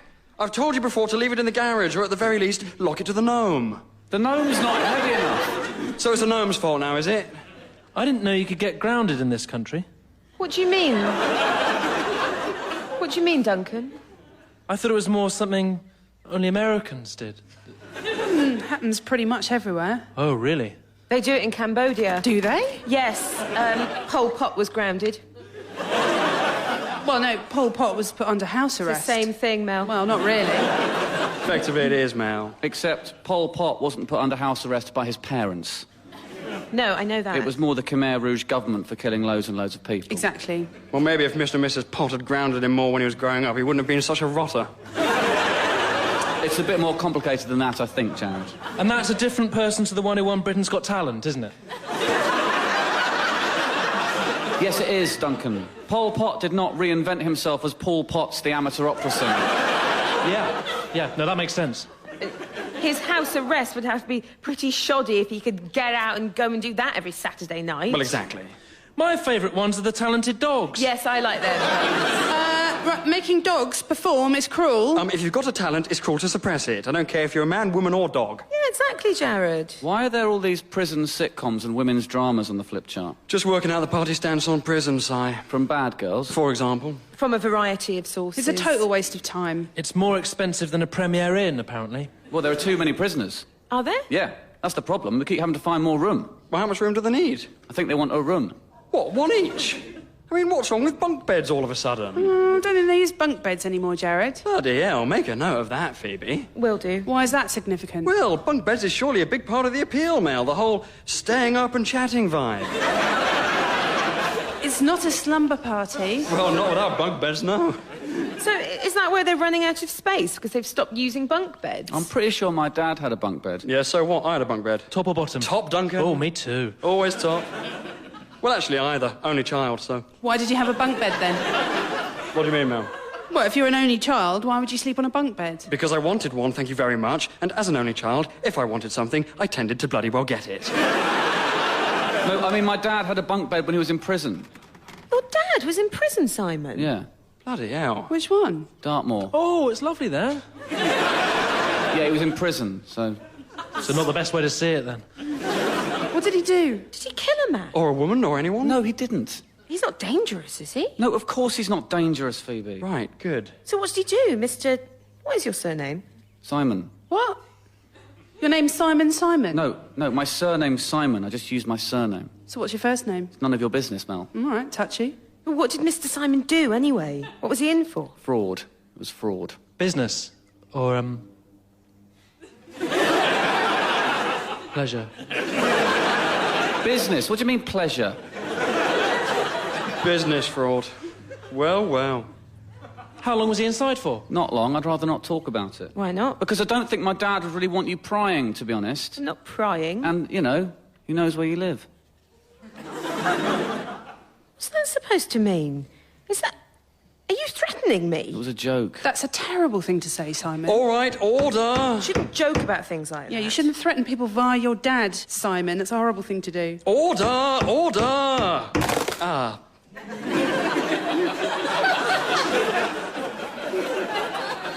I told you it was a thin table. Oh, God. Don't worry, Jared. God, I wish I wasn't so... ripped. Well, it's easy to say that now. Can you just put the tools outside? Fine, I won't play with them anymore. They're not safe. Just leave them outside. God, fine. Dunkleton, will you pop the toolbox outside for me, mate? Yes, sure. Right, what were we talking about? My dad. Let's move on. Yes, good. Prisons. Our policy on prisons. Oh, my God. What?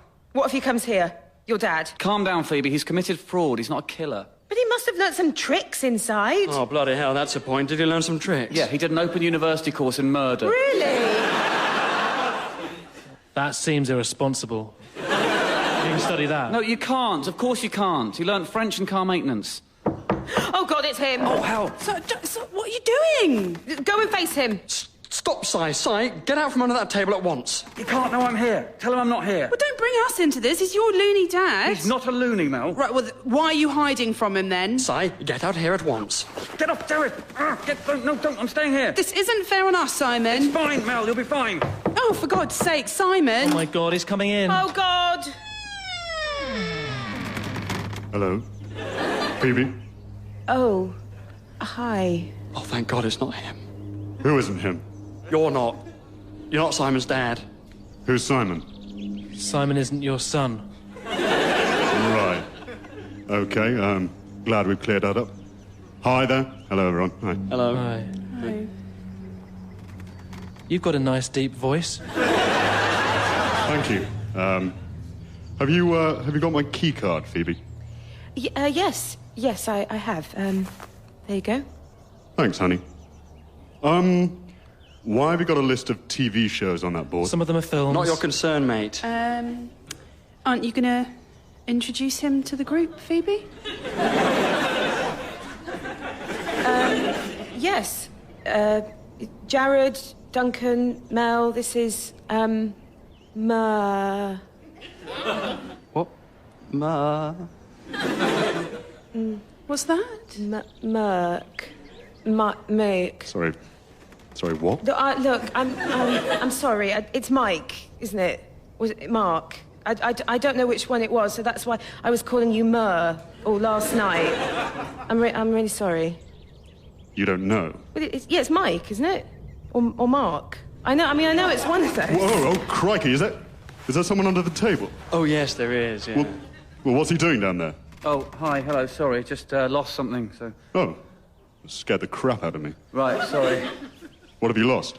Just, my contact lens fell out. Where you wear contact lenses and glasses. Yeah, my eyesight's really bad. My God. Yeah, I suppose it must be. Really, amazingly bad. Right. Well, have you found it? Yeah, I've put her back in, so... What, from the floor? It's fine.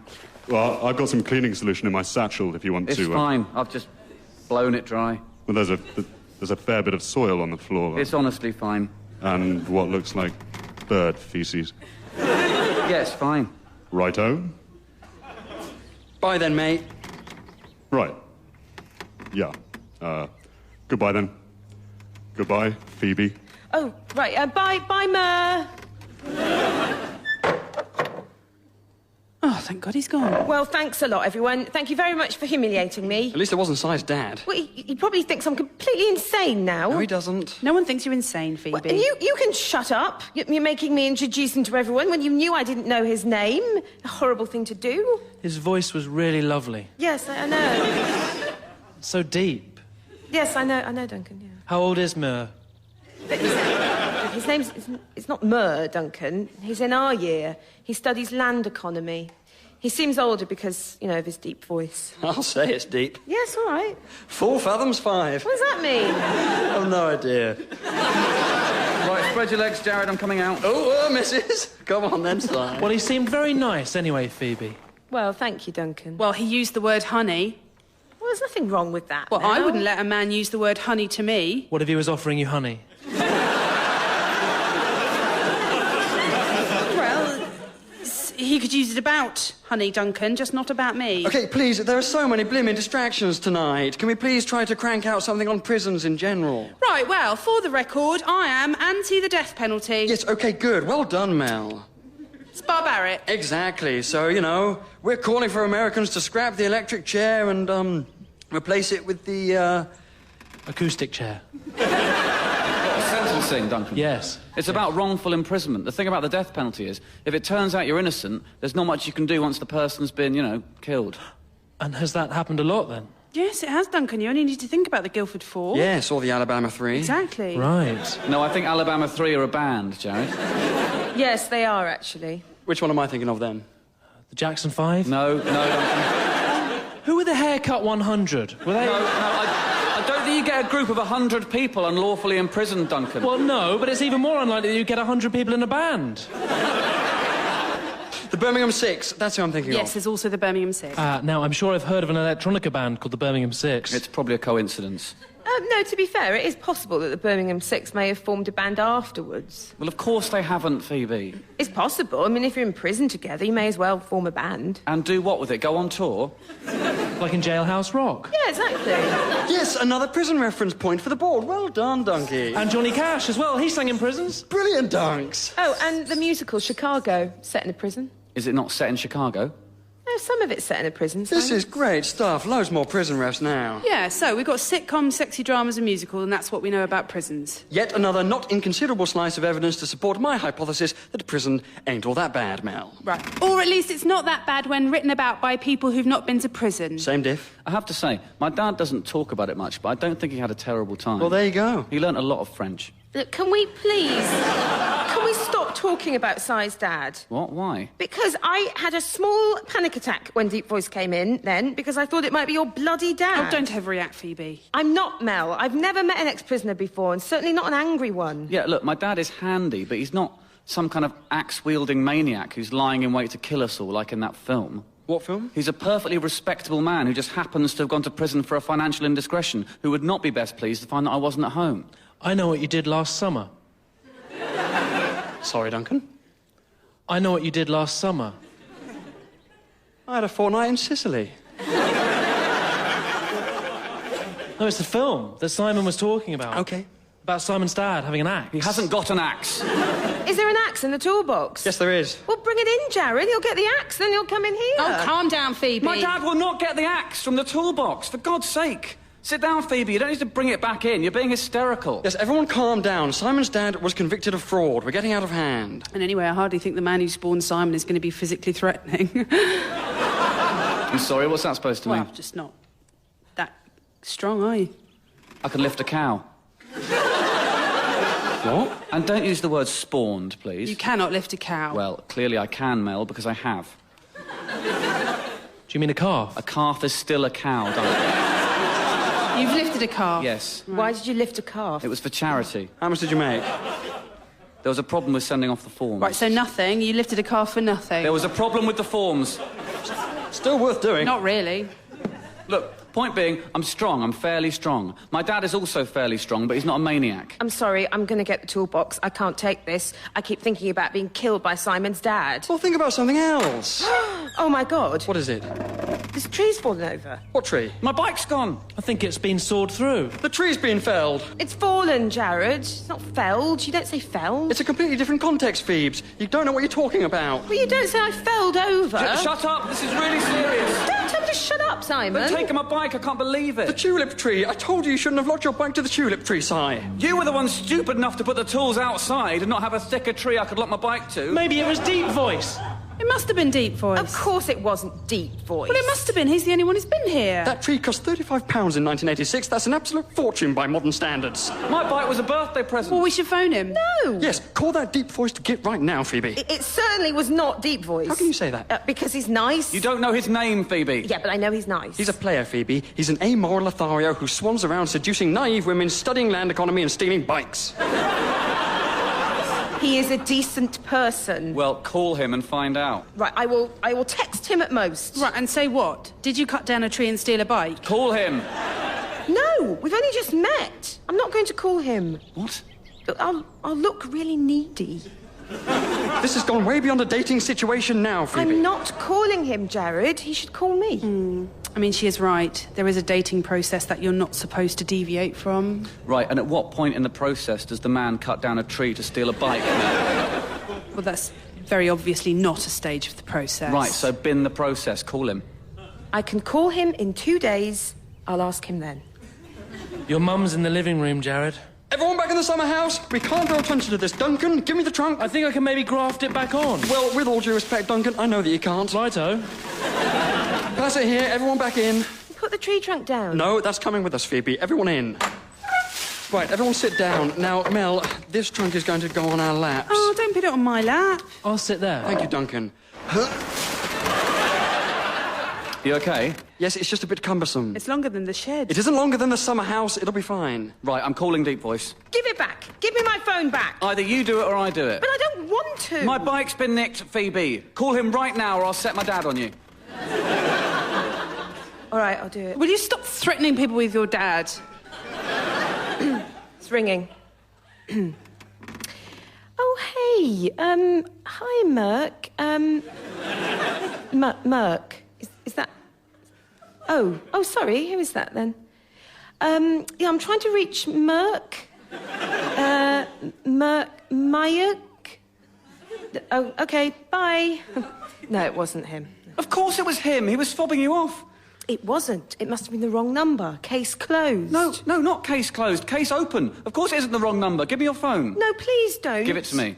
Look, if she likes this guy, then you really ought not to mess it up for her by being rude to him, Simon. If she liked him, she ought to know what his first name is. Yes, agreed. No, not agreed. Agreed. You can't like someone without knowing their name. I like Inspector Morse, if that... Yes. Exactly. Thank you, Duncan. That's a terrible example, Dunky, but I am writing that on the board for when we come on to talk about coppers. Right, give me the phone. Okay, look, okay, can you just be civil, okay? Please? I will. He won't. I will, actually, Mel. It's ringing. Hello, Merc. Now listen here. Mark. What, Mike, then? It is. I know it is. I recognise your deep, bloody voice. Don't swear at him. Well, what is it, then? Conroy? Your name's Conroy? Yeah, that's right. Yeah, Conroy. Conroy? How on earth can you forget that someone's name is Conroy? I don't know. I guess I've slept with a lot of Marks and Mikes. You slept with him? Not for very long at all. OK. OK, Conroy, listen. I know you took my bike, Conroy, so... Well, I know you did. Well, you can say what you like, Conroy, but I know you did. So, well, my evidence is that my bike's disappeared from outside the shed. Summer house. Exactly at the moment you left. Of course it was you, Conroy. I know it's... I don't need to prove it. You do. I don't, Mel. Well, in this country you do. Now, you listen to me, Conroy, you deep-voiced son of a gun. You come back with that bike, or I'll... Well, you will, because you have got the bike. Or I'll set my dad on you, Conroy, and he's an ex-con, so... Well, what is that? My name's Simon. Yeah. You can talk the deep-voiced talk, can't you, Conroy? But you can't... Ah! Oh, my God, I've got to go, Conroy. So, this is where you're hiding, is it? Hi, Dad. Hello, Mr. Simon. Hello. Hello there. I found this axe outside. Yes. Yes, I think that's why Phoebe just fainted. And I found some kids playing with your bike in the alley. Oh, really? Did you get it? Yeah, I got it back. Oh, right, thanks. They won't be doing that again. Oh, my God, what did you do to them? I gave them a good talking to. Right. Literally, or... You know, with your fists. You should be at home, Clive. Yeah, no, I know, I'll come now. Ah. Your name's Clive, then, Simon. Shut up. I like the name Clive, as it goes. That girl needs to lie down. She sort of is lying down. Well, she's splayed over that tree trunk. It's more comfortable than it looks. Which one of you is Simon? I'm Mr. Simon. Ah, no, Dad! And you can have another one of them if you ever accuse me of stealing again. What shall we tell Phoebe when she comes to? She seems to sort of fainted. Tell her what you like. I don't want anything else to do with that. Harpy.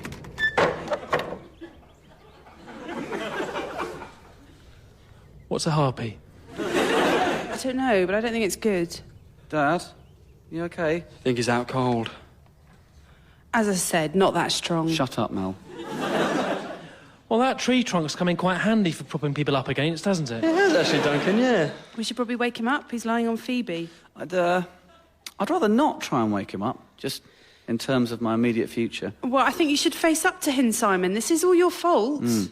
Yeah, I think I might just cycle off somewhere. That's pretty cowardly, Simon. Right, well, you can talk, Jared. You're going to tell your mum about the tulip tree, are you? Yeah. Well, let me think. No, I'm not. This is sort of why courts make mistakes, isn't it? Because people keep getting away with stuff rather than just own up. Exactly. Duncan's right. Thanks, Mel. Oh, I never thought I'd say that. Oh, right. You two should set an example. Having a policy on something only works if led by example. Yeah, not going to, though. No, nor me. Well, that's terrible. Completely agree, but that's how it is. I wouldn't mind not being at home for a bit. Anyone want to go to the pub? Yes, I would.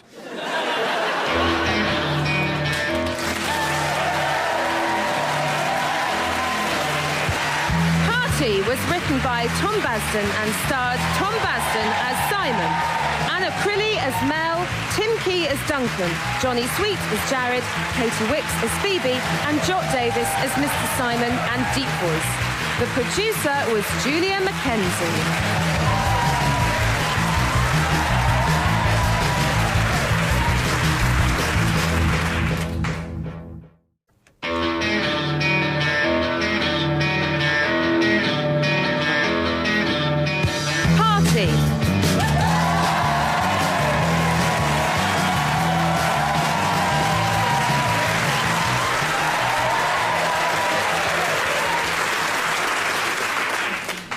No, that's too many, Mel. Of course it isn't. I mean, he's probably starving. He didn't look starving, Phoebe. If anything, he was a bit chubby. What? How is a homeless man going to be chubby, Duncan? If people keep going around feeding him biscuits... Can we please hurry it along? I'm giving him biscuits. I'm not feeding him. You make him sound like a horse. OK, let's put a lid on that then, please, Mel. Well, we haven't decided what to do about giving him the biscuits, though, Jared. We're putting a lid on it, Mel. On the discussion or on the biscuit tin?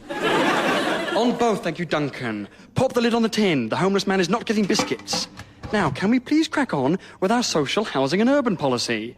Ideally as one soundbite, because we've not left a huge amount of space on the manifesto, which Duncan has kindly agreed to print off for us from his new dad's printing shop, if pos, or from the university computer room, if not pos. Oh, did I know about that?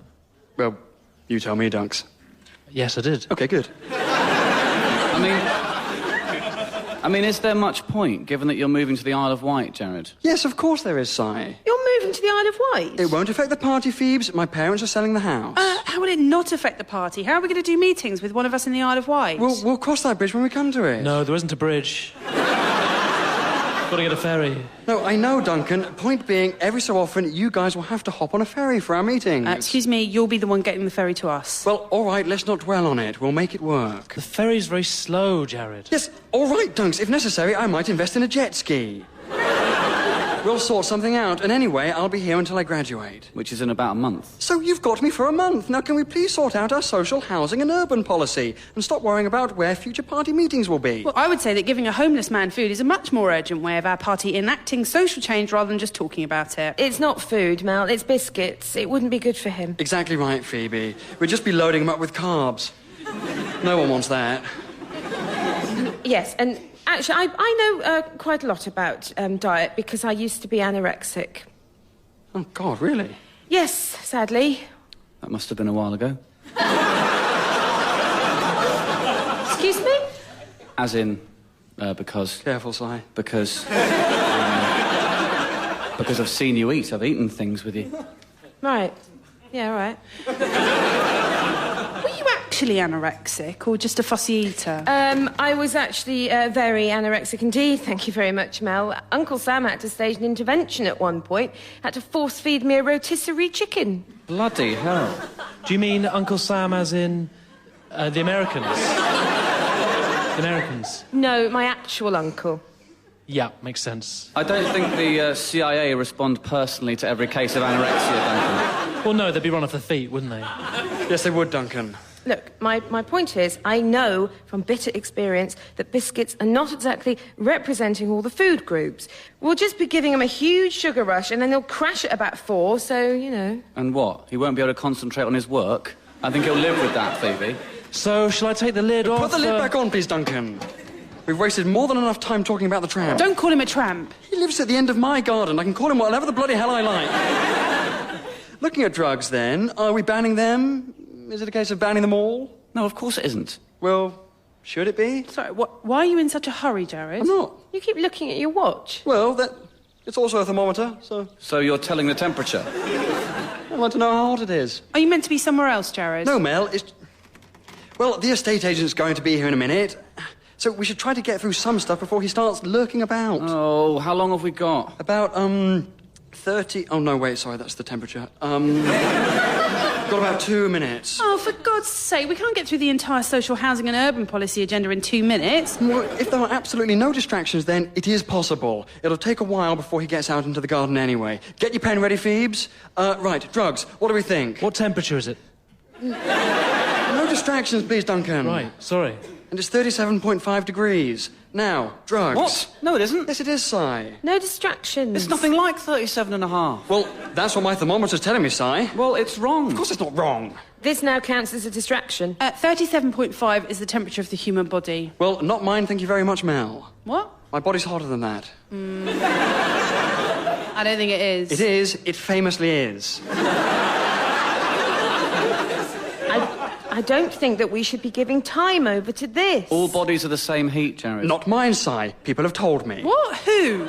Well, among others, Dame Kelly Holmes. Why does... Right, I'm putting my pen down.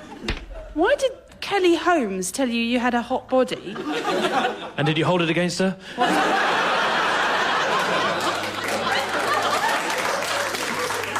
What, Duncan? It's a thing... It's a thing my new dad says sometimes. I didn't even know you'd met Kelly Holmes. I bumped into her in Westfield. I shook her hand. I congratulated her on her double Olympic golden medal haul. And she commented on my hot hand. So please... Had you just been sort of holding something hot? Like what? Some food? Oh, yes, Mel. I've just been walking around holding a couple of hot potatoes, man. I mean... Oh, for God's sake, can we just do this? I've got essays to do. I'm failing my fashion degree because of this bloody party. You were failing before you joined, Phoebe. Well, I'm failing even more now. I'll say you're failing. Look at those shoes. Oh, shut up! That was a joke. No, she's right. Look, let's just get this done quickly. No further distractions before the agent gets here. Yes, agreed. Good. Quickly, then. What's our policy on... Oh, for God's sake. Come in, Guy. Right. Hello. Hello, Guy. They're not here yet. Oh, right. I'll wait inside, shall I? Yes, if you would. Is he going to be here all day? No, not all day, Mel. The people who've made an offer keep coming back to see it. It'll be fine. He won't disturb us if we're focused. He's very young, isn't he? Yes, he's a go-getter. Oh, is he? Yes, he is, Duncan, yes. Well, he's either a go-getter or very inexperienced. Is he older than us? I've no idea, Mel. Point being, he won't distract us if... Darren, Yes, Guy, what is it? is the homeless bloke still in Yes, the... he is, yeah. Right, can we please just crack on with our drugs? Did he call you Darren, Jared? Forget it. Why is he calling you Darren? I said forget it, Dunky. He misheard and then sort of stuck with it. It doesn't matter. Is he going to be popping in and out from now on, then? I don't know, Mel. This is why I want to press on. Yes, well, that didn't work because you started claiming that you were superhumanly hot. Right. Heroin, ban it. Cocaine, ban it. What are you doing, Phoebe? I'm getting some bloody decisions made before we run out of time again. The horse tranquilizer one, ban it. Right, well, these aren't your decisions to make on your own, Phoebe. Do you want the horse tranquilizer one to be legal, Mel? It's called ketamine. We should discuss it. Well, do you want the horse tranquilizer one to be legal or not, Mel? Ketamine? No. Well, then. Yeah, but have you even taken the horse tranquilizer one, Jared? No, of course not. So you don't know whether it's possible to use it safely? How could you possibly use the horse tranquilizer one safely? Maybe if you used it to tranquilise a horse. Apart from if you're doing that, Duncan. Well, I don't know. I haven't taken it either. Ban it, get it banned. It already is banned, Jared. So keep it banned. Crack, ban it. Speed, ban it. This is not how we should be forming our policy. Crystal meths? Ban it. Do you know what it is? No. Smack, ban it. Smack's the same as heroin. Good. Dope, ban it. No, we're not in favour of banning dope. Can we please not just ban it and move on? We can legalise it and move on. OK, either way is fine. The important thing is moving on. That's not the important thing, Phoebe. If we disagree, then we should discuss it. Anyone got anything on dope? My cousin Claude smokes a lot of marijuana, and I've got to say, he's very lazy. That might be more his personality, though, Duncan. Oh, yes, possibly. I mean, he's really nice, but he will spend nearly all of his time in his room watching DVDs and smoking. That's a stereotype, Duncan. Right. Yeah, it could be. Maybe that's why he does it. Not all dope smokers are lazy? Claude will sometimes watch Neighbours twice in one day.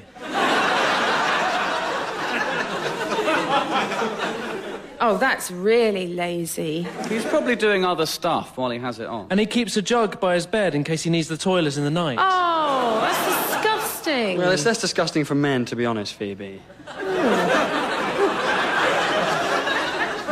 Claude sounds incredibly lazy. Well, it depends on how far away the toilet is, Phoebe. How far away is Claude's toilet, Duncan? He has an ensuite. Does he use the jug for both sorts of toilet, Duncan? I don't know. It certainly never gets used in the kitchen. Yeah, look, we don't want to encourage that sort of thing. We don't want a nation of Claudes. Yes, good. Ban it. Stop trying to ban things because it's quicker. Claude's just one example. There are loads of hard-working dope smokers. Like who? Bob Marley, he works pretty hard. Well, his output petered out a bit, didn't it? Well, he died. Well, there you go. That's not laziness, Jared, being dead. Well, it's not exactly dynamism either, Si. He might have died from the drugs. Exactly, did he? Bob Marley wasn't a drug addict. Well, he was always suspiciously outbeat. impossible to tell if someone's a drug addict. You could offer them the drugs and see if they want them. Oh, you don't think the homeless man is a drug addict, do you? He won't be an addict, he's got a dog. So? Has he got a dog? Yeah, a little one. He sometimes wears it. I don't think wear is the right word there, Duncan. Well, it is a lot like that, Jared. He has it like a scarf. Yeah, I've seen him do that as well. It's like when women used to wear dead foxes round their necks, but with a live dog. Is it cruel? To who? The dog. Well, either of them. No, it isn't, Mel. OK, then good. Why would he not be a drug addict if he has a dog? Well, they're usually sort of all right, the ones with the dogs, in my experience. What experience is that? Just experience, life, work experience. Work experience? Well, no, not... What work experience was that, Jack? No, my work experience was in a bed and breakfast, but... What's that got to do with homeless people? Nothing, Mel. I think we can all agree that the ones with the dogs are often not as badly off as the actual homeless ones. How do you do work experience in a B&B? Oh, God, can we not get bogged down in this, Si? I mean, what is there to do? Make the beds, to name but one of the tasks. Empty the bins. Yes, exactly. Thank you, Duncan. Greet the guests. Yes, I mean, not really. The couple that ran it used to like to do that themselves. Guests find it a bit off-key to be greeted by a young boy. Hello there. Hi, this is Mr. and Mr. Holmes. Hello again. Do come in. Mr. and Mr. Leave it, Duncan. So, as you can see yourselves, good-sized shed. Summer house. Please, Guy, it says summer house on the floor plan. I noticed that the back gate's got a D-lock on it, Darren. Yeah, don't bother with the back gate. It's a bit of a health and safety situation. Let's go back in the house, shall we? They think you're called Darren as well? Yes, I know, Duncan. Does Guy put a D-lock on the gate to stop people seeing the homeless man? Well, yes. Oh, that's appalling. You should fire him for that. Yes, I mean, it was my dad's idea, Mel, and it's my D-lock, but... Is this the key here? What? Why? What are you doing? I'm going to give him the biscuits. Mel, please, can we forget about the homeless man in the alley for a bit? Oh, yes, how appropriate. Look the other way. Pretend it doesn't exist. Well, that kind of thing, yes. Can we just give him the biscuits and then move on? Don't give him the biscuits. He's probably a drug addict, Jared. He could probably really do with them. He might have the munchies. I'm going to go and give them to him. You lot are afraid of direct action, of getting your hands dirty, and it's pathetic, and I'm giving him all of them. All of them? Really? He won't want them, Mel. Well, that's up to him. Good for you, Mel. In what way good for Mel? I bought them. Please don't. Why? Just... Give them to him. Please, Mel, this will sound bad, but if you give him food, it'll make him want to keep coming back. Oh, I see. Now the truth comes out. I don't think it quite works like that, Jared. That's more true with squirrels. Right, and you want him to sod off, I suppose? Wouldn't mind, yes. That's terrible, Jared. I'm not proud of myself, Mel. I'm just saying that throwing biscuits at the problem isn't the answer. Don't call him the problem, Jared. He's a man. Yes, all right, Mel. Right, I'm going to give him the biscuits. Do not do that, Mel. Can I eat one of them while we're deciding? Yes, you can, Doug. Thank you. Look, Mel, if you can think of a way of feeding him that doesn't encourage him to stay, then I'll listen. Ooh. Could you make a trail of biscuits leading him away from the alley? I think we're all underestimating him a bit. We don't have enough biscuits for that. It's appalling that you won't let me give him sustenance because of your parents' greed. And My parents are trying to sell the house, Mel. At the moment, Guy is diverting the Holmeses away from the back gate, so our prospective buyers don't see that there's a homeless man at the end of our garden. You don't have to tell him that he's homeless. What are we supposed to say then, Si? That he's another prospective buyer. No, I don't think people would go for that, Duncan. He's not trespassing. No, I know, Mel. No one is accusing him of trespassing. It's just that if he starts receiving biscuits apropos of nothing, then it doesn't exactly convey the message that he's making our house depreciate in value. Given that he hasn't got a house, I think you'll do well to make him sympathise. I'm not saying our situation is worse, Mel, by any means. Just, it's equally bad. Well, not equally. Marginally less bad, Si, and also it becomes very hard for the bin men because he blocks off the route they use for the wheelie bins. Maybe they can take him away. That's not their job, Duncan. No, that was meant to be a joke, Mel. Well, it wasn't. Oh, right. You shouldn't joke about that sort of thing. Oh. Well, I mean, I've done it now. Take him the biscuits, Mel. Yes, I will. Don't give him the biscuits, for God's sake. He doesn't want biscuits, he wants money. Give him money on the condition that he'll go away. Well, we know what he'll spend that on, so... What's that supposed to mean? Oh, don't play dumb, Si. You know what she means. He might buy booze. I meant drugs. Goodness, yes. I suppose he might. So let him. It's no worse for him than 14 biscuits. Oh, I'm afraid it's 12 now. Duncan, genuinely, stop eating the biscuits. Sorry. How many do we have left now? 11. Right, I'm giving him the rest. No, Mel, please. Well, at least make it very clear that this will never happen again. Mel, for God's sakes. That boy's coming back again, Jared. Right, no one say anything. Hello again, Guy. Hi, Darren. So, Mr. and Mr. Holmes are going around taking measurements. They didn't see the homeless bloke. Great, fantastic. Obviously awful that he's homeless, but brilliant that no one saw him. Yeah. I'll be waiting in the reception room. The snug. Sorry? Our family call it the snug. Right. Yeah. See you in a bit. Thank you, Guy. Are they a couple, do you think? Mr. and Mr. Holmes? Don't know, Duncan. They might have been brothers. Yes, they're probably either brothers or a couple or both. Point being...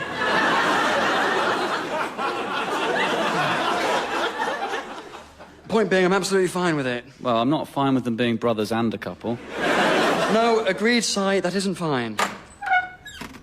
Right, giving him the biscuits. So, sorry, what is our policy towards homeless people, then? Well, we haven't finished our drugs policy yet, Duncan. Haven't we? I thought I'd banned them all. What about meow meow? Meow meow is perfectly safe, I think, Duncan. It might even be currently legal. Has anyone ever tried meow meow? My friend Astrid has taken a fair bit of meow meow. Stop saying meow meow. Well, then how are we supposed to talk about meow meow? Given that its name is meow meow. I don't know, just stop saying it, I hate it. You hate meow meow? Why do you hate meow meow? I don't hate it, Mel, I just hate the name. What, meow meow? Right, that's it. We're banning it. What, the drug meow meow or the name meow meow? Both, Si, both meow meows. It's far too annoying. Well, it doesn't seem very fair on meow meow. Stop saying meow meow. Everyone, stop saying meow meow. If I hear meow meow one more time, I'm going to blow my top. What does that mean? It means, Mel, if you know what's good for you, you'll steer clear of the bloody M word. It's 2 M words. I've had an idea for a policy on the homeless, by the way. Oh, go on then, Duncan. This will be good. Oh, thanks, Mel. I was being sarcastic. Yep, so was I.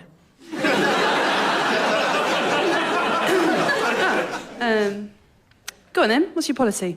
It's very simple. Get 'em homed.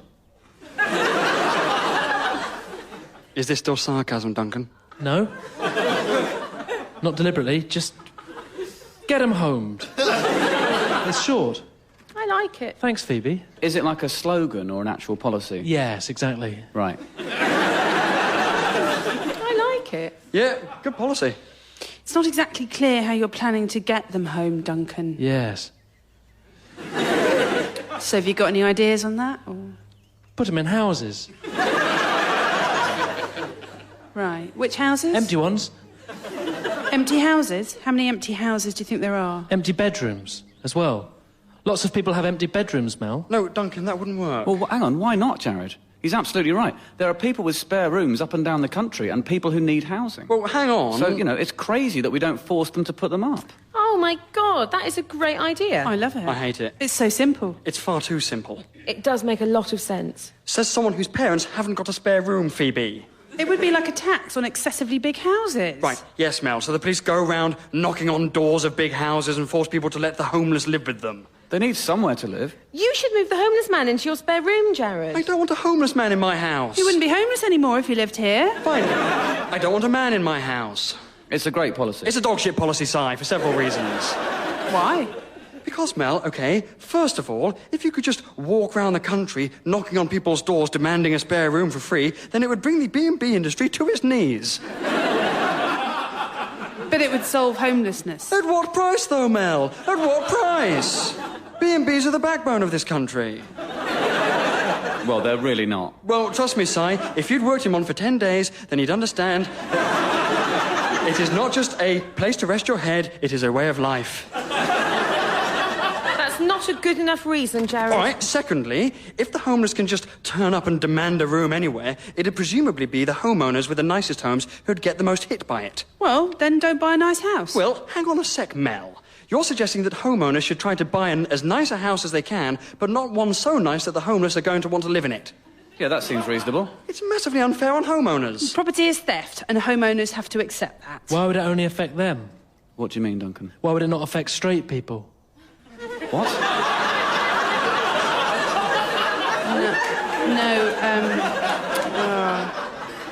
Sort of homeowners, Duncan. Yes. I'm sorry, I misheard. This has got nothing to do with the gay community, Dunk. No, absolutely not. But then a lot of B&Bs are run by gay couples, aren't they? Well, yes, they are, Was the one you worked in run by a gay couple? No, it was Jared? not, Phoebe. Not that I'd have had a problem with that, but Mr. and Mrs. Hogg were not both men. Oh my God! What is it? The homeless man just dumped all the biscuits on the lawn. What? That's outrageous. You should have locked the back gate, Mel. Always lock the gate behind you. That's basic country code. Right.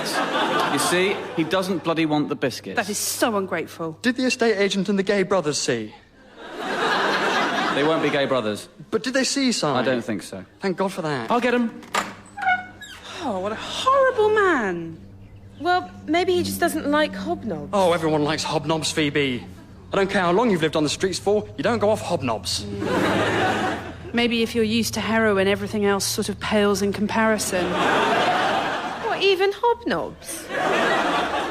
Yet another reason to avoid it like the bloody plague. Ah, well done, Dunks. At least we got them back. Yep. They're a bit dirty now. Well, maybe don't eat them then, Duncan. I mean, they're only dirty on the outside. Look, can we just decide something? I mean, policy-wise, I really want to go home. Yes, all right, Phoebe, agreed. Let's just get this nailed. Yes, good. What? What are we nailing? Drugs. And homelessness. Ideally 2 in 1. Yes, let's do them both. Everyone think. All right, well, we'll need one policy that covers both. It's quite a hard ask, Jared. Hard task. Hard ask. I feel like you're saying ask when you should be saying task, Mel.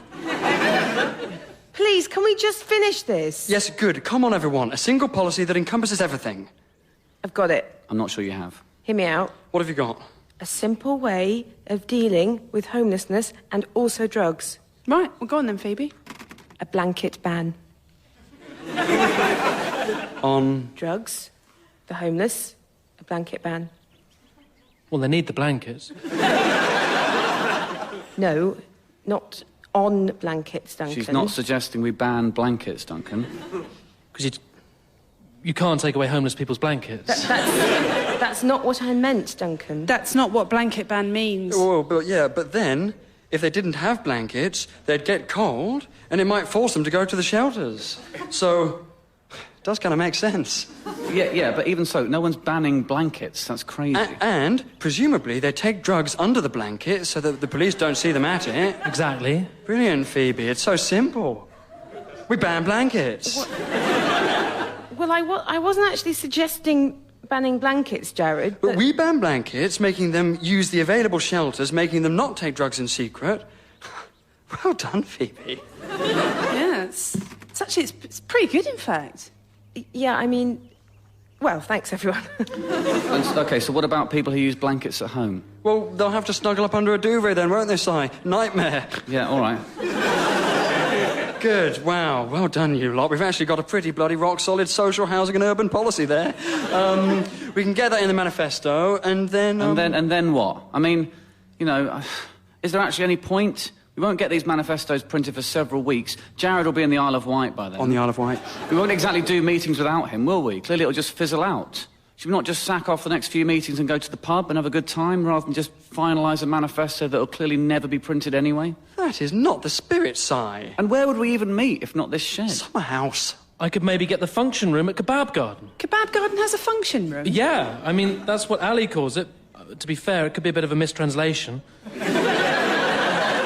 Is it used for functions? Well, it's more used for storing meat. No, Duncan, we're not meeting there. Right, so you see, where would we meet? Well, we meet in the park if necessary. Well, if it's raining... Then we bring umbrellas or get under the slide. Well, the slide's quite narrow, Mel. So we sit in a line? We make the sacrifices the point. We do what we have to do. We're doing this for more than just ourselves, so it's vital that we keep going. It may be inconvenient for Jared to make the commute from the Isle of Wight to Hertfordshire every week, but I think Yeah, that... you should probably come to me sometimes. But he will do it. I know he will. Not sure I will, but... Because there are people that need helping and issues that need solving. And if we don't want to do it, then who will? Well, there are people out there that need our help. We have a duty to offer it to them. Yeah, maybe. Or we'll end up wasting our time in here, and then when we do actually try and help anyone, we get homeless people throwing biscuits back at us that they don't even want. So Duncan can scrape mud off them with a 10p piece to make them edible again. Yes, you really shouldn't do that, Duncan. Right. Mel, where are you going? We were trying to help you, you know, you ungrateful git. All we were doing was trying to help. And you throw it back in our faces. No, Mel, please. I mean, how do you expect society to function if you won't even let people help you? No wonder you're homeless, you ungrateful... Oh, what are you doing? Oh, God. All right, here he comes. Now, mate, don't get away from her, mate. Oh, God. Well, he shouldn't have run around with his dog still on. Oh, Jared, the boy's back. Oh, earth, wind and fire. Hello, Guy. Hello, Mr. Holmes. And the other Mr. Holmes, of course. Sorry about, all this. Just out of interest, if you two bought this place, would you be looking to turn it into a B&B? Yes, we would, actually. You know, I thought so. So, good-sized garden, southwest facing. Homeless man chasing a girl there, that's not, well, that doesn't come with a house. Right. Although... he sort of does, really. He's been here years, absolutely mad. Makes our life quite hellish, as you can imagine. That wouldn't be a problem, would it? We'll give you a call, Guy. Wait a sec. Gents, hold on. What was that about, Jared? I'm not living on the Isle of Wight, Si. I don't care how many cable cars it's got. It's got one.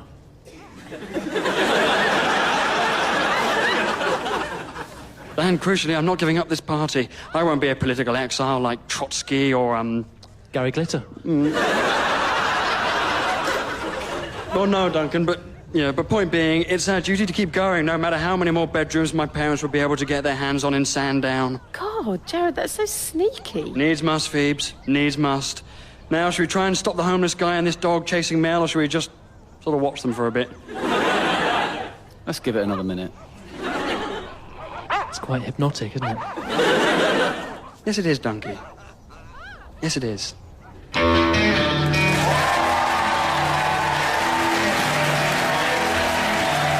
Party was written by Tom Basden and starred Tom Basden as Simon, Anna Crilly as Mel, Tim Key as Duncan, Johnny Sweet as Jared, Katie Wicks as Phoebe, and Jock Davis as Guy and Mr. Holmes. The producer was Julia Mackenzie.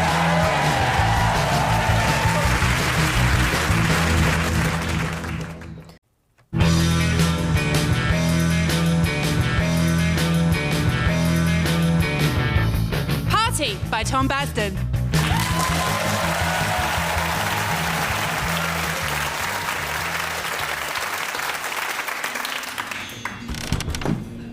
This way, please. Thank you. And can I take your jacket? It's not a jacket, it's a thick shirt, look. Oh, right. It just looks like a jacket because he's unbuttoned it. Shall I take it anyway? Best not. I've only got a vest on underneath it. And what about you, sir? Yeah, go on, far away. And you, sir? What's that, mate? May I take your jacket? Oh, no, thanks. It was a birthday present, so... Well, we'll look after it, sir. Well, I'd rather keep it where I can see it, to be honest. No one's going to steal it. I'm not saying they will. I'm just saying, they might. It's a barber. Right. Actually, I can have mine back as well, please. Suddenly worried about it. Oh, It's also a barber. Well, we'll look after your barbers. I know, but he's put the idea in my head now. OK. Well, do you want to order now? Well, or... no, there are two more of us to come. Right. Oh, and also, we're not eating. We're just using the function room for a party meeting, so, stand easy. How do you mean? Well, we're a political party and we just want to have a meeting here, not an eating. Right.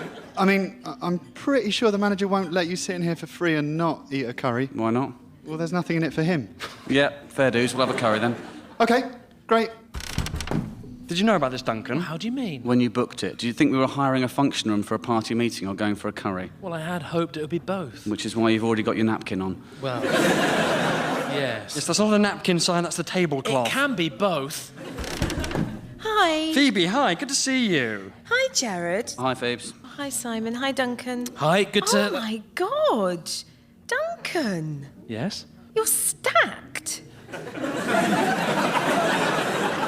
Well, I suppose so. Yeah, he's bulked up a bit. Yeah, I'll say. He can't do his buttons up. Well, no, if I breathe right out, but then I have to undo them again before I breathe in, so it's a bit of a false economy. Is this what you did over the summer then, Duncan? Sort of, yeah. Not deliberately. How do you mean? I helped clean out my Uncle Chris's basement, and he's got loads of weights. I let you use them. Well, no, he kept changing his mind about where he wanted them.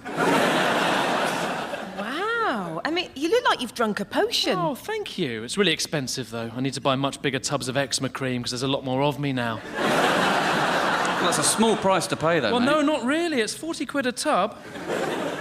Should probably put some more cream on my arms, actually. Well, don't take your shirt off, Dunks. Oh, my God. I mean, why are you wearing a vest? Well, it's actually a T-shirt, but the sleeves have ridden right up. Yeah, I'll say they have. Oh, that cream, it smells lovely, Duncan. Oh, it's expensive and coconut. All right, stop fawning over Duncan's admittedly bigger body. We've all changed over the summer. I've got a barber. As have I. As has Si.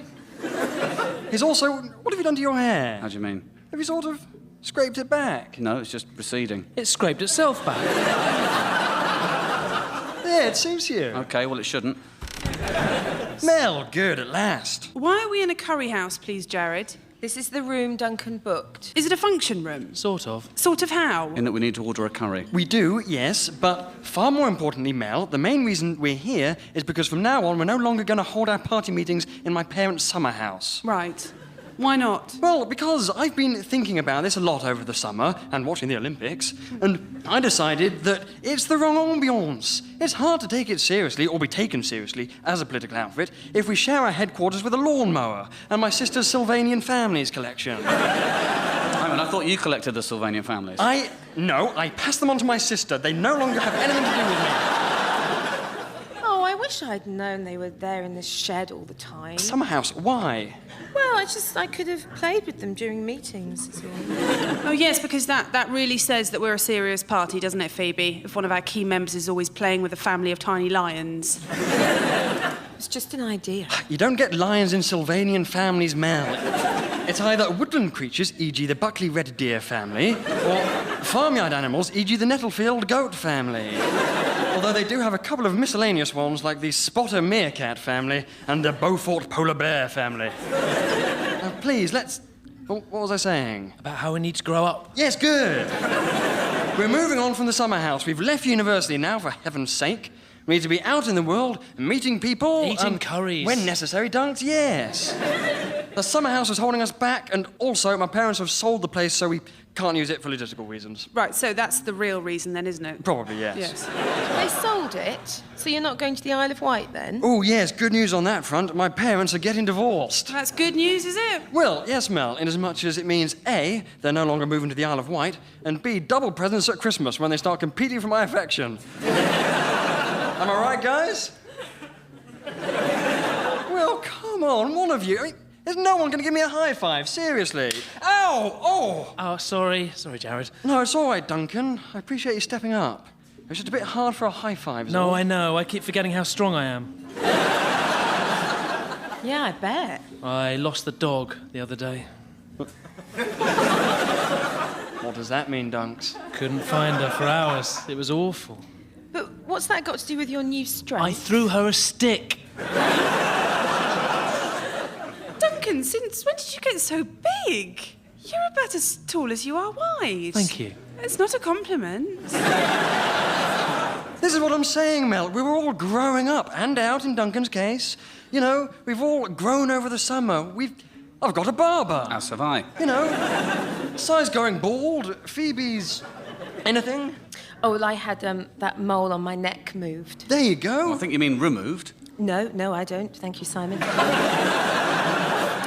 I just moved it. It's now on my back. This is what I mean.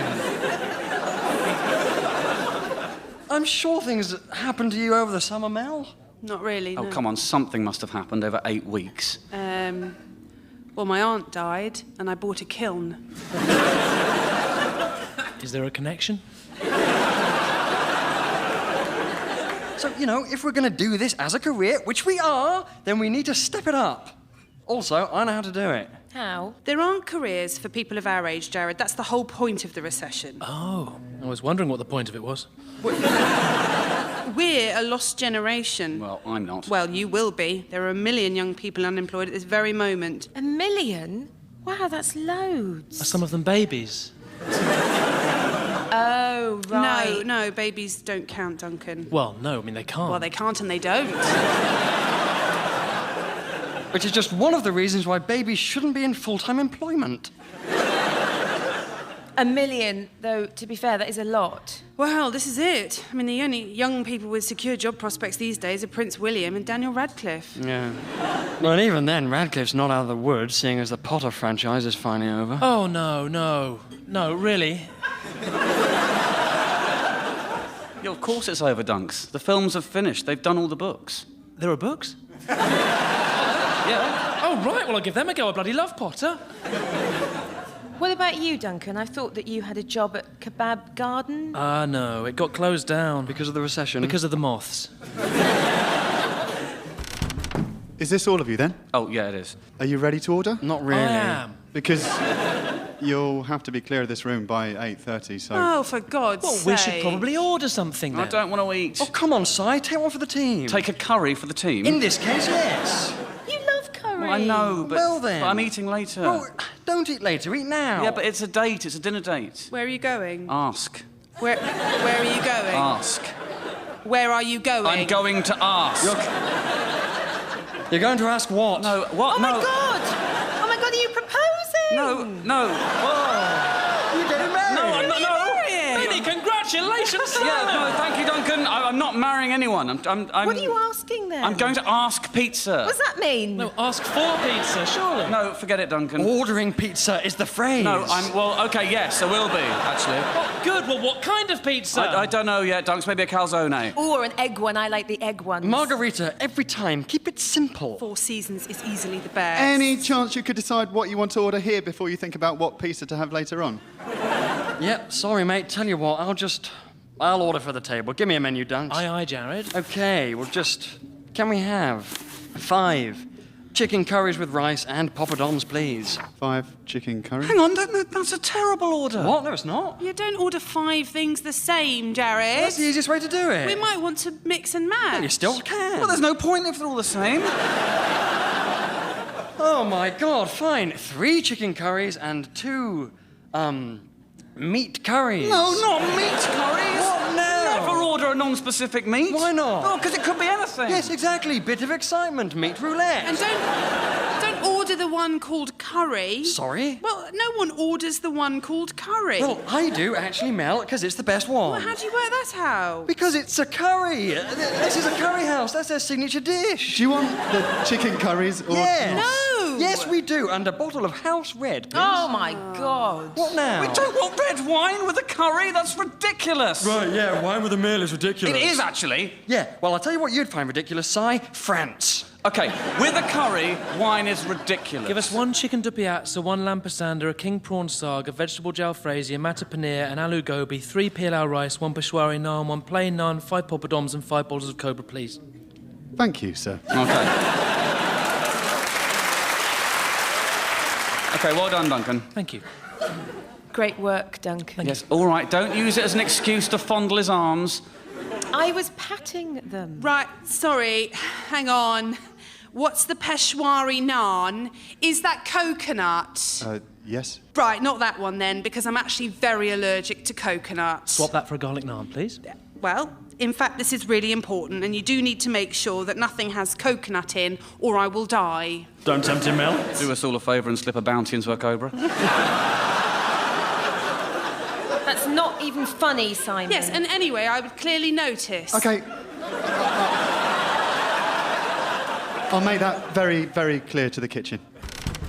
Okay, so what I wanted to tell you was... Does anyone else think that that's a bit weird? Si, please, What, weird how? A white guy working in a curry house. No. I've just not seen it before. I was thinking that. Oh, I hope the people in the kitchen aren't white. What? That is incredibly racist. No. I'm saying I want them to be Indian. Yeah, which is still racist. No, Mel, you don't understand. It's the opposite of racist. She's hoping for Indians. You don't have to be Indian to work in a curry house, Jared. No, but it helps, I imagine. Maybe it's the only job he can get. Probably. He did look a bit, didn't he? Simple. Why did you say that? Just His head sort of stopped directly above his eyes. Well, of course it's the only job he can get. Have you not been listening to me? There are no jobs. Certainly not in politics. Right, well, you see, hence my announcement. I've got a job, Phoebe, actually. can you... I'm trying to make an announcement here. You have not got a job. No, I have, actually. What's your job? I'm an office intern. Why aren't I an office intern? How did you get that? I just went in and asked if they needed someone. Which office is this? The one on the high street? Sorry, do you mean office as in the shoe shop?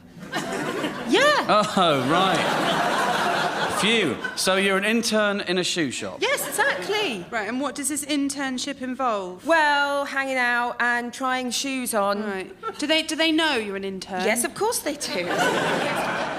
And do you also buy shoes as an intern? I'm around shoes all day, Simon, so of course sometimes I buy shoes. Right, they definitely think you're a customer. Well, I'm putting it on my CV. OK, please. Guys, I've got a bloody announcement, and it's a good one, so, you know, listen to it. What is it? Are you getting married? No, bigger than that. You're getting divorced? No, Duncan. Are you having a baby? Oh, a baby, Jared! Oh, OK, stop guessing. Beg you. Our party is about to go viral because... Oh, no. No, viral's a good thing, Duncan. Oh, right, great. Why are we about to go viral? Because, Mel, we're running for a seat in Parliament. Sorry? What? You heard me. No, I actually didn't hear you. Oh, sorry. Right. We're running for a seat in Parliament, Duncan. Oh. We as in all of us? Well, yeah, we as in, yeah, the royal we. Right, so you are. In a sense, all of us are, but yeah, really just I am. So what's in it for us? Well, you get to be part of my team. Brilliant. Exactly, Dunks. Where are we doing this? Corby. What? I think it's called Corby, home of the trouser press. And where is that? It's sort of near Rutland. None of these places sound real. You want to be local MP for Corby? Yes, please. But you're not local. You don't know anything about it. I know, it's the home of the trouser Right, press. well, sorry. Why would you want to run for local MP somewhere that you're not a local? Two reasons, Mel. Firstly, it's pretty bloody small. So? So it's winnable. I only need to meet and greet a few hundred people or so. Is that all? Not sure. I've not been there, to be fair. You've not even been? Well, I've tried to go. What does that mean? It means I've been to visit twice now, but so far been unable to technically find it. Goodness, that is small. Well, yeah. That's the double-edged sword of small-town politics, Dunks. If you can find them, they'll elect you.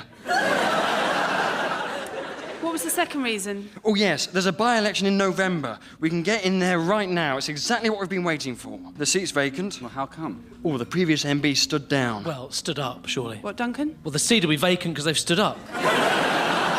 Not down. You see, this is exactly why I need you guys on Team Jared. Doing my research, opening my doors, and making sure I've got water. Here's some water for you, Jared. Thank you, Duncan. Would we be called Team Jared? then? Ideally. Oh, no way. That's massively self-centred. There's no I in Team Jared, Mel. No, but there is the name Jared. Which, crucially, is not spelled with an I. So, OK, what would we be doing on the team, then? Well, glad you asked me that, Si. I've made a provisional list of the team roles you can all have on this piece of paper. Napkin. Which is made from paper. It's not very official. Do you want to hear the roles or not, Mel? Yeah, go on. Si, you'd be my election advisor. Uh-huh, the guy behind the guy. More like the slightly balding guy next to the guy. Right, and what are me and Phoebe then? Presumably they're going to give us a nonsense sexist role like a secretary or a nurse or something. No, Mel. I mean, admittedly, I have got Phoebes down as doing PR and hair. Oh, okay, great. Yeah, I'm happy doing that. Well, you shouldn't be. It's demeaning. That's public relationships, isn't it? PR? Yeah, but without the ships. Oh, no, you've lost me now. Or it's what you said, but without ships on the end. Oh, okay, well, that's great, because I don't know anything about ships. Great. What am I then? I haven't... I'm still deciding what you, Oh, well, let's see. No, Mel, give that napkin back. Do not read that! PA? Are you serious? I'm not going to be your bloody assistant. No, it doesn't stand for that. Well, I don't believe you. What does it stand for, then? It's, PA, as in... Police... Academy... Police Academy. That's a film. It's loads of them. I want you to be in my police academy. Bloody good films. Police Academy? Were they also books? Because I'd love to read them. No, I don't think so. Police Academy isn't the name of the job, Jared. All right, fine. What job do you want then? Well, I would like to be campaign manager. OK, fine. Do that then. OK, so what about Duncan? Oh, no, don't worry about me. Oh, he could do security, given the size of him. Oh, yeah. OK, as long as I don't have to beat anyone up. Oh, I wouldn't have thought that would be necessary, Dunks. At the very most, you might have to take a bullet for me. Oh. Right. Would that be OK? Depends where the bullet goes. Well, just do your best to put it... Just do your best to get it in the shoulder. Righto.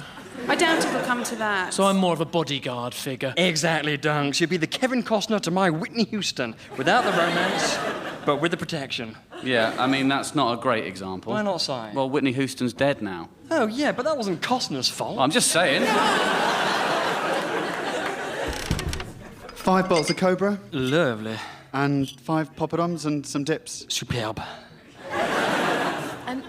Sorry, just before you go, just a really quick question. Are there many white waiters in curry houses? I don't know. But it's like the only job you could get, right? Well, no, I really like working here. They're nice to me. Yes, thank you, mate. That'll be all.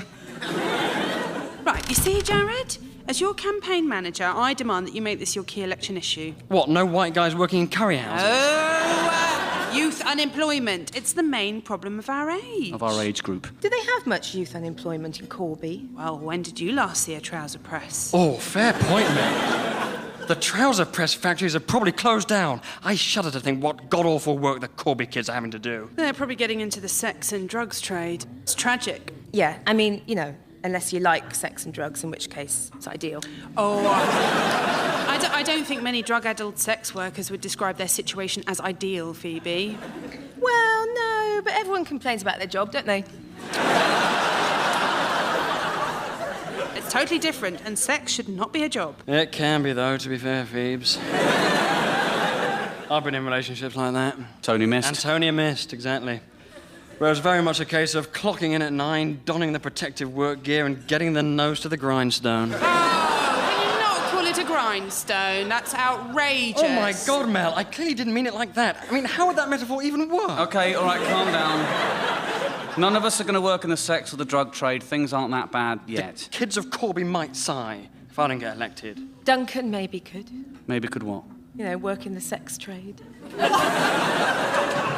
As what? A pimp? No, don't be ridiculous. Not sure I've got the right personality or clothes. What then? Maybe a drug dealer? No, like, you know, Chippendale or something. What? He could, actually. Well, what do you mean a Chippendale, like the one my mum's got? Your mum's got Chippendale? Yeah, in a study, yes. Well, no wonder your parents are getting a divorce. Oh, Chippendale like the sexy male dancers, not as in like the furniture. OK, right. But I guess the stripping thing's an option for you now, Dunks. Although you probably wouldn't be able to apply your eczema cream while you were doing it. Actually, does anyone mind if I put some on my midriff quickly? Oh, yes, Oh, please. you really must, Duncan. Oh, in fact, before you do that, be a love and break up the poppadoms, please. Oh, right, yeah, how do you want me to... Karate chop. Right. Careful not to go through the table, though. Will do. That sort of thing. Well, a bit less broken up than that would have been better, but that'll do. Well, it won't do, really, because he's basically turned them into cornflakes. Sorry. You're all right, Dunks. Right, everyone take a scoop of poppadom and Duncan can go ahead and put his cream on. Well, Corby-wise, I'm thinking of organising a trip up there in the next week or so to finally, well, find it. Good idea. Everyone make sure you've pressed your trousers in advance. I imagine that's quite important to them. Phoebe, maybe if you contact a few local rags and whatnot for the PR. Babes? Well, yeah, hello? If you contact the local rags. Big. What? Stop What? staring at Duncan and pay attention. No, I wasn't. You very clearly were. You spun your chair around. I wasn't looking at it. What do you mean it? Don't call Duncan an it. I'm not calling him it. You said it. As in his chest. Don't call him it, Phoebes. That's not cool. I don't mind being called it, Jared. Irrelevant, Duncan. It is offensive. Yes, do not call people it unless they're transsexuals or hermaphrodites and prefer to be referred to in a gender-neutral way. Like Jamie Lee Curtis. What? What about her? She's got 2 sets of genitals. Has it? It's just idle gossip, Jared. There's no truth to it. It makes sense that it would have both, actually. Why? Well, because if you're naming a child Jamie Lee and Curtis, it does suggest you're pretty sure it's a boy. I loved it in A Fish Called Wanda. Oh, yes, it's great in that. Can you stop calling Jamie Lee Curtis it? She's not hermaphrodite. She's just got short hair. Okay, fine. Can we just... I mean, how much more cream do you have to rub in, Dunny? Nearly there. What's in it? It's just moisturiser and cortisone. What's cortisone? It's a steroid. Aha, so that's why you're so ripped. Oh, no, it's not to do with the steroid. Oh, don't be so naive, Duncan. Of course it is. You're covering your body in roids. No, but these aren't bodybuilder roids. They're skin repair roids. Roids is roids, Duncan. All roids lead to Rome. As in being stacked. Oh, God, Mel, what's the matter with you? What's she doing? Mel, stop it. No, I don't think she's doing it on purpose. I think it might be the poppadom flakes. She's foaming at the mouth. Well, she's always doing that, Duncan. No, but with actual foam rather than just her personality. Oh, help me. Oh, God, I think she's choking. Oh, crikey. Anyone know the Heimlich manoeuvre? I'd know it if I saw it. It's just a case of strapping onto the back of her and yanking at her stomach. My special move. Oi, oi. Well, go on, then. One of you do the manoeuvre on her, then. Yeah, I think I'd rather not. Well, I think we'd all rather not. I can do it if you like. Well, don't be absurd, Duncan, you'll snap her. Just get my EpiPen. You what, Mel? She said EpiPen. What's an EpiPen? Maybe she wants to write something down. I've got a pen. Oh, no, I know. It's her allergy pen. It's her pen for when she's having an epi. It'll be in her bag. Here we go, Mel. Oh. And is she going to inject that into her? Oh, my Lord. Well done, Mel. Do you still want the normal pen? I think she's fine now, Duncan. Come on, let me take you to the toilet, Mel. Tidy you up a little bit. Good idea, Phoebes. So, hang on, if that was allergy-related, then there must have been coconut in that naan or the dips or something. Yeah, probably. After we specifically told that simpleton waiter to tell the kitchen to avoid coconut. Well, maybe he couldn't tell the kitchen if they're Indian and he's not. Yes. Exactly, Duncan. This is why white guys shouldn't work in curry houses. It's not a racism thing. It's purely health and safety. Yeah, well, it's happened now. I'm going to report this. Really? Darn tooting. They nearly killed Mel. Wait here. Is it bad form if I carry on eating? Well, seeing as Mel didn't die, because otherwise it'll just go to waste. It's not going to stop me eating, mate. You're talking to a man who ate a toastie while watching the 9/11 coverage. And not as a sign of disrespect, but because I was hungry and my mum had made it. Okay. Thank you, Si. Right, well, I think she's all right. Oh, good. Well done, Phoebes. Why is her hair like that? I wanted to give her a wipe with some paper towels, but they had a hand dryer instead. She's still pretty wet. Yeah, I know. It was a Dyson Airblade. Couldn't really get a face in it. How are you, Mel? I'm very weak. Understandably. How did you make all that foam? Seriously. Duncan, that's the first thing you want to ask me, given that I nearly died. I'm sorry. How did you make all that foam? I don't know. It's not on purpose. It just happens when I eat coconut. Stupid restaurant's fault for bringing out a coconut dip. What dip? The coconut dip. There isn't a coconut dip. Well, I think there is actually, Simon, because I think I might have nearly died because of it. There, in the pot. Oh, no. No, that's my skin cream. It's what? These are the official dips here. Oh, did you dip in Duncan's cream? Well,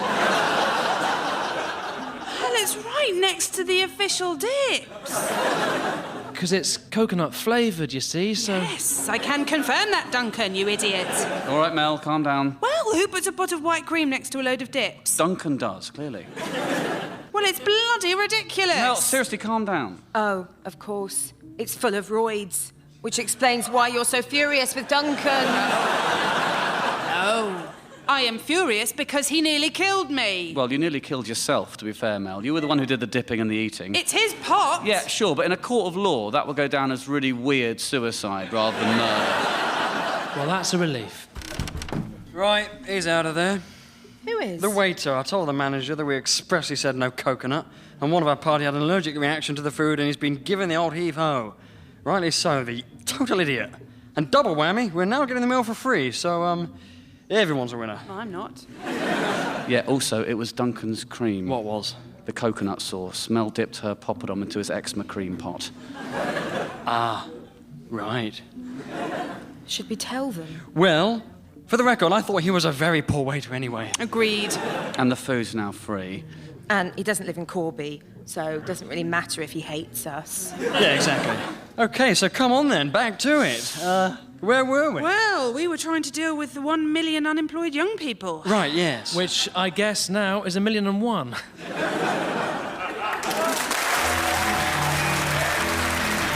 Party was written by Tom Basden and starred Tom Basden as Simon, Johnny Sweet as Jared, Tim Key as Duncan, Anna Crilly as Mel, Katie Wicks as Phoebe, and Jot Davis in the role of the waiter. The producer was Julia Mackenzie.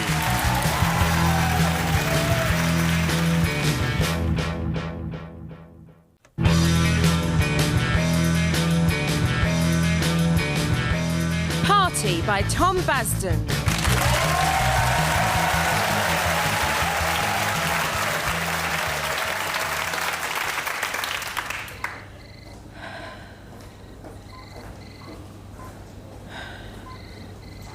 Should we wake her up? No, don't, Mel. We should probably just let her sleep. Oh, I might just close her mouth, though, because she wouldn't like people to see her like that. Well, don't touch her, Mel. Well, excuse me, she's my friend, Jared, so I think I'll be the judge of whether or not I'll touch her. Yes, but you know, ever heard of germs? Mrs. A? What, Mrs. A? Yeah, that's right, Si, the superbug. No. That's MRSA, Jared, not Mrs. A. OK, fine, I guess it could be. I thought maybe they're named after the first woman who ever got it. Whose surname was A? Whose surname is being protected, like Boy A. Maybe close her mouth with this, Mel. What is it, Duncan? It's a medical ruler. It was on the medical clipboard at the end of her bed. Oh, fine. I'll just pop that shut. And there we go. That is better, actually. Oh, she's opened it again. Maybe she wants it open. Let's just wake her up, please. She's meant to be doing PR for my election campaign, for goodness sake. No, Jared, she's getting some vital rest. Well, we don't know how vital it is, Si. She might be overdoing it for all we know. Well, we don't know. I know, but I'm saying I'm going to struggle to make much of an impact in the Corby by-election if my entire PR team is erring on the side of being asleep with their gob open, rather than arranging interviews and getting me freebies. Oh, yes. Any news on that? Apparently Alton Towers don't give out tickets to political parties, Dunks. Well, I think we should still just go anyway. Oh, what about Chessington? Well, I don't know what they said, because our PR won't wake up. Either way, I think we should just go. Well, let's just wake her up. I mean, she shouldn't be asleep during the day anyway. She won't sleep tonight. Come on, Phoebe! No, stop it. You shouldn't wake people up in hospitals. That's not the done thing. Apart from when they're in a coma. Oh, all right, yeah. All right, Duncan. If Phoebe was in a coma, it would be OK to try and wake her up. But seeing as she isn't, just leave her be. Right, yeah. It's one rule for one and another rule for someone else. She looks very different without her makeup on, doesn't she? Yes, Duncan, that's why she wears it. She looks so... And she looks a right state with her mouth open like that. Well, she doesn't care. She's asleep. Well, Phoebe would care, actually. She's already told me what clothes she wants to be buried in if she dies young. What? She's only having her appendix out. So what does she want to be buried in? Well, it depends on the season the funeral's in, Duncan. Makes sense. But she wants to be put on her side in the coffin. What? Why?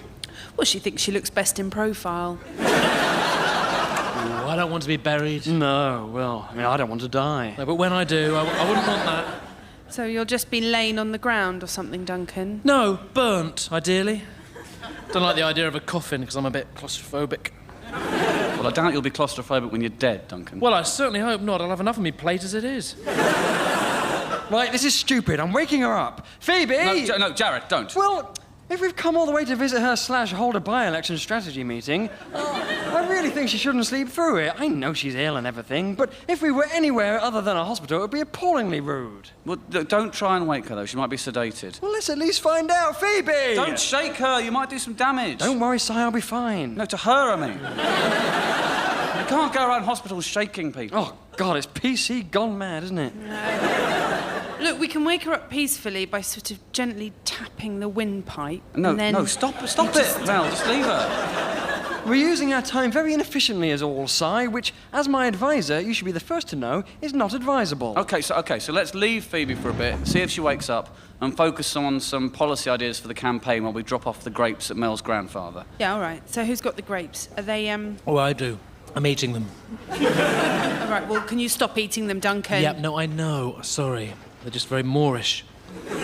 Which way's your granddad then, Mel? No, we're doing Gramps on the way out. That was the plan. Don't call him Gramps. My grandfather is not called Gramps. All right, fine. Grandad, Grandpapa, whatever you call him. We call him Grundy. So we'll do Grundy on the way out. Grundy? Yes.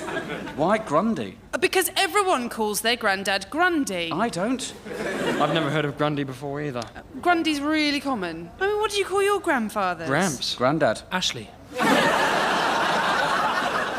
Well, a lot of people have a Grundy and a Granella. Granella? Is that your gran? Of course. She's not in here as well, is she? No, Duncan, she's dead. Right.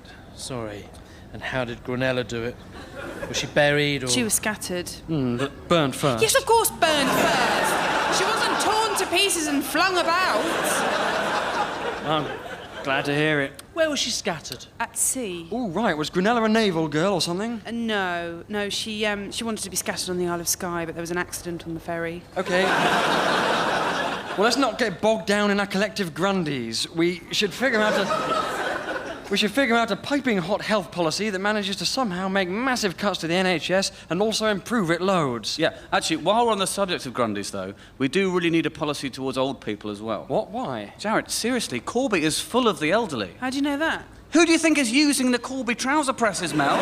It's not hordes of teenagers, is it? Well, that's a point, actually. The trouser press brigade are bound to be oldies. Exactly. These are the people you need to charm. Yes, but I hardly need a policy to win over some pensioners, Si. I just need to look smart and be white, which, as you can see, is a double tick. I'll charm the perfectly pressed pants off them. Well, as your advisor, I'm advising you to get a policy. OK, fine. In that case, my policy is, as you were. That'll be my campaign. Well, as campaign manager, I can tell you that as you were does not really count as a campaign. Of course it does, Mel. I'm just letting them get on with it. Get on with what? Well, wearing their big coats, living in bungalows and being a bit racist. They're not hurting anyone, and if they are, it's probably because they're having a go heroically. Good luck to them, I say. Yeah, but they can't all afford bungalows, can they? Can they not? They're only one floor. No. No, they can't. The number of oldies is growing all the time, Jared. And care homes are struggling to keep up. You need to give them a policy for where you're going to put them all. Right, because I was more thinking of giving them Werther's Originals outside the polling stations, but... Oh, that's a good idea. I thought so, Dunks. That's not a housing policy, though, is it? No, it's a toffee. Yeah. OK, so, spitballing here, but, it's not tents, is it? As a housing policy? What, making old people live in tents? I don't think it is. Just throwing out the flagpole and see who salutes it. I'm not saluting it. No, I can see that, Mel. You don't need to inform me when you're not saluting things or we'll be here all day. I'm saluting, Jared. Yes, I know, Dunks. But that's the American salute, so it doesn't really count. Oh, sorry. What is it this one? No, that's the Cubs. Well, then I don't know how. Well, don't salute it, Duncan. It's a terrible idea. I cannot manage a campaign that effectively demands that old people move into some sort of refugee camp. It wouldn't be a camp, Mel. They could pitch their tents wherever they want. That's the beauty of it. What is? Well, I'd like to see you take a bungalow to Glastonbury, Si. Old people don't want to go to Glastonbury unless they're, the old people in U2 and they're headlining. No, sure. In fact, old people don't want to go anywhere. They resent having to go places they've never been or meet people they've never seen. They just want to stay in watching TV shows where Aled Jones is guiding you through buying stuff at an auction. And tents are a faff. OK, so not tents. What else can we put them in? Well, I don't think it's as simple as thinking of ways to store old people. I mean, it's more about sort of having to dedicate a huge amount of money on care workers. I mean, bus travel is free for them, isn't it? Yes, exactly, Duncan. What more do they want? No, I'm saying, could we keep them in there? Bus houses. Has that been done? Well, only to cattle. Well, then. If it's good enough for cattle. I think quite a few animal rights activists would say it's not good enough for cattle. That's a great idea, Dunks. They get on the bus homes, we'll put a loo in there. They get to socialise with other oldies and just sort of watch the world go by, literally. And you can visit your Grundys while you get your bus to work. Depending on the route, yes. The Grundy bus. We make them single-storey like a bungalow. This is a bloody winner. What about all their stuff? Well, ever heard of shelves? On a bus? Cabinets, then, full of commemorative saucers and pincushions and old person things. They'll go ape for But it. it won't be their actual stuff, will it? Well, no, it'll be general old person stuff. Yeah, but they'll probably want their own belongings, though. But to be honest with you, all old person stuff is sort of the same. It's all just Daily Mails and very hard bars of soap and photos of grandchildren. Yeah, but of their grandchildren. I don't think they'd be happy with a bus full of photos of generic grandchildren. They might not know notice. Grundy would notice. Grundy won't notice because he's in here. Well, he knows exactly what I look like, thank you very much, and I happen to be his favourite. OK, this is a home run. We need to get Phoebe up and explain the Grundy bus idea to her before we forget it. She'll need to PR it to the press and get the media on board. I don't think she can do that. Oh, no, because she's asleep. And because it's almost certainly a human rights violation. Come on, Phoebes, upsy getsies. Ooh, have we got smelling salt? Good thinking dunks. Anyone got smelling salts? Unlikely, I'd have thought. I've got normal salt. What? Why? Well, I carry sachets in my bag in case of emergency, so... What emergencies are those? Well, if I need to get a leech off, or if I buy some not salty enough soup. Oh, I hate that. Yeah, well, there you are. Does normal salt smell of anything? Crack it open, Mel. Let's have a sniff. OK. What am I putting it on? Pour it on this medical clipboard here, look. There we go. Right. Is it smelly? Not yet, anyway. Let me just... Oh, no, well, hang on. Probably not like that, Jared. What, why? It just looks a bit like you might be snorting coke. Oh, come off it. I'm sniffing salt. There's nothing like it. I think it might be, is all, because that doctor's running over with a security guard. Oh, blimey, it's political correctness gone mad. Maybe you shouldn't have used the ruler to make it into a line. Yes, all right. What do you think you're doing? Hello, doctor. It's totally fine. I'm just sniffing salt. What? He is. It's just salt. I know it looks like he might be taking drugs, but he actually isn't. For one thing, I'm soon to be running to be an MP of Parliament, so this would be an appalling PR move. Right.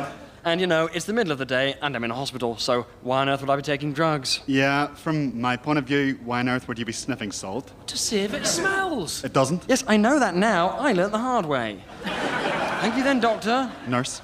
Sorry? I'm a nurse. Yes, you're a male nurse. Yes. And why not? Sorry, what? No. Are there many male nurses these days? Yes, there are. Oh, right. And is that because of cutbacks? No. Good. Do male nurses wear the hats? Well, I'm not wearing a hat, am I? I just wondered if you'd taken it off. We don't have hats. And is that because of cutbacks? I'm gonna go now. Can you kindly not simulate taking Class A drugs in the ward from now on, please? Yes, will do. Oh, and can you tell the security woman to stop making that face at us because we haven't actually done anything wrong? Well, no, that's just your face. And do you have any smelling salts, please, nurse? No. Why? Because we need to wake her up. Well, no. Don't wake her up. Oh, OK. Oh, also, do you know where Mr. Gatwick is? I believe he's on this ward. Mr. Gatwick, what's his first? Grundy Gatwick. No. Grundy is not his first name, Duncan. It's Leslie Gatwick.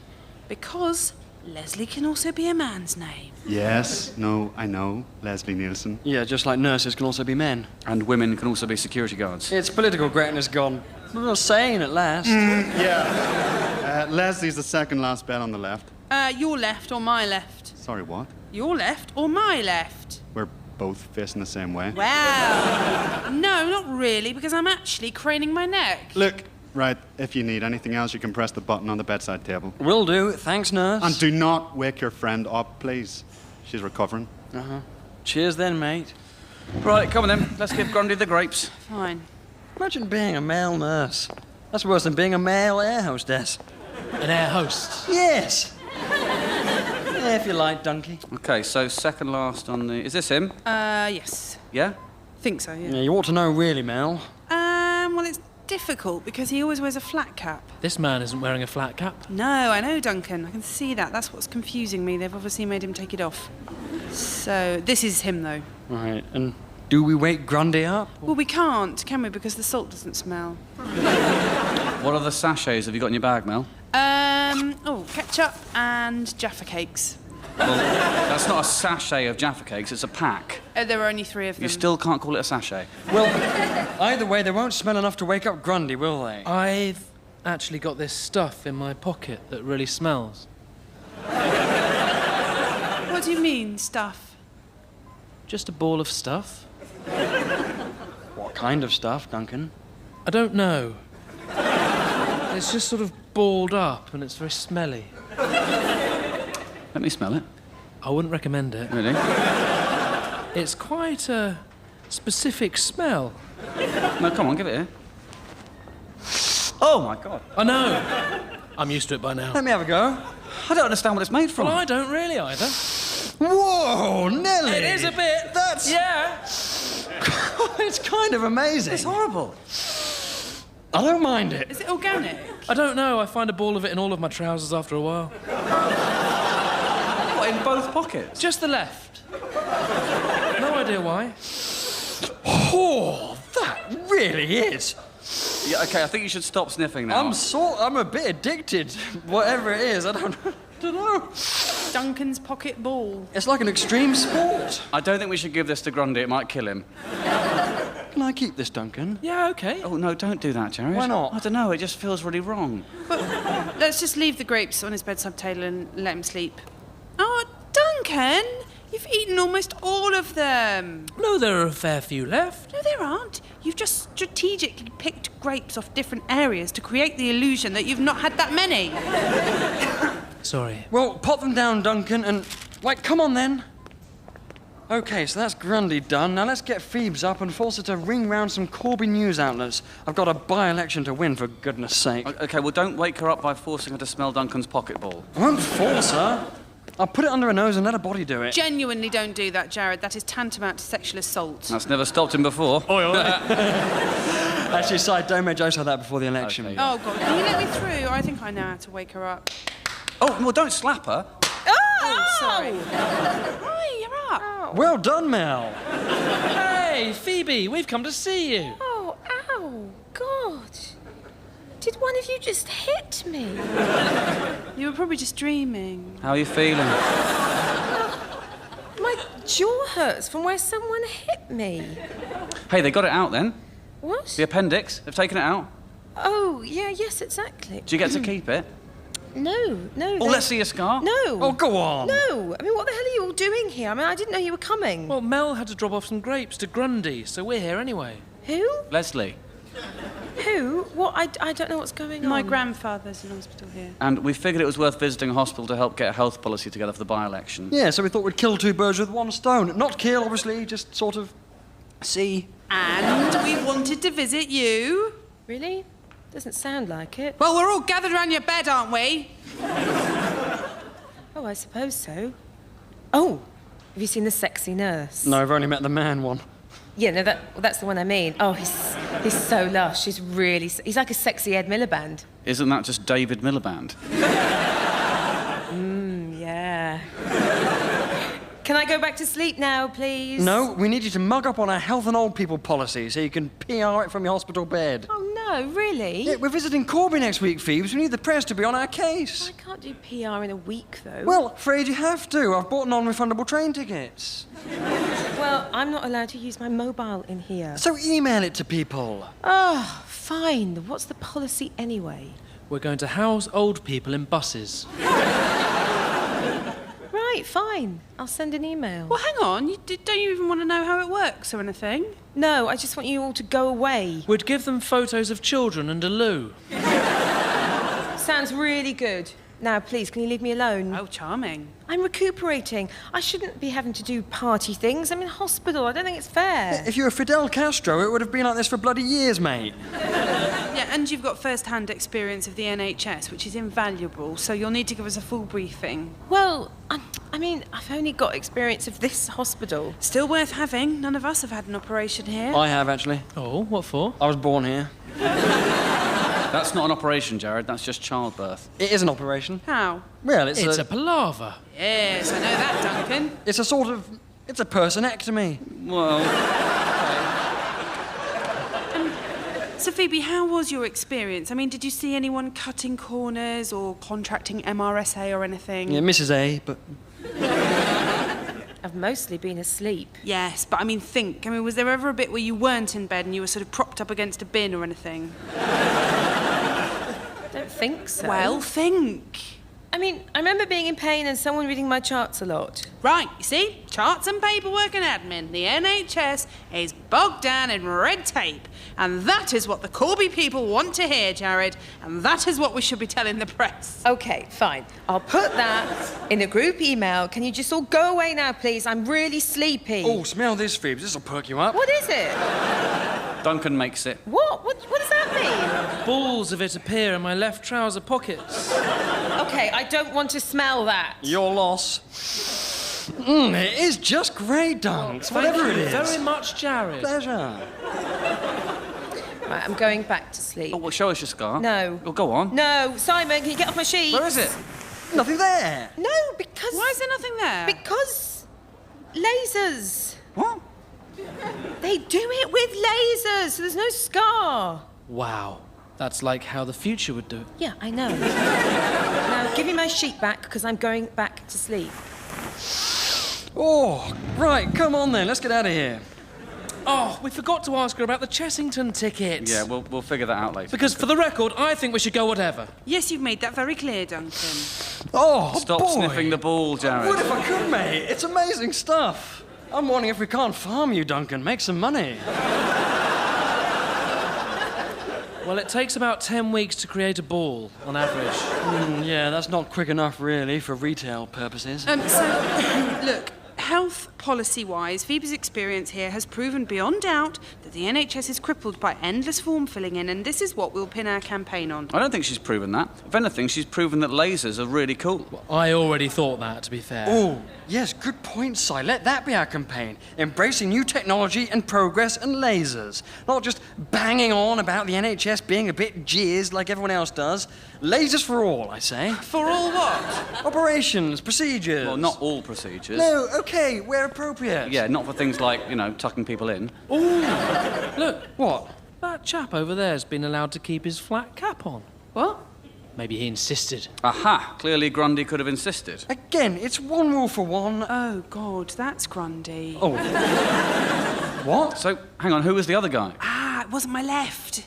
It was my right and his left. That idiot nurse. All right, Mel, it's a tough job. That bit wasn't really tough, was it? Look, we need to get the grapes back from this fake Grundy. I don't think we can, Mel. Why not? Well, there's someone round the other Grundy's bed now. I don't care. And there were only about 8 grapes left anyway. Yeah, sorry about that. No, look, there's no way I'm letting that imposter keep Grundy's grapes. It's outrageous. I'm not sure you can really call him an imposter, Mel. He just lay there and looked old. Wow. They're not his grapes. I'll get them. Thank you, Duncan. No probs. Hang on. Are you offering to get them so that you can eat some en route?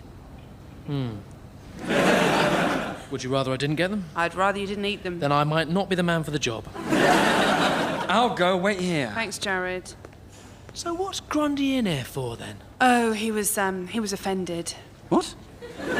What do you mean offended? Well, he recently switched to digital TV and watched some of the music video channels, and he got so offended that it hospitalised him. Wow. Wow. I didn't realise being offended can actually make you ill. Well, yes, it can, Duncan. I mean, finding something offensive is a proper medical condition that can cause actual physical pain and long-term trauma. And that is why it is vital that all media agencies take it as seriously as they do, especially on the radio. Right, Jared's back. Okay, got the grapes. The fake Grundy's granddaughter wasn't too happy about it. But mission accomplished. Right, let's give him to Grundy. If this one actually is Grundy. Maybe we should wake him up and check. No need, Duncan. This is definitely Grundy. You're sure you recognise him this time, seeing as you're his favourite? Yes, I recognise the flat cap. And what about the face? Yes, and the face. OK, fine. Who's got the grapes? Here they are. Oh, Duncan! I've only had a few more. There are now 2 grapes. That's fine. How is that fine? It's still a bunch. Of course it isn't. Anything over 1 grape is a bunch. Not sure about that, Jared. Oh, so 2 bananas would count as a bunch? Big time. Well, I don't think it would. Bunch just means plural, but when talking about fruit. Look, let's just give Grundy the grapes and get out of here. We got what we came here for. Have we? Yes, we have, Dunks. We've got a sweet health policy. Lasers. You saw what they did to Phoebe's appendix. Clearly they're brilliant. This is what Jared will tell them up in Corby. Yeah, agreed. Lasers are the future. In years to come, this place will be like Laser Quest. Oh, God, that'd be great. Yeah, but without the quest element. Oh, that'd be less fun. Oh, no, that Ed Miliband-looking guy's coming back, Jared. Oh, Lordy, what now? Excuse me? What have you been doing? I don't know what you mean, Doctor. Nurse, Male nurse. are you leaving your litter next to Leslie's bed? What? No? I just saw you leave that litter. Oh, it's not litter, it's grapes. Where are the grapes? It's clearly a bunch of grapes. Oh, so now you think it's a bunch? I can only see 1 grape. No. If you spin it round, there's another one round the back. You're seriously leaving 2 grapes? It is none of your business, nurse. Male nurse. He is my Grundy, and I'll leave him what I like. It is actually my business. Because I've just been told by Mr. Harkin's granddaughter that one of you came and stole some grapes from her granddad's bedside. Yeah, we didn't steal them. We gave them to him by mistake. He should never have accepted them. He did not accept them. He's in a coma. Well, Then who cares if he has grapes or not? They clearly won't get eaten. I mean, think it through, man. Nurse. Man, nurse. It's actually your fault for giving me poor directions to his bed, which, I mean, let's be honest, despite the best efforts of the Olympic opening ceremony, is exactly the kind of logistical idiocy that the NHS is most famous for. Or you could recognise members of your own family. That's another way to avoid giving grapes to the wrong person, isn't it? Yeah, to be fair, it is. Oh, so, right, it's my fault, is it? Typical. It's always someone else's fault, never the NHS. I mean, when are you people gonna take some responsibility for yourselves? Just get out, please. We're very busy. Fine, we're out of here. Oh, actually, before we are out of here, could you just... We're a budding political outfit, and we're very interested in your lasers. Our what? Your lasers. Could we see some lasers? What do you mean, lasers? Lasers, as in... Well, lasers. Like the light guns. The medical lasers. Like the kind that did the operation on our friend. She didn't have an operation. Yes, you did. Check the paperwork. Check one of the thousands of unnecessary pieces of paper that you people insist on. I don't need to check the paperwork. I work here every day. She didn't have an operation, and it certainly didn't involve lasers. She had her appendix out. No, she didn't. Yeah, and you used a laser to do it, which is why there's no scar. There's no scar because she didn't have her appendix out. Oh, for goodness sake, is there someone else we can talk to? Your friend came in here to have treatment on her piles. What? Piles? And we used a non-surgical procedure called banding. There was no operation. I don't know why she claimed to be in here for an appendectomy. That's possibly a question to ask her. Yeah, I guess we will. But she's a girl. So? So girls don't get piles. Yes, they do. Oh, they can do. Well, that's... God, that really is political correctness gone mad. Female piles. It's not uncommon. I've heard it all now. So, hang on, Phoebe's got piles? Yes. Piles of what? No, Duncan, they're a thing like hemorrhoids. Oh, what are they? Bum grapes, Duncan. Bum grapes? Yeah, that's not the medical term, but... They're like sort of grapes you get around your bum. Do they look like grapes, then? They don't taste like grapes, Duncan, so I don't think you'll be wanting to snaffle them. Oh, no, I can imagine. And you can band them, can you? Yes, exactly. It restricts the blood supply until they wither away to, Bum raisins. well... Yes, again, not the medical term, but basically...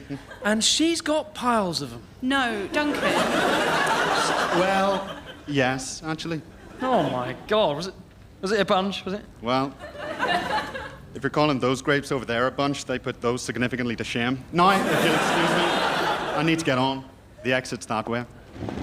Right.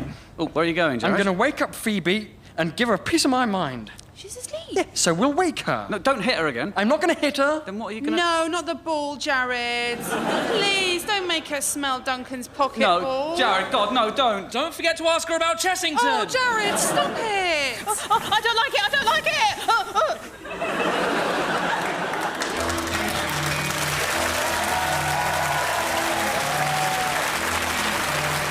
Party was written by Tom Basden and starred Tom Basden as Simon, Johnny Sweet as Jared, Tim Key as Duncan, Anna Crilly as Mel, Katie Wicks as Phoebe, and Jock Davis in the role of the male nurse.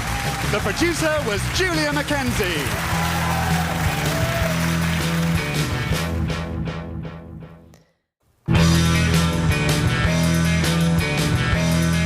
Party by Tom Basden.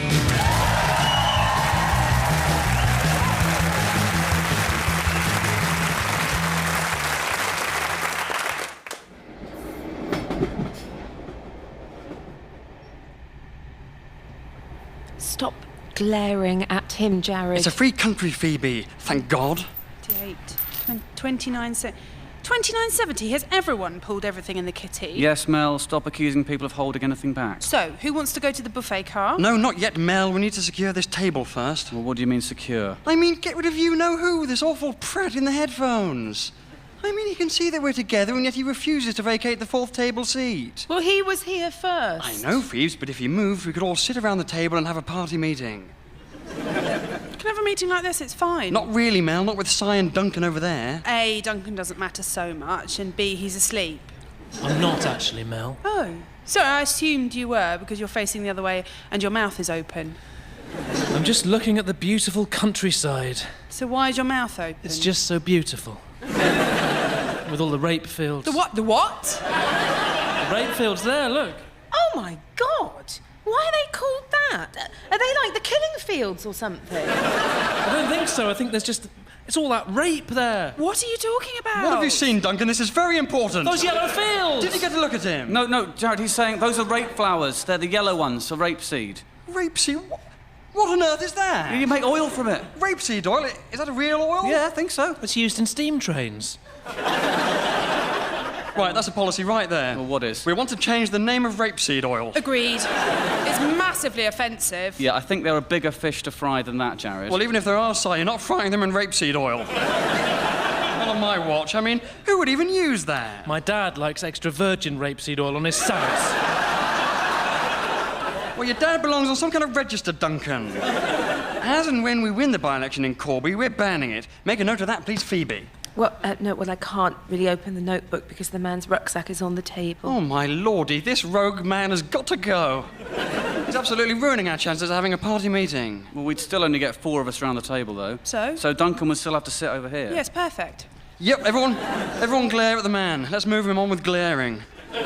He's not noticing the glaring. Well, that's absurd. I'm glaring like mad over here. There's a free seat over there he could sit on. I know there is, Dunks. Maybe if you all tried pointing at it. Oh, no, look. He's reserved the seat. There's a little slip of paper on the top, look. Aha. Did we reserve a table seat? I don't know, Si. I don't understand these tickets at all. We've got about 9 pieces of paper each, and most of them say not valid for travel.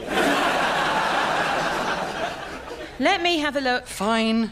In the meantime, everyone get their glare on and try and get the headphoned interloper to move to the row behind. He doesn't even need a table. I completely agree, Si. You're preaching to the choir. He's only got his iPod and some wax baby bell skins. Again, Si.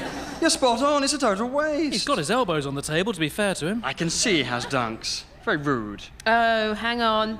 We've got a family ticket. Yeah, I know. I haven't. No, Duncan got a super saver because he booked in advance. The rest of us have the family ticket. Why did you get us a family ticket? Because it's cheaper. But we're not a family. Well, political family. Pretty sure you need to be an actual family, though. Depends on what's meant by family. Well, I mean, as in related. I mean, that's what family means. We don't qualify as a family. Oh, right. So people who've adopted children aren't allowed to buy a family ticket. Is that what you're saying, Phoebe? Oh, well, no, I mean... Yes, exactly. If Brad and Angelina were on the train with their smorgasbord of kids... They wouldn't be able to get a family ticket. Is that what you want, Phoebes? Obviously, that will be fine. Yes, because it's Brad and Angelina. It'll be fine anyway. Well, they'd probably be in first class, wouldn't they? Yeah, disregarding that for a second, Duncan. My point is that families don't have to be related and ticket inspectors don't have to do DNA tests to check that your parents are who they say they are, like a bunch of network-railed Jeremy Kyles. No, granted, but even so, I'm pretty sure it's got to be a husband and wife and some kids. I think that's what's meant by a family. Oh, right. So, Elton John and David Furnish and their young baby would have to pay a fine for being a gay family with this, I mean. I don't think the whole family's gay, Mel. It's just Elton and David. Yes, no, I don't think their son's gay. Yet. Sorry? Probably quite difficult to avoid being gay if you're raised by those two. Ah, well, that's massively offensive, Jared. I'm just saying, Mel, there won't exactly be many Tonka trucks in that house, will there? Elton John's family would be fine to get a family ticket because there are 2 parents and a child. We, however, are not fine because we're all the same age. Just like the Jackson 4 wouldn't be able to get a family ticket even though they're all related because they're brothers rather than a family unit. Sorry, what do you mean Jackson 4, Simon? It's the Jackson 5? Well, not anymore. What? There's only 4 now. You still say 5? I don't. Right, so you're going to count them down until there's just one Jackson? I was planning to, yeah. OK, can we crack on then, please? We need to iron out some policy stuff before we get to Corby. Agreed. We can't move the man anyway because he's reserved his place and we haven't. The goon. Don't call him a goon, Simon. Well, he's called himself a goon by piercing his chin, Mel. Right, well, now you're a racist. What? No, I'm not. He's white. Yes, but he's from somewhere. Is he? Obviously. I don't think he's from anywhere, Mel. He's a European. So are we. Yes, but a proper one. He doesn't look like he's from anywhere. His trousers are 3/4 length. Oh, are they? Oh, they are, look. Yeah, don't all of us peer under the table at his trousers. Looks weird. Yeah, and he's eaten loads of baby bells. French then, probably. No, I was going to say German. Or Spanish. One of them, anyway. Do you think he'd mind if I finished his baby bells? What do you mean, Duncan? He's not eating the red bit.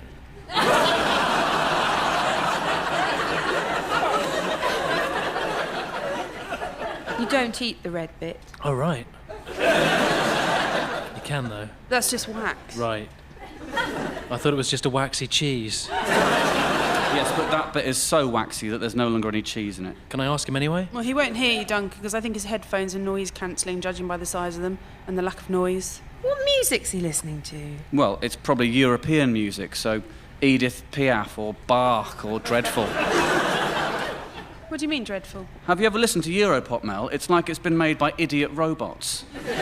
Some of it's great, actually. Well, no, all of it is awful. Don't be such a stick-in-the-mud sigh. Having spent a fair bit of time en français myself, I can safely say that the pop music's not the most sophisticated, but very entertaining. Give me a glass of Sauvignon Blanc, a water pâté, and some Europop, and I'm a pig in poo. Exactly. I like it. It makes me happy. Yes, happy that you don't live in Europe. Well, the UK is part of Europe, Simon, whether you like it or not. Well, I like it not. What? You don't like Europe? All of Europe? Not really. What exactly don't you like about it? Well, they have weird milk. Oh, yeah, they do, actually. And there are other reasons as well. Like what? Well, The Second World War? Well, no, Duncan, I mean... No, that finished ages ago. Well, tell that to Grandad Ashley. He is still furious about it. Oh, what did your Grundy do in the war, Duncan? Well, moaned, mainly. Yeah, but where was he, I mean? Oh, in a prisoner of war camp. Oh, God. No wonder. How awful. Yeah, really boring, apparently. Just standing guard all day.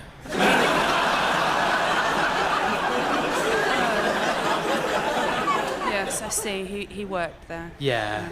Then he got back home and his girlfriend was going out with an American GI. Guy. Sorry? It's pronounced Guy, not GI. Wait, sorry, yeah, Guy, yeah. He blames Germany. Oh, that's not entirely fair. I mean, he should blame the American guy. Yeah, also, not all of Europe's as bad as Germany was. He also once went to Greece and got bitten by mosquitoes and paid over the odds for some prawns, so he's written it all off. Well, I think he's missing out, Dunks. Yeah, he doesn't know. If it was up to Brussels, we'd all be eating straight bananas and paying loads of money so that Spanish people can get 18 hours of sleep a day instead of working. Oh, they're not all as bad as Spain. Nearly 25% of people there aren't working, Mel. But loads of people are there on holiday, so that... No, that's not including tourists, Duncan. I know tourists aren't working. I'm saying the rest of them spend their time taking money off the Germans, having naps and watching their football team grind out possession-heavy cup final victories. Have you actually spent any time in Spain, Simon? I've been to that tapas place in town twice now, and the service is very lethargic indeed, which characterises the entire culture. Excuse me? Yes? Please, may I get out? Oh, right, yes. I need to visit the toilet, Yeah, please. 1 second, mate. You move into the aisle, then Phoebes. Yeah, yes, I am. Thank you. Uh-huh. Right. What are you doing, Jared? Putting his bag in the overhead compartment. Move up, Phoebes. What are you doing? I'm coming in. No, you can't, Simon. You can't steal this man's seat. Technically, you're stealing it. I'm now in your one. Yes, but... Well, he was sitting here. And now he's not. Great work, Si. Awful work, Si. I'm disgusted by this. Here, Dunks, put his iPod and the Baby Bell peel on that tray table over there. Righto. And definitely don't eat them. Best not, I think, Dunks. I need to visit the toilet. I mean, what an idiot.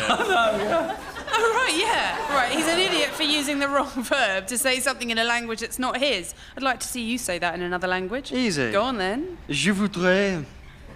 Yeah? What would you voudrais?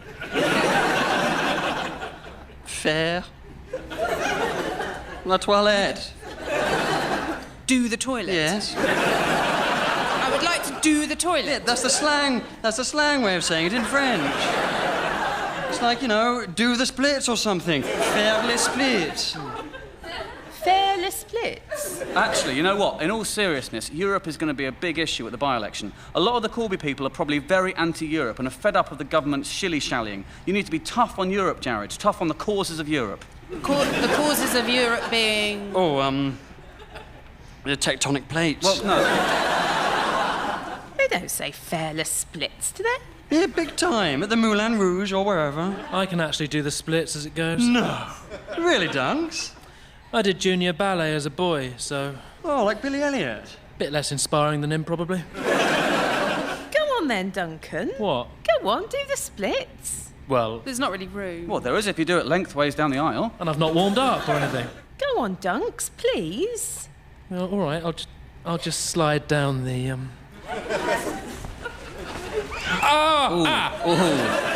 You okay? Yeah, yes. That's a bit... Hang on. Should that bit be clicking, Dunks? I don't think any of me should be clicking, really. When did you last try it, Dunks? Not sure. I think I'd have been about 10. In that case, you're doing very well. I'm not sure I can go much further. I could push on your head if you like, Dunks. Get you a bit lower. Well, no, that might... Oh, well done, Phoebe. No, that's...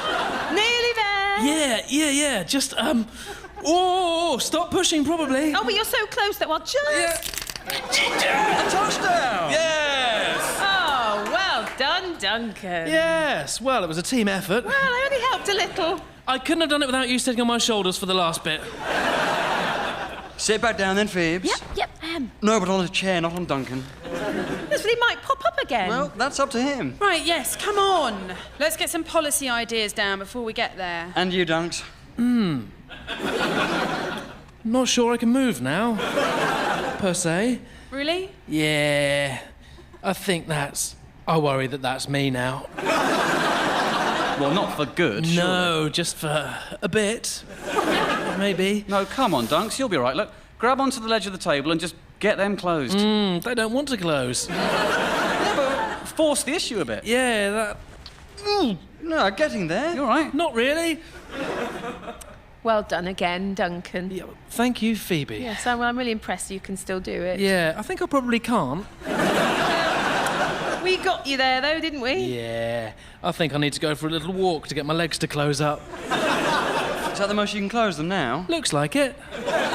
I'll have to walk like this. Yes, like a land crab. Yes, exactly. Like a land crab. Well, in that case, you may as well go to the buffet car, Dunks. All right. Ah, yes. Crab your way along to the buffet, please, Dunks. Scoop up the money, look. Yep. What am I getting? Jaffa cakes, a Fanta and an apple, please. Yep. Anyone else? No, thanks, Dunks. Diet Coke, please, Duncan. Yeah. Jared? Yes, could I have just a buffet? Okay. What? What kind of buffet? Just a general buffet. Hot and cold dish and a side salad, as it comes, Dunks. They won't do that. What? Why? Well, they don't sell whole buffets, Jared. Well, I think they ought to, Mel, if they don't want to get sued. Have you never eaten from a buffet car before? I don't usually take trains. I just figured if it's called a buffet car, then it should do a buffet. Yeah, well, it doesn't. And it's not a car either. It's not driving alongside the track that you have to leap onto from the train. All right, fine. It does things like toasties. Then get me a toasty. I mean, crikey doodlums. Use your common sense, Dunks. Compile me a buffet from what they sell. It'll be really expensive. Well, just, a basic finger buffet then, Dunks. A toasty, some mini cheddars, whatever you can muster. Coming right up. Oh, good luck with your legs, Duncan. Thank you, yes. Right, come on then. Now we're all round the table. Duncan's gone. We need to know what we're going to say about Europe. I mean, as a party, we've always been very pro. Yeah, irrelevant though, Mel. The people of Corby won't be, and it's them we need to appeal to. Well, we have principles, though. Well, yes and no. I don't want to get elected. More than you want to have principles. Well, a bit, yeah. The people of Corby will want us nowhere near the Eurozone and would happily watch Spain and Italy and Greece go under. That needs to be our position. And that could be good for us, couldn't it? In what way? If, like, Italy or someone left the euro and went back to the denarii... Lira. Holiday homes would be cheap as chips. At the expense of the entire Italian economy. Oh, well, this is it. What's bad for the goose, as in Italy, is ideal for the gander, as in my father. Oh, is he looking to buy a place in Italy? Yeah, post-breakup with my mum, he doesn't know what he's doing, to be honest, Si. So far, he's bought a catamaran and a wig. So anything's possible. Oh, God, the European man's coming back. God, he was a long time in the loo. It was probably a number 2, the dirty devil. It's all right, Si. Let's not speculate as to what he was or wasn't doing in What there, do we say please. to him? He's going to want his seat back. Follow my lead. What are you planning to do? Trust me. Oh, hello there. I was sitting here. Sorry? I was sitting I here. don't understand what you're saying. I said I was sitting here. No, I'm not getting any of that. Oh, Jared, this is awful. Shh, Phoebes, it's brilliant. This was my seat. Yeah, your English is terrible, mate. I can't understand a word. No, my English is very good. It really isn't. You understand that? No, I didn't. You understood that? I've just been guessing is the thing. What do you want to say? You can understand me, yeah? No, you don't. Tell him you don't. No, I'm afraid I don't. You're in my seat. There's a seat over there. I want to sit at the table. I told you he would. And I know that you can understand me. We honestly can't. None of this is getting through. I'm going to go and talk to an officer. Oh, what? He means guard. You have stealed my seat. Stolen. No, Phoebe. We don't understand you, mate. Now go and sit over there with your Baby Bell skins. Oh, that was very cowardly, Jared. Kept the seat there, didn't we? Where's he going? Back to the Eurozone, hopefully. God, maybe he's fetching a security officer. Let him, doesn't scare me. We've already beaten this lot in 2 massive wars. We can take him. Yeah, we don't know where he's from. Well, then, we've either defeated him or been allied to him. Point being, Mel, he should either say sorry or thank you. What an idiot. Who eats lumps of cheese on a train? Why does that make him an idiot? Has he never heard of Smarties? That's the other thing about Europe, actually. They have rubbish chocolate and crisps. Yeah, it's very true. No, the Swiss don't. Their chocolate is to die for. Yeah, well, seeing as the Swiss have historically never died for anything, I think it's fair to say that if someone stole all their chocolate, they wouldn't die for it, but would declare themselves neutral and expect everyone else to get it back while they held onto their wallets. Yeah, here. I hate the Swiss. What? You hate all of the Swiss? Correct.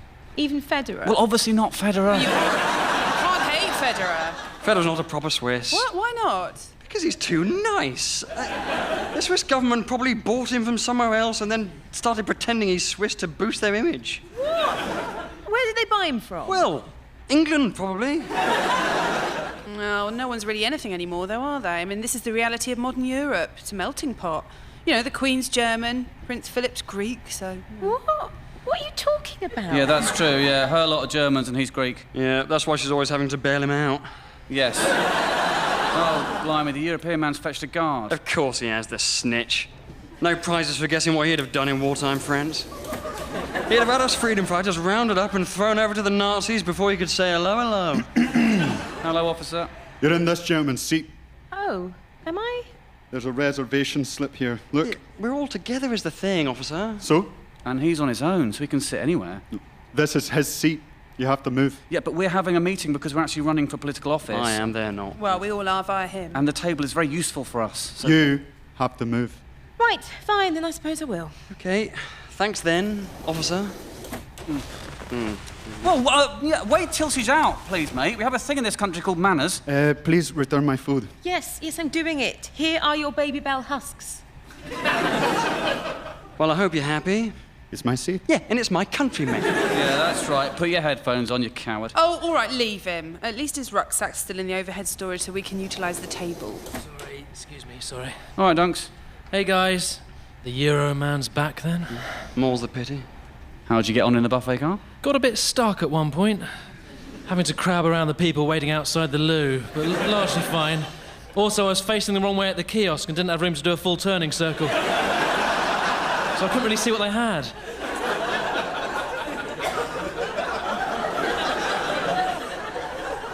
How did you get on buffet-wise? Not bad, I think. Fanta and Jaffa cakes for you, Phoebe. Thanks, Dunks. And the apple? Didn't have apples, so I got you an orange. Oh, no, I don't like oranges. Oh, but the other things you asked for are both orange. Well, no, yeah, I know. I don't like oranges. I just like things that taste of orange. You know that oranges taste of orange? Yeah, I know. I just don't like them. I'll have the orange. Fine, roll that to Simon. Or just hand it to me. Well, I've rolled it now. Thanks, Dunks. And, Diet Sprite for you, Mal. Oh, I asked for Diet Coke. I know, they only had normal Coke. Why didn't you get a normal Coke? I thought you'd prefer the diet bit to the Coke bit. Why would you think that? Because I thought you might be on a diet. I'm not. No, good. I think you look good like that. All right, Duncan. I don't need a man to validate my body choices, thank you very much. No, sure, but if you do, though, I'm right here. Oh, did you get my buffet, Duncan? Toasty, hula hoops, a flapjack, and a pack of Jacob's crackers. Good work. And a drink? No. No? No, you didn't say a drink. Well, if you got me a flapjack and a pack of crackers, I expect I'll need a drink, Duncan. You didn't tell him you wanted a drink. Yeah, I think a buffet usually includes a drink, Si. Yeah, especially for the crackers. I'm not even sure it's possible to eat 4 crackers without fluids. That's practically a challenge. I'm sorry, Jared. You'll be fine, Jared. Just rise to the challenge. I ordered a buffet, Mel. I didn't order a challenge. The same reason that I didn't order a Rubik's Cube and a crossword. Well, sit down then, Dunks. Yes. Where shall I, Oh, can you still not close your legs, Duncan? Not really. Maybe if I just straddle across these 2 seats here, look. Yeah, there's still a fair bit of you in the aisle, though, Dunks. No. I sort of need a settee. There won't be a settee's carriage, Duncan. No. OK, look, can we please stop getting sidelined by Duncan's legs and get our Euro policy nailed so I know what to tell the people of Corby when I'm doing my rounds? OK, we're anti-Europe, we're anti-Euro. Tell them we're pulling out. Economically, that would be a disaster. However, it is probably what your voters want to hear. They want to measure things in inches and eat bendy bananas. Exactly. You eating the crackers first, Jared? Uh-huh. Why? As a sort of amuse-bouche, Mel.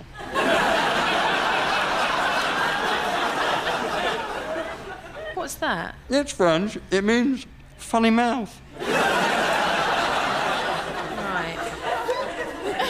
Is that why your mouth's gone all funny? Well, it's very dry, so... Yeah, maybe switch to the toasty.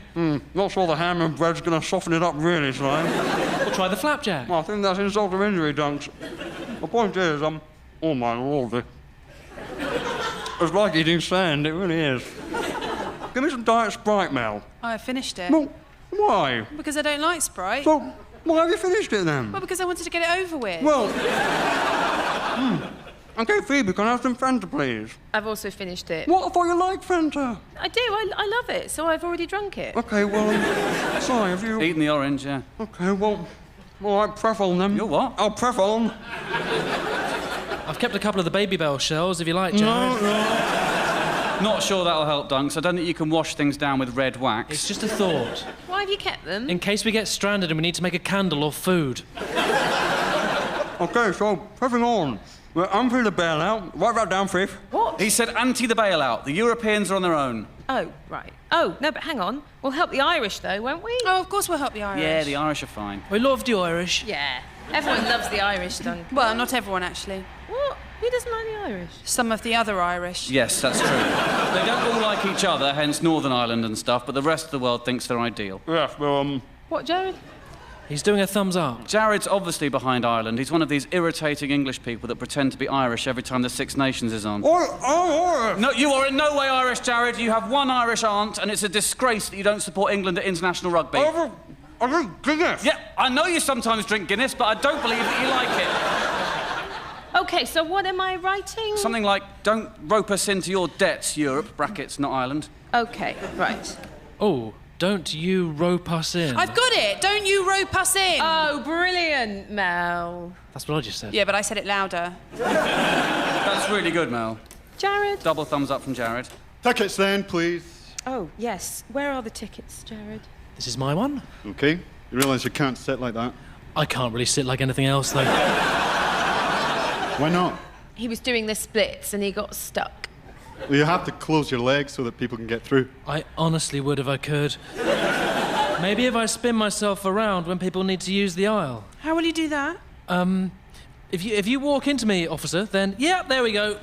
Oh, like a turnstile. It'll be like there's a human turnstile. There shouldn't be a human turnstile. And on I'd the train. really rather there wasn't, but I think it's our best bet. Right, OK. This is my ticket. Thank you. And here are our tickets. This is for all 4 of us here. No, this is a family ticket. Yes. You're not a family. Prove it. Family tickets are for 2 parents and 2 children. In our legal system, the burden of proof is upon you. Yes, but in his defence, Mel, we're very obviously not a family. Well, don't tell him that, Simon. We're a family until proven otherwise. You're all the same age. OK, so well done. You've proved it. I'll need to upgrade this to 4 single adult tickets. All right, well, do that then, Who's obviously. J. Herm? The guy with his hand up. Because the ticket's in his name. Yeah, what does he owe you? £24.80. What up with that razor? OK, put it on his card. Card machine's down. have to be cash. But, well, we've spent the kitty. Then you'll get out at the next stop. Oh, no, please, mate, help us out. You deliberately bought the wrong ticket. You need to buy new tickets or you're getting off. Well, anyone got any ideas? That's, mate? Oh, no, don't ask the Euro guy. Yes? Can you... Pardon? Can you please, lend us a bit of, money?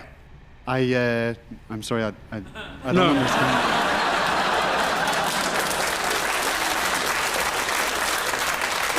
Where's the crackers? Sorry, he's been eating crackers. He's saying, could you please lend us some money to buy upgrades to our tickets, please? We'd be ever so grateful. Please, mate. I don't understand. Because we need new tickets. No. I don't understand a word that you're saying. I don't speak any English. Right, I see. Sorry about that. Touché, mon frère. Touché.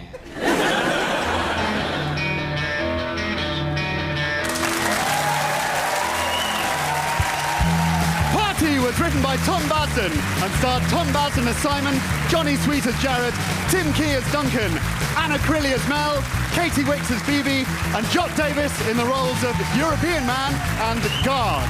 The producer was Julia Mackenzie.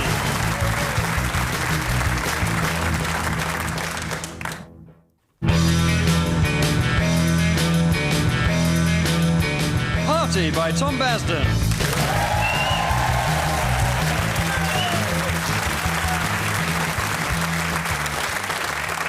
Increasingly heavy rain spreading across the country. Okay, if you just want to follow me. Great, thanks, Laura. Sorry, is it Laura or Lara? It's neither. Ah, right. That's, unusual. Is that an Irish name or something? Neither? No, my name's Alison. It's what? Alison. Just down here, then. So, have any of you ever been on the radio before? No, thanks. Not yet. No, but I know what it is. Right. Although, I was actually an extra in the film Wimbledon with Paul Bettany. Oh. I don't think that's relevant, Phoebe. Well, it is, Simon, because she was asking if we'd, done things. On radio. Well, it's connected, isn't it? No. Well, they're all similar, man. Yeah, the question was whether you'd been on the radio before, Phoebe, not if you'd been to Wimbledon whilst people have been making a film. I've been to Wimbledon. So have I, Duncan. Yes, we all have. Jared, have you been Yes, Mel, I go every year. My dad's got debentures. Oh, right, wow. So, do they give seats to people with that, then? With what? With what? Dementia. No, Duncan. Clearly, that's not what I'm saying. Maybe you enjoy tennis more if you've got dementia. Yes, that's probably true, actually, Duncan. Maybe it feels less repetitive because you don't remember. Yes, because tennis can get quite boring, can't it? I mean, if you've got a memory. Yeah, I didn't say dementia, Duncan. I said debentures. What are debentures? It's Wimbledon for seats. Sort of annual seats at the tennis. My father has not got dementia. Although since the divorce, he has started behaving very strangely. Like what? He started using the phrase, having it large. And he's taken to eating his meals with 2 forks and no knife. OK, so in answer to your question, Laura, none of us have been on the radio, but we have all been to Wimbledon. Right. So here we are, and it's Alison, by the way. What is? I am. So if you want to wait in here until the studio ready for you. Great, thanks. Hang on, sorry, are all of you going in? Yes? I was told it would just be Jared, seeing as he's the one running in the Corby by-election. We're all running, in a way. And sorry, which one of you is Jared? Yes, we all are. This is what I'm saying. Because we're all part of the Team Jared election team. T-Jet. So we all need to be here. Right, is the baby part of... T-Jet. No. Baby Aspinall is clearly not part of the Team Jared election team. T-Jet. Not yet, anyway. He's lovely, isn't he? Well, if you like that kind of thing. You're very good with him. Well, he's my brother's nephew. Right, so your son. And my nephew. He's my sister's son. I should never have introduced him like that.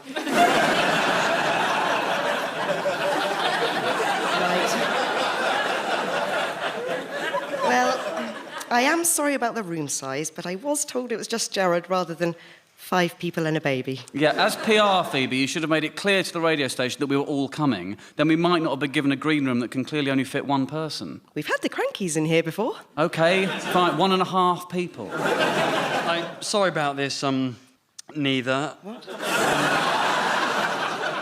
Well, this is Jared's ID, which you'll need to get into the studio.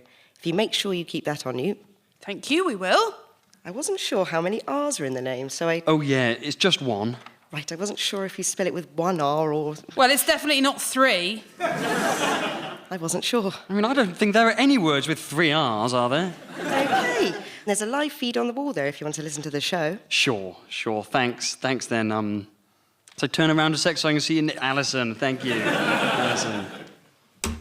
Oh, give me the name tag then, Mel. I can pop it on. Right, so how are we doing this then? I mean, space-wise, because we can't very well write briefing notes sitting on a mini-fridge leaning on a bucket chair. Oh, check what's in the mini-fridge, Phoebe. Nothing. Brilliant. It's not on. I know, it's a bloody disgrace. No, I mean, the fridge isn't on. Oh, right. Oh, look at the face that Aspinall's making now. It's good, isn't it? It's brilliant. He always does it if you press him here. It's really funny. Do it again, Duncan. Well, no, don't. Let's get back to the briefing, please, guys. Does he definitely like you doing that, Duncan? I think so. Only he looks furious. Yeah. Can I do it? Yeah, just, Oh, he's so angry. Well, don't press him there too much, Phoebe, or you'll make him sick. Does he do any other faces, Duncan? No, it's mainly just the furious face, or his default face. OK. We've got a lot to do, so please stop pressing Aspinall on the thorax, Phoebe. I just want one more go. Yeah, look, stop making the baby furious, Phoebe. He's not actually furious, Mel. He just looks it. What? Leave Aspinall alone, please. We really need to knuckle down and brief Jared for this interview because several million people are going to be listening to this, you realise? Well, no, not several million. I mean, somewhere between several and a million. Either way, this is our chance to sell Jared to the Corby voters before they go to the polls. So, please stop pressing Aspinall and sit in the bucket chair. Yes, OK, will do. Stop calling it a bucket chair, Mel. It's just a bucket. Yeah, but if you turn the bucket upside down, Duncan can use it as a chair. No, it's fine. I can sit in it like this, look. Oh, well... No, Duncan. Oh, no, do turn it upside down, Duncan. That looks both painful and odd. Yes, up you get, Dunnage. That won't do at all. Righto. Please, look, we have to do the briefing because we've only got 20 minutes. All right, Mel, keep your wig on. Yeah, well, 20 minutes isn't very long. It's more than enough for a briefing, Mel. Hence why they're called briefings rather than longings. We can handle it. We're a slick outfit. Yes. Before we do, can someone quickly give me a hand? The old bucket's stuck on my bum and I'm holding Aspinall. I'll do it. Duncan, come over here.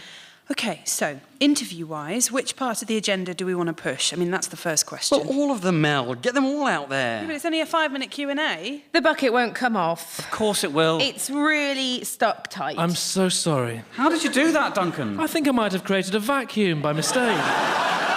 Well, give me Aspinall and you have a go. Righto. Look, you'll only have 5 minutes, so you really need to get our ideas out there, Jared. Yeah, we'll do, Mel, obviously. Although, yeah, more importantly, you need to talk a bit about who you are personally to any voters out there that don't know you yet. Which is all of them. Yeah, but get through that bit quickly. Good idea, Mel. So, like, you know, hello, Corby, I'm Jared. I'm 6'1" Librian, and I like Indian food in the Bourne films. The original 3, not the new one. What's a Librian? Well, someone with a star sign Libra. No, it's not Librian. Well, what is it then? It's definitely not that. Well, pretty sure it is, actually, Phoebe, seeing as I am one. No, I once did a course on the science of star signs, and I know for a fact that it's not Librian. But the science of star signs? There isn't any science of star signs. No, I know, Simon. That was very much the thrust of the course. So what would you call someone with the star sign Libra? Well, this is going to sound unlikely, but I swear to God they are called librarians. And weirdly, a lot of them do work in libraries. Yeah, don't mention your star sign at all, Jared. It'll make you sound like a hippie. Agreed. Oh, just mention that you like football, because that's how most politicians try and sound like they might be normal people. Right, which team should I like? The Baggies? Is there one called the Baggies? Or the Pipers? Don't support a specific team. OK, I'm going to support the Pipers. There isn't a Pipers. Fine, Are there toffees? Can I support the toffees? Because, I mean, I do like toffees anyway. No, don't support anyone. Just say that you like nothing more than a pint of bitter and a game of footy. Yes, watching footy. Well, yes, you're not drinking the bitter while playing. Not even George Best managed that. No. That'd be tough, unless I was in goal. Even then, you'd spill it. Depending on how solid my defenders were, Duncan, yes. Oh, how are you getting on with that bucket, by the way? Yeah, still in it. Right. Yeah, look, skip through the football stuff, Jared, and don't name a team. Exactly, and then hit them with our key issues, which is youth unemployment, Europe, the NHS, schools. I mean, we're a quadruple issue party. I'm all over that, Mel. The notebook's got loads of that stuff. We've got nothing on schools, actually. Really? Well, that's obviously what they'll ask us, because we're, left uni and... I'm sure I've got something on schools in there. What about in the back, where I've got the miscellaneous ideas? Oh, well, you've just written bring back Top of the Pops. Oh, good idea. Two right, what else? And create a dwarf-only country in, for example, Wales. Oh, lovely policy, Jared. Oh, thank you, Dunkel. Yeah, what does everyone think of that idea? Well, I love it. Great, well, tourism-wise, it'd be absolutely amazing. It's offensive, Jared. To the Welsh or to the dwarves? Both. How is it offensive to dwarves, Mel? I mean, I'm giving them the run of a whole country. Well, you're forcing them to live somewhere. That's like saying you want to give gypsies the run of a concentration camp. Not a bad idea, actually. Oh, well. It's off. Well done, Duncan. Got there in the end. Right, spin the bucket over then, Dunks. Yes, I am. Also, Jared, I've thought of one. One what? Reverberate. What are you talking about, Duncan? A word with 3 R's. Yes. Is that what you've been thinking about all this time? Well, in between getting the bucket off, yes. Reverberate doesn't count, Duncan. Oh, really? No, the 3 R's need to be one after the other. They are. One's at the beginning, and then the other 2 are later. Yes, but 3 R's, like, together. Together's only got 1 R. Yeah. Next to each other. Oh. Yes, no, I see. OK, back to the briefing, please, because I'm getting dead legs kneeling over this mini-fridge. What about great for 3 R's? Well... Is that a serious suggestion, Duncan? Ideally. It's only got 1 R. No, I'm thinking of the way Tony the Tiger says it. Whilst talking about Frosties. That is at least 3 R's. Look, sorry, I really need to make these notes for Jared before I seize up. Good call, Mel. Come on, everyone. We need to find something to say about education. What are the 3 R's, in fact? That's a thing, isn't it? We're moving on from the R's business, Phoebe. No, but it's an education thing, isn't it? The 3 R's. It is, actually, yeah. Yeah, it's reading, writing and arithmetic. But you don't spell writing with an R. Or arithmetic. Well, quite. Yes, but there are sounding, so it counts. If that's genuinely how kids today think you spell writing and arithmetic, then it's appalling. I don't think it is. Yeah, the point is that kids can't spell. Well, there you go, then. I'll say that. Our education policy is going to be about the 4 R's. Reading, writing, arithmetic and spelling. It's back to basics. It'll play well with the oldies. And the youngies, we need to get them reading straight away. That's what I'll tell them. Actually, my sister reads to Aspinall all the time. Good on her, Dunks. Oh, I mean, maybe we could use her in some kind of campaign. Oh, no thanks. As an example of a reading mother. I'm sure she'd be willing to do that. Best not, though, Probs. Would she be up for being part of a campaign? Well, I don't see why not. I think it's a bad idea to use Duncan's sister. Why? Because I've met her. The mole has gone down now. Well, really? Way down. Moles don't go down, Duncan. This one has. Well, I mean, maybe we could use her then. I mean, I'm sure it's nothing a bit of concealer wouldn't deal with. Yeah, it's not so much the mole business for me, Phoebe. It's more the whole... the Aspinall thing. What is wrong with Aspinall? It's a bit... as a name. A bit what? It's a nice name. I don't like Aspinall. You barely know him. As a name, not as a baby.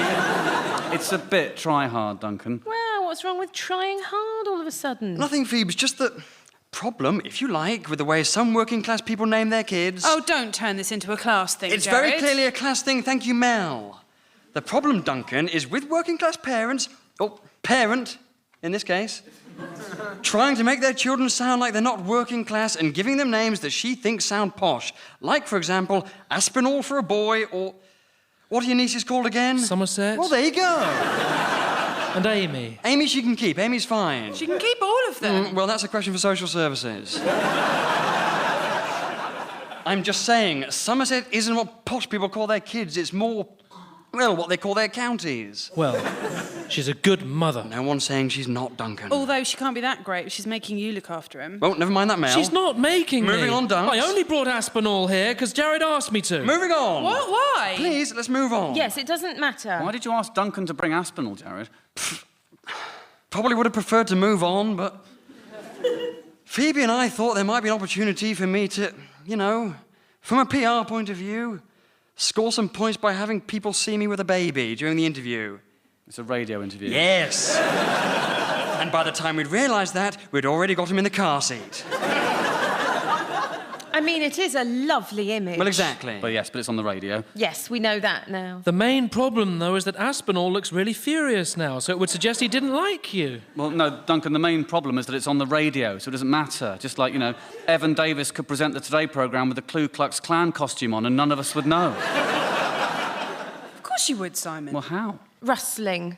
You'd hear rustling. Yeah. Or Humphreys would say something. The point being, it doesn't matter how furious Aspinall looks. Actually, can you please stop pressing him, Phoebe? I've not seen him look this furious before. He likes it. No, I know, but it can make him... Oh, God! Oh, Jared. I did say. For God's sake, Phoebe! Oh, well, don't blame me. It's Aspinall's sick. But you made him sick by pressing him too much. It's all over your shirt, Jared. I know, Mel. I know it is. Well, you shouldn't have been so close to him. Well, I don't have an awful lot of choice, do I? Seeing as we're crammed into a room that's barely big enough to contain Mr. Cranky and his son. There's a lot of it, isn't there? Yes, thanks, Mel. It's absolutely ruined. You should rinse it off. Yeah, I know. Oh, the beauty of polyester is that sick just wipes off it. This shirt is not polyester. Well, I just got an electric shock from it, so... I can't wear this sicky shirt in the interview. I'll look mad. It's radio. I know, but it'll come up. The interviewer will smell it, and then he'll, you know, bring it up. Bring it up as in he'll be sick? Well, I meant to mention it, Phoebes, but yes, he'll probably be sick as well. Yeah, also, Jared, the Crankies weren't father and son. They were husband and wife. What? Yeah, I've heard that. I don't even know where to start with that, Simon. It's true. I mean, of course it's not. You can borrow my shirt, Jared, Thank for you. the interview. Thank you, Duncan. That's very kind. Of course the Crankies are married. Did you really think he used to take his son out of school to go on TV? Oh, yeah, man. That's right. It's far less believable that his son would miss a few days of school than he'd dress up his wife as a gobby schoolboy. The Crankies are just characters, Jared. Just stop there. OK, I can't deal with this right now. I need to prepare for the biggest radio interview of my entire life. Only interview. Therefore biggest. While trying to make sure no one else sees that I'm covered in throw-up. If you wear my shirt, Jared, no one will say a thing. Thanks, Dunny. You're a good egg. Duncan's shirt, it's pretty loose on you, though, Jared. I mean, given how stacked he is. Yeah, it's fine, Phoebe. It just looks billowy, like what a romantic poet would wear. Crucially, it's clean. Just, can we please scrape up the puke from Aspinall's all-in-one thing? Already doing it. All right, and get back to the briefing. Yes, because we're running out of time. And stop staring at Duncan's torso, please, Phoebe. It's just that he looks like that Athena poster of the topless man and the topless baby. Yes, put your chest away, please, Duncan. I'm holding Aspinall, though. Well, but put him in the bucket. Right. Yes, let me just squeeze into the sicky shirt. Yeah, be careful you don't break the buttons of my shirt with your chest girth, Dunks. No, I know, Jared. I'll take shallow breaths. Right, so how long till you're on air, Jared? Don't know, I'm not ready at all. What am I saying in there? Please, guys, I'm not briefed. OK, you're going to rattle through some personal but vague information about yourself and then hit our 4 key policy areas. While also being charismatic and funny. Yeah, that stuff comes for free, Si. Do make an effort, though. What else? Work on your articulation. Yes. What, really? Yes. If you talk too quickly, it sounds like you're eating. What? No, it doesn't. No, yeah, it does a bit. Your mouth can sound all sloppy. What? I don't believe this. Sloppy how? Like it's full of slop. What's that? What's slop? It's just wet food. Do you mean soup? I think it's more of a gruel. I do not speak like I'm eating gruel. Well, at least try not to. You made me conscious of it now. Yeah, don't start giving him more stuff to worry about, please, Phoebe. Don't worry about it. Of course I'm worrying about it. I've never heard of it before. Maybe do some tongue twisters, Jared. Get your mouth going. OK, yeah. Good call, Dunks. Andy bought a big pink hat. What? What's that?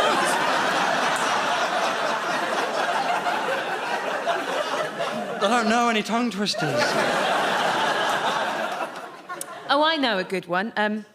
Red van, green van. Red van, green van. Red van. Okay, yeah, thanks, Phoebes. Red van, green van, red van. I mean, is that definitely a proper one? It might not be van. It's a bit easy. It might be the wrong colours as well. But the gist is the same. I don't think it's the gist that matters, though, Phoebe. I think it's about the words being difficult to say. Yeah, think of something you find difficult to say, Jared. Well, sorry, famously. Yes, but difficult to pronounce. Yeah, Blobby, blobby, blobby. What's that?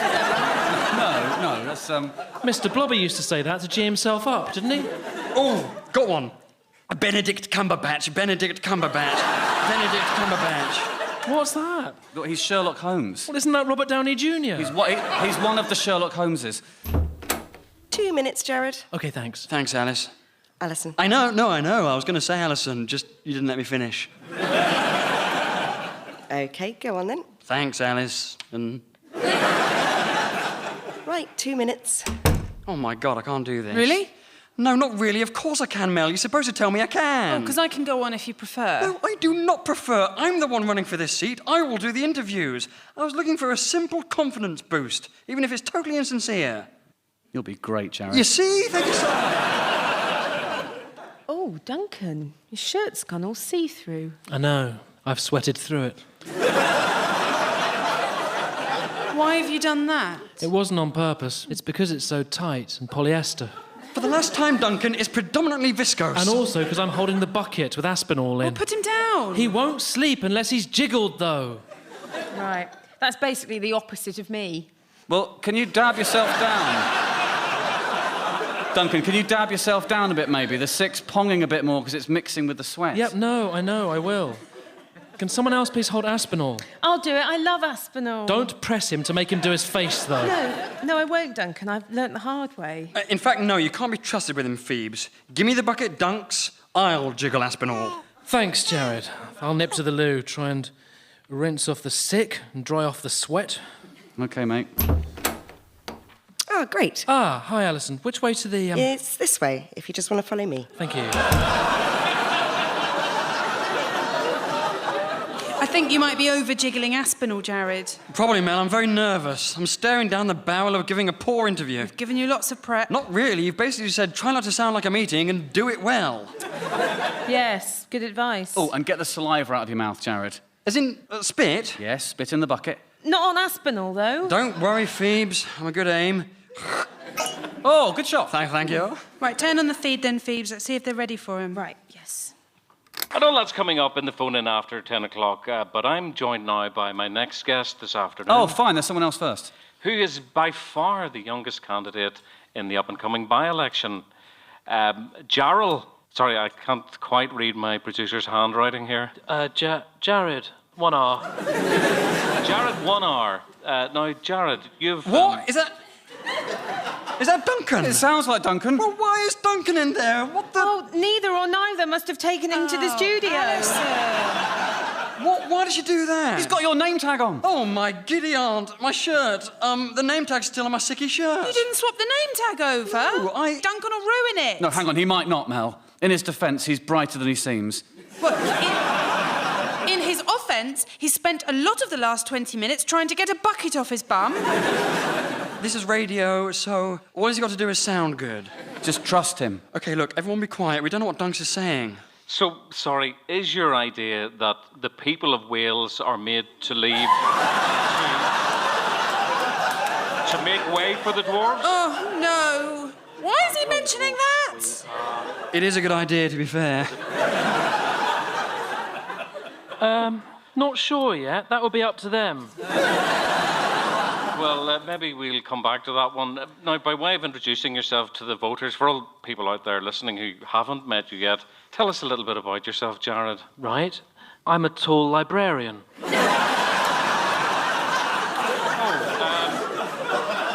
you still a librarian? Yeah, I think so. And I like Indian food and porn films. The first three, not the last one. Right, that's not ideal. But fairly accurate. And I like football. Oh, OK, that's fine. Oh, what team do you support? The Pipers. The what? London, then. London. Good answer, Dunks. Sort of. I see. So, politically, how would you describe yourself? I'm not sure I would. Oh, yes. You all right? Yes, sorry, just my shirt's a bit tight. Yes, it is. For you listening at home, I should point out that Jared has a marvellous physique. Guilty as charged. He's talking about Duncan. He's talking about both of us. Politically, I guess I am very pro-Europe and pro-NHS and pro-BHS. Interesting, at department stores. Yeah, he's done okay there. That's the opposite of all of our policies. Yeah, but you know, that doesn't really matter, Mel. What's important is that we've got some. And you're much younger than many of the people running in this seat, Jared. Thank you. Do you think that'll work in your favour? I guess. In the long run it will, because I'll live longer. Great answer, Duncan. Go on, Dunlop. And you know, I know a lot about the education system because I've just recently been in it. Yes, Duncan. Well done, Duncan. Right, and is education your priority? Yes, it really is. So what are your feelings about the education system as it stands, given your very recent experience? It needs looking at.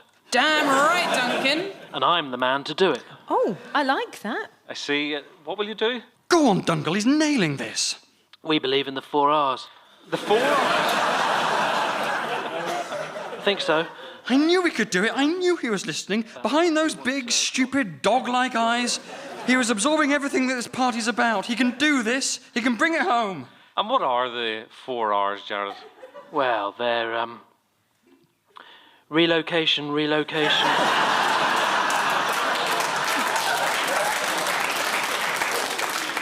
Relocation and spelling. Right. Okay, I'm going in there. Yes, right now. Good luck, Jared. People often have to move house to get kids into good schools. I mean, don't they? Right, and you're against that? Probably yes. No! Sorry! Oh, what was that? You're right. Sounds like Duncan hit him. Oh, he better not have hit him with his physique.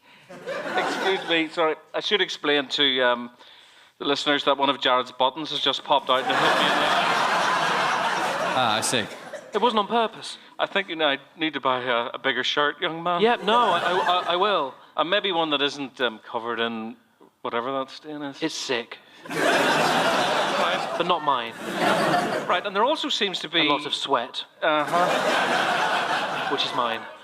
Right, so finally, Jared, what are you hoping to... No, you can't go in there, we're on air. Get off me, whatever your name is. Seriously. Alison. I'm going in. Sorry, there seems to be a bit of a commotion in the... Hi, sorry, he's not Jared. What? That's Duncan. I'm Jared. What's going on? Oh, yes, no, he's right. He's... Yes, no, I've just realised I'm not Jared. You're... But you've got a big name tag saying Jared. Yes, that's probably why I thought it was called Jared. But you're not Jared. No, I'm Duncan. I've now remembered that I'm Duncan. Easy mistake to make. Not really. It can be. Okay. I've got debentures. You've got seats at Wimbledon? No, Dunks. Dementia, then. I can never remember which one it is because, as I say, I've got it. Right, well, we're out of time. We better wrap it up there. Yeah, wouldn't mind doing a minute more if possible, mate. Couple of things to clear up. That was Jared 1 hour, or I should say, one of those 2 men was Jared 1 hour, the young librarian and pornography enthusiast. He's running in the upcoming Corby by-election, despite apparently having dementia. Good luck to him. Oh, I'm holding a baby. Sorry? Mention that I'm holding a baby, at least. Okay, one of the Jareds has got a baby in a bucket, apparently full of spit.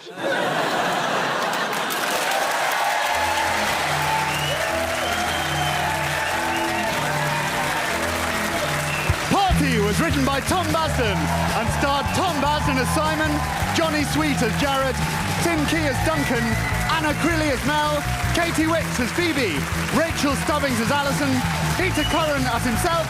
The producer was Julia Mackenzie.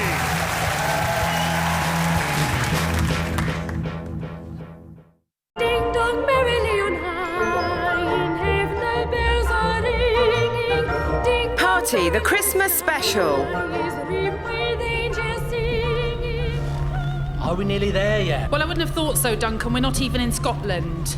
Blimey. And Trump Turnberry's in Scotland, is it? Well, yeah, duh, it's a golf course. You don't have to be in Scotland to be a golf course, Jared. Sure, but it helps. It's just because I do need this wee. Yeah, we know, Duncan. Just hold it in. Sorry, is Trump Turnberry in a city? What? No, I just said, Phoebes, it's a golf course. It'll be in the middle of nowhere. Oh, I was hoping to hit the Boxing Day sales is all. Well, there'll be a shop there, I imagine, a club shop. Did you want golf-related stuff, or...? No, I need to get a Prada handbag and some plain white tees. Well, they'll sell the tees, no probs. Unless you mean tees like T-shirts. There won't be any time to shop anyway because we'll be too busy protesting. Well, I don't think you could take part in the protest, really, babe. Not in your condition. Well, I'm only pregnant. Only? You're extremely pregnant. I think you're the most pregnant person I've ever seen, Mel. Well, here. Look, I'll protest on all fours if I have to. I hate Donald Trump as much as possible. Unless we do something while we can, that what's-it-faced pervert will destroy the world. If you try and stop me, I will be protesting against you as well. All right, dear, fine. And I mean, could we stop before Trump Turnberry just wee-wise? Just hold it in, please, Dunks. No, I am. I'm holding it tightly. You hold it in a metaphorical sense, Duncan. Right. I don't know how to do that. As in, don't actually grip yourself through your cords like a little boy would. Yes, it works better like this, though, Mel. Sort of pinching the nozzle. Nozzle? You call it a nozzle? Well, not all of it. Oh, please stop that, Duncan. Mel and I shouldn't have to sit next to someone touching himself. Pinching myself, really? I mean, it's practically a Me Too moment. Just ignore him. We can't. We're all squeezed up back here like sardines in a can. Yeah, you'll have to stop pinching it in that case, I'm afraid, Duncan. OK, I mean, I can let go, Yes, but... if you would. But I might need someone else to pinch it for me. Oh, my God. Shotgun, not me. Shotgun, not anyone. Yes, all right, can we use something else to do it? An object? Like or, what? Like, I don't know, something that can pinch, like Like a crab? Right, that sort of thing, Phoebes. I mean, yes, I realise we obviously don't have a crab to hand. Just cross your legs or something, Dunks. We'll be there in 2.5 hours, according to the sat-nav. 2.5 hours? Are you serious? It'll be quicker than that, babe, don't worry. There are virtually no cars on the road on Boxing Day. That's the beauty of driving now. Well, no, that's the ugly of it, because everyone else is tucked up on the sofa, snapping up the online bargs. Yeah, look, I don't think I can do another 2.5 hours in this grotty little tin can, Jared. Can you stop comparing my car to a can, please? Right, well, easy for you to say. I'm extremely uncomfortable in here. What did you expect? I told you it was a Mini when I offered to drive us to Scotland. You didn't say it was a Foxton's Mini. So? That has no bearing on the size, does it? Or the comfort levels? Well, it does actually for me, Simon, actually, because that's the bit I'm most uncomfortable with. This car has been paid for with the spoils of the housing crisis, and it runs on greed and social inequality. And the legroom's not great either. No, the legroom is a sick joke. Right, so get out then, if you hate it that much. Right, fine, well, I will. Oh, no, not this again. Oh, my godfathers! Si, please stop trying to eject my baby mother from the car. So tell her to stop snagging off the Mini. No, it's fine, Jared. I shall hike to Trump Turnberry. Pull over. There's no hard shoulder here. I would love to pull over wee-wise. Pull over right now. Guys and girls, please stop the bickering. Jeez Louise. As we've established, it's a very small car, so it's not great for any of us. I knew it was a mistake for us all to meet up Don't again. say that, Phoebes. Of course it wasn't a mistake. We don't work as a team anymore. I do. I work as a team. Our lives are too different now. You and Mel live on the commune. Simon's a bald estate agent. Duncan's... Have you done anything in the last 6 years, Duncan? I got a neck tattoo 3 years ago. Did you? Where is it then? Well, then I got it removed 2 years ago. Anything else? Yes, I've done a carpentry course. Right. Well, this is what I'm saying, you know. And I'm an online influencer / brand ambassador now, so, you know. What? Are you? Which brand? Lots of them. L'Oreal, Southern Comfort, Miss Selfridge. I mean, any brands I like, really. I'm freelance, so... So, what, do you get paid? Well, no. I mean, not yet. So you just buy branded things? Yeah, and I post pictures of myself online with them. Yeah, it's a job. Is it? Yeah, it is. Look, my point is that we've all grown so much. Then we'll just have to ungrow, I'm afraid, because this, right now, is our time. The world wasn't ready for a brand new political party the first time round, but now they're all the rage. Look at Emmanuel Macron. If you compare yourself to Emmanuel Macron one more time, Jared, I really am stopping the car. You have to admit there's a similarity. Well, you're both white guys, yeah. Yeah, and the rest. I could be his body double, if I kneel down. Like Tweedledee and Tweedledee. Do you mean Tweedledee and Tweedledum? No, that's what I'm saying, Si. We're even more similar than that. all the same, Jared, I can't face thinking up new policies and stuff. I mean, look, I'm happy to do a Christmas road trip if there's a nice hotel at the end of it, but I don't think we can do the whole politics thing again. But we have to. Oh, no, do we? We do, Duncan. Jared's right. For the sake of the planet and the future, this is much bigger than us. We're living through an incredibly significant period in human history. Well, yes. Christmas. Well, no, I mean Trump and Brexit and the rise of populism and the death of truth, Duncan. But it is also Christmas. Indeed it is. So let's get a bit of Yuletide spirit going and stop all this throwing each other out of the car nonsense, can we? That does not say Christmas to me. That says the opposite of Christmas. Easter. In a way. Sorry, you two live on a commune now, do you? I didn't realise that. Really? The number of Christmas tree air fresheners I've had to hang up in here didn't tip you off? Yes, it's quite a romantic story, actually, Dunks. I was at a very low ebb, post the Brexit referendum. UKIP basically shrunk to nothing, so I lost my job campaigning for them, and yet another Brexit casualty. I was broke, homeless, hopeless, forced to set myself up as a charity on justgiving.com and post begging letters on Facebook. Oh, yeah. God, they were hilarious. And the only person to reach out was this little lady here.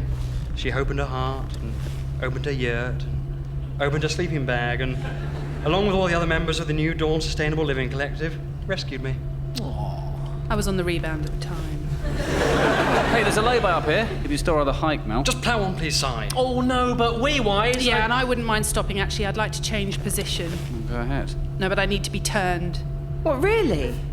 Turned? Like a sausage? Just wiggle about a bit, babe. Make a bit more space. Well, there is no space. Can you move your seat up further, Jared? Not comfortably, no. Oh, you shouldn't even be in the front, if you ask me. I called shotgun, Phoebes. Them's the rules. Well, especially when Mel's as big as a bear with your baby. Then she should have called shotgun or given birth yesterday, as I kept lobbying for. Look, the baby's not due for another week or so, Jared, so that's not up to me. I know, I just really wanted a Christmas baby. Because you think your child will be the next Jesus? And because I can give him... I can give him one present for Christmas and birthday, save myself an absolute fortune. I mean, if we did stop, we could put Gandhi in the boot. Come again, Duncan? Well, that would free up a bit of seat space for you to roll over in, Mel. What do you mean, Gandhi? Well, the inflatable sort of Gandhi chap that's on our lap. That's a Trump baby, Duncan. For our protest, that's not Gandhi. Oh. I did wonder why we had a blow-up doll of Gandhi. Yeah, we don't. Why would we be protesting about Gandhi? Well, yes, no, exactly, I don't know. I suppose... Well, the film is very long. Oh, yeah, it is. It's not Gandhi's fault, though, is it? That his biopic's long. Well, I mean, it is in a way his fault for cramming so much in. I did say the doll was too thin to be Trump. Maybe it's got a leak. I think I got confused because of the, well, the nappy. Oh, he has got a leak. I can hear him hissing. Well, it'll definitely fit in the boot then. Well, he won't, actually. The boot's full. Right, so good, so let's leave it. Full of your Foxton's blood money, is it, you parasite? Well, it doesn't matter what it's full with. No, full of Jared's clubs. Let's move on, can we? How about a sing-song? Sorry, clubs? What clubs? Yeah, Jared's brought his golf club. What? Jared, why? Because, you know, when in Rome, we're staying at a golf club, babe. I mean, of course I'm bringing the Mizunos. Staying? As in, you've booked a room at Trump Turnberry? Technically, it's a family suite, but... Well, yes, I did. Oh, did you not know that, Mel? No, I bloody didn't. That's the main reason I agreed to come, to play golf with Jared. Yeah, and I'm only in it for the spa. Oh, could I play golf with you too, Jared? Oh, by all means, Dunks. Or caddy for me, you know, depending on what's your handicap. Right, yes. Well, I suppose it's that I've never played golf before. Sorry, stop this. This is outrageous. We are not staying at that pussy-grabbing gorilla's hotel. We're meant to be bringing him down, not giving him our money. Not giving him much, though, babe. I've got a Groupon voucher. He'll still be making a profit. Not sure, actually, Si. The saving's extremely good. No, this is appalling. We have to stay somewhere else. There isn't anywhere else. You sort of have to stay at Trump Turnberry if you're going to protest there. It's the only hotel in the area. Maybe that was Trump's plan all along. What, be a really provocative president in order to force people to stay at his golf clubs if they want to protest against it? Well, he's a savvy businessman, Si. You can't take that away from him. Oh, completely, Dunks. The guy's an absolute ledge. And hang on, sorry, you can book a room when he's staying there, can you?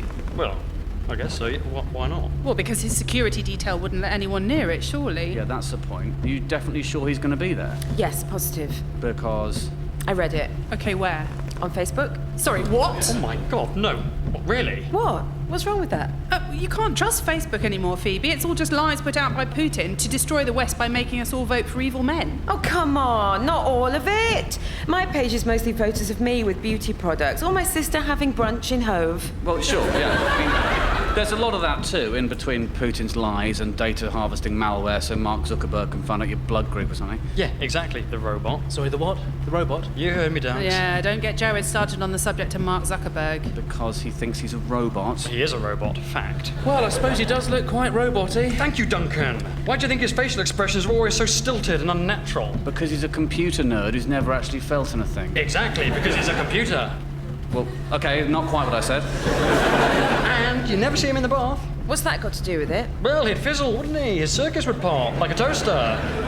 Now you mention it, I have never seen him in a bath. You never see anyone in a bar. Well, not at the commune, anyway. That should be a party policy, actually. Get Zuckerberg in the bath.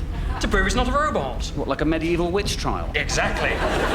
There you go, we got one. We only need about another 8 policies to have more than Corbyn. Look, but sorry, what did it actually say on Facebook, Phoebe? Okay, yes, so, right. Hey, you guys, news. Can report that this Boxing Day, Trump Turnberry will have a surprise visit from Donald Trump, Jur. You see? Right, what was that last word? Jur. Jur. How do you spell it?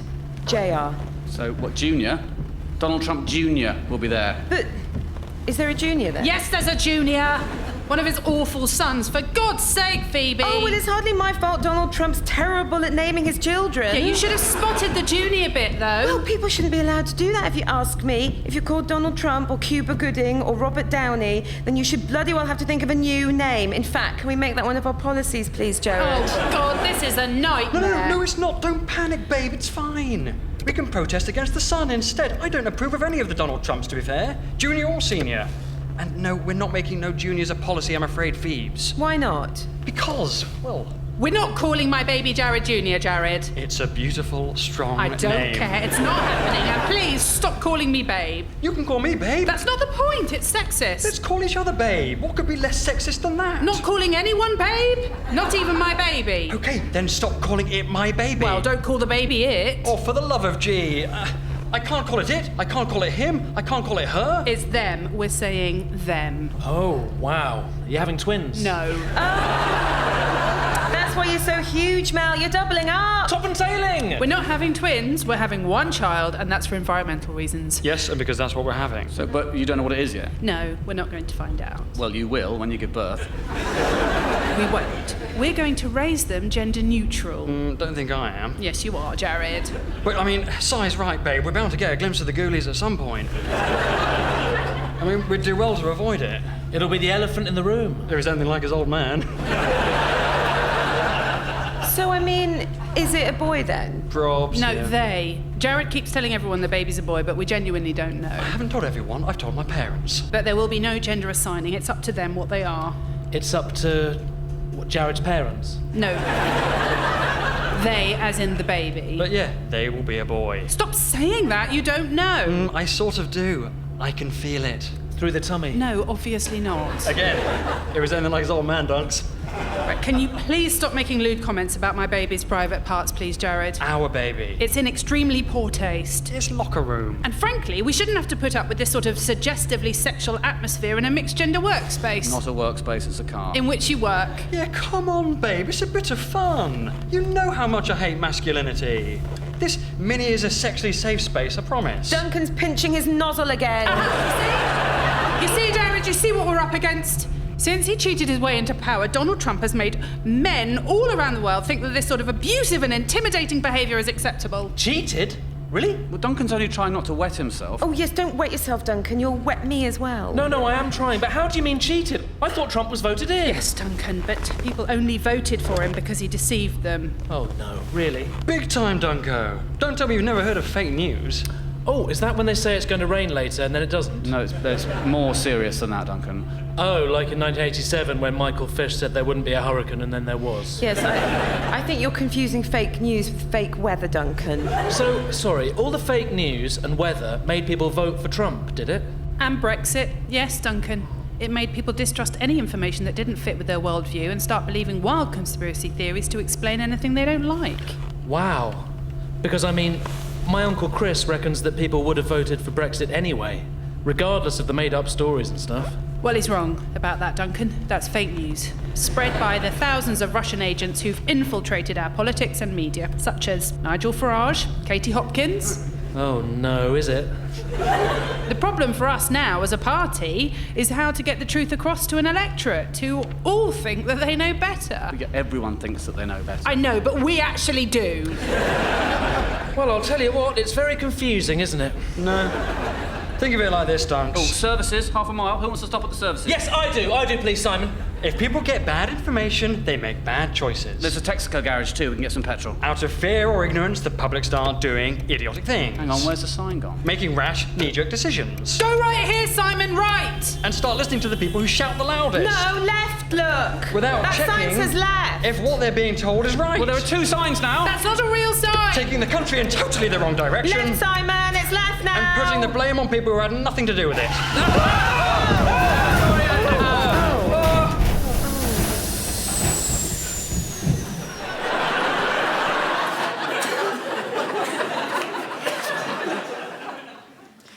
You idiot, Duncan. Me? Well, hang on, what did I do? You were the one who asked to stop. Well, yes, at the services, though, not in a field. This is a total Oh! You all right, Mel? Ugh, feeling a bit crampy. Is it me, or is the floor going up and down? I think the Mini's balancing right on the edge of this ditch. Oh, mercy. Like the Italian job? Oh, like it? I love it. Maybe if I get out the front, it'll help lower the back of the Mini. I need to get out too. No, not yet, Mel! I need you to keep the back half down. I don't care, I'm getting out. Oh, good, we're in the ditch then. You were only supposed to blow the bloody doors off. Lovely stuff. Right. Everyone out, Duncan. You can do that wee. Oh, keep your nozzle out of my peripheral, please, Duncan. I'll do my best, Phoebe. Oh, Mel, why are you sat on the grass? Okay, babe. I think it's happening. What is? I'm going into labour. Oh, my giddy God. Really? But we've only just reformed our party. You can't join Labour now. No, I'm having my baby. It's coming. Oh, so you're calling the baby it now? They're coming. They're on their way. This is superbly bad timing, Mel. You're the one who wanted a Christmas baby. No, we're in this field, I mean. Can you not hold it in? Hold it in. Sorry, hold them in. You can't hold a baby in. Well, you've managed it for 9 months so far. Keep going.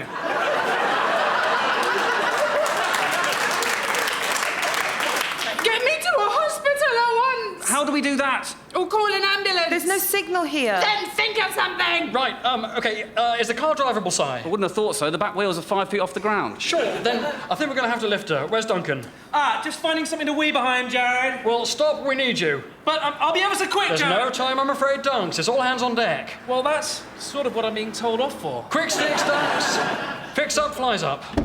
What are you doing, Jared? We're using the Trump baby as an ersatz stretcher. No way. I'm not lying on a climate change denier's semi-naked body. Well, we don't have an inflatable doll of Al Gore on us, I'm afraid, babe.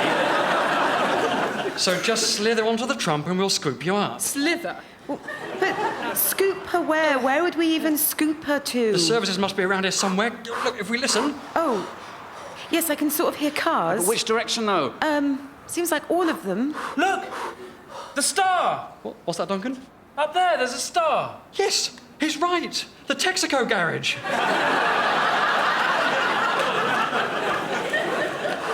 The services must be that way. Everyone grab a deflated limb and let's try and lift her. OK, 1, 2, 3. OK, that's not going to work. Yeah, the Trump baby's too floppy. It's like, no offence, babe, trying to lift a bowling ball with a piece of cling film. Bowling ball? Right, I'm dumping you, Jared. You are officially dumped. No, come on, babe. OK, I've got an idea. Well, where are you going, Dunks? I'm going to use these old fence posts here, look. I can fashion a frame to spread the gandy over. Fashion? What do you mean? I'm making little grooves with my penknife to keep them steady. Oh, yes, of course. Dunks does his woodwork these days. Drape the gandy on the frame, and then, Mel, if you sort of roll onto it... Jared, roll me, please. Rolling you now, babe. And then could I maybe do that wee while you're rolling each other? No time, Dunks, soz. OK, let's try again then. And 1, 2, 3. OK, great.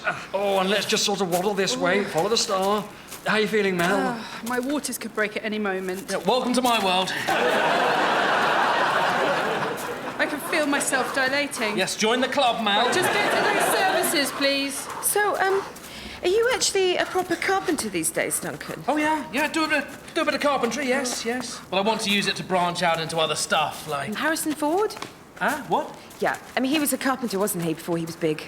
Oh, right. No, but more like... Jesus, he was another carpenter? No, like Jeff Pegden, my dad's friend. Oh, right. And what does Jeff Pegden do? Well, carpentry and also electrics. Oh, sensible. Yes, I don't think I'll be as successful as Harrison or Jesus, to be honest. Well, you never know. Jesus only made it big because of who his dad was, to be fair, Duncan. Like Jaden Smith. Yeah, or Donald Trump Jr. Oh, my God, Jared, can we still get to Turnberry? Well, I don't know, babe. That sort of depends on the car. And the berth. Exactly, there are a couple of factors. Have you got a car, CSI, for the Mini? Well, no, but we need something to pull it out the ditch anyway. Maybe see if you can get hold of a Foxton's tractor up here. We have to be there, Jared. If we don't go and stick it to Trump and lead the people against them, our planet, our future, our children's future will go up in smoke. Well, OK, let's see how you feel about it once you've had the kid. Well, yeah, that's true, isn't it? I mean, people do get more right-wing once they've had children, don't they? I meant more if she could move. Oh, yeah, no, sure, I know. I'm just saying, my sister read The Guardian before having kids, and now she sends them to private school and takes the Telegraph. Jared, look at me. If I die, our baby is not going to private school. Sure, I know. Not primary anyway. Jared! All right, yes.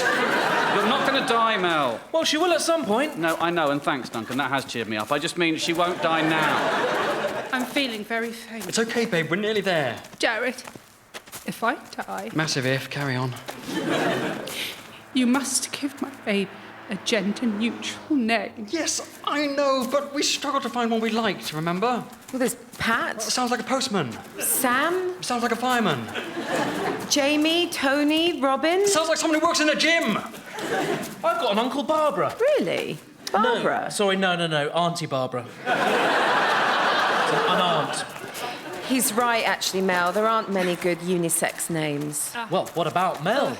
That's unisex. Oh, so it is. Mel B, Mel Brooks, Mel and Sue, Mel and Griff. Well, yes, but, Mel Junior. Oh, no, come on. I like it. No, we made that a policy, though. No juniors. Well, no, we didn't, actually. You vetoed it. Yeah, but you can't be a junior of a girl, can you? I mean, that's not cricket. Oh, OK, there's a Premier in. I'll run in and ask about a room. Duncan, can you take Trump's left leg? Oh, God, I forgot I was lying on the white supremacist pillock. I really don't want to have my baby on Donald Trump, Jared. Si's getting us a room now, babe. A room? I wanted to do it in a birthing pool. They might have a pool. What, the Premier Inn? Really? Everything's Premier but the price. Exactly.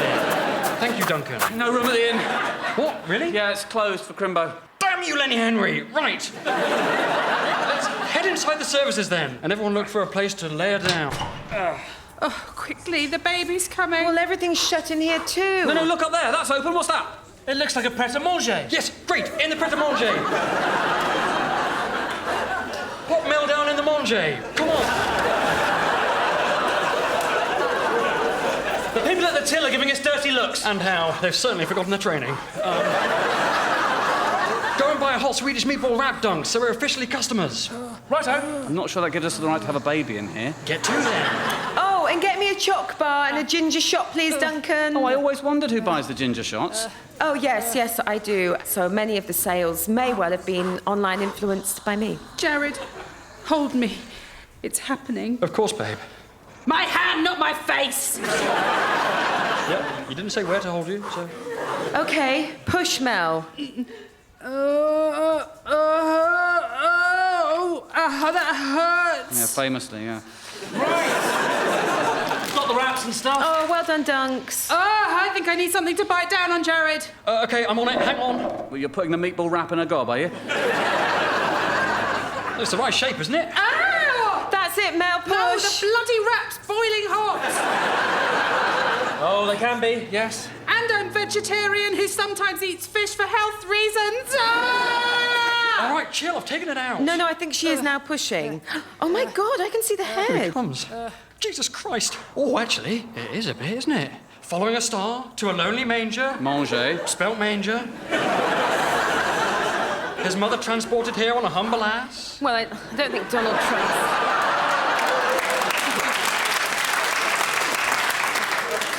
extravagant ass then, with 3 wise men, look, and, An online influencer. a modern equivalent of a shepherd. Yeah, your baby isn't Jesus, Jared. Yet. Give him time, Si. Stop calling them him! Oh! Keep pushing, Mel. Oh. It's a girl. What? Is it? Oh, yeah. Yeah, it is. A girl. It's a little girl. Oh, she's absolutely beautiful. I think I'm going to cry. Me too, Dunks. I can't bloody believe it's not a boy. Our little daughter. Look, Jared. I know, babe. Oh, she's got my mole. And your mouth. She has, hasn't she? I thought you were going to raise the baby gender neutral, Mel. Well, not now it's a girl. That was only when I thought it might have been a boy, to be honest.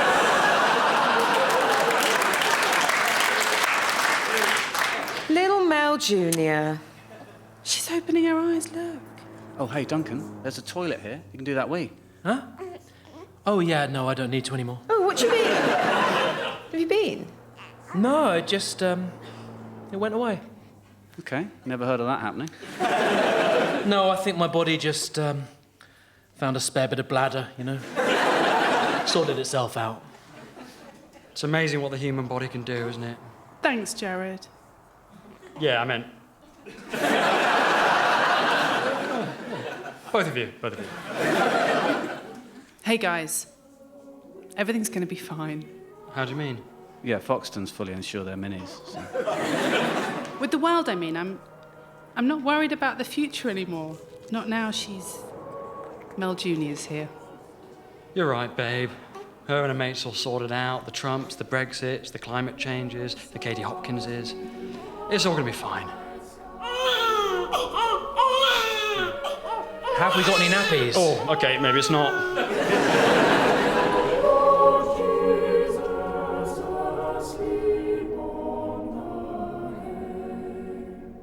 Party was written by Tom Basden and starred Tom Basden as Simon, Anna Crilly as Mel, Tim Key as Duncan, Johnny Sweet as Jared, and Katie Wicks as Phoebe. The producer was Julia Mackenzie, and it was a BBC Studios production.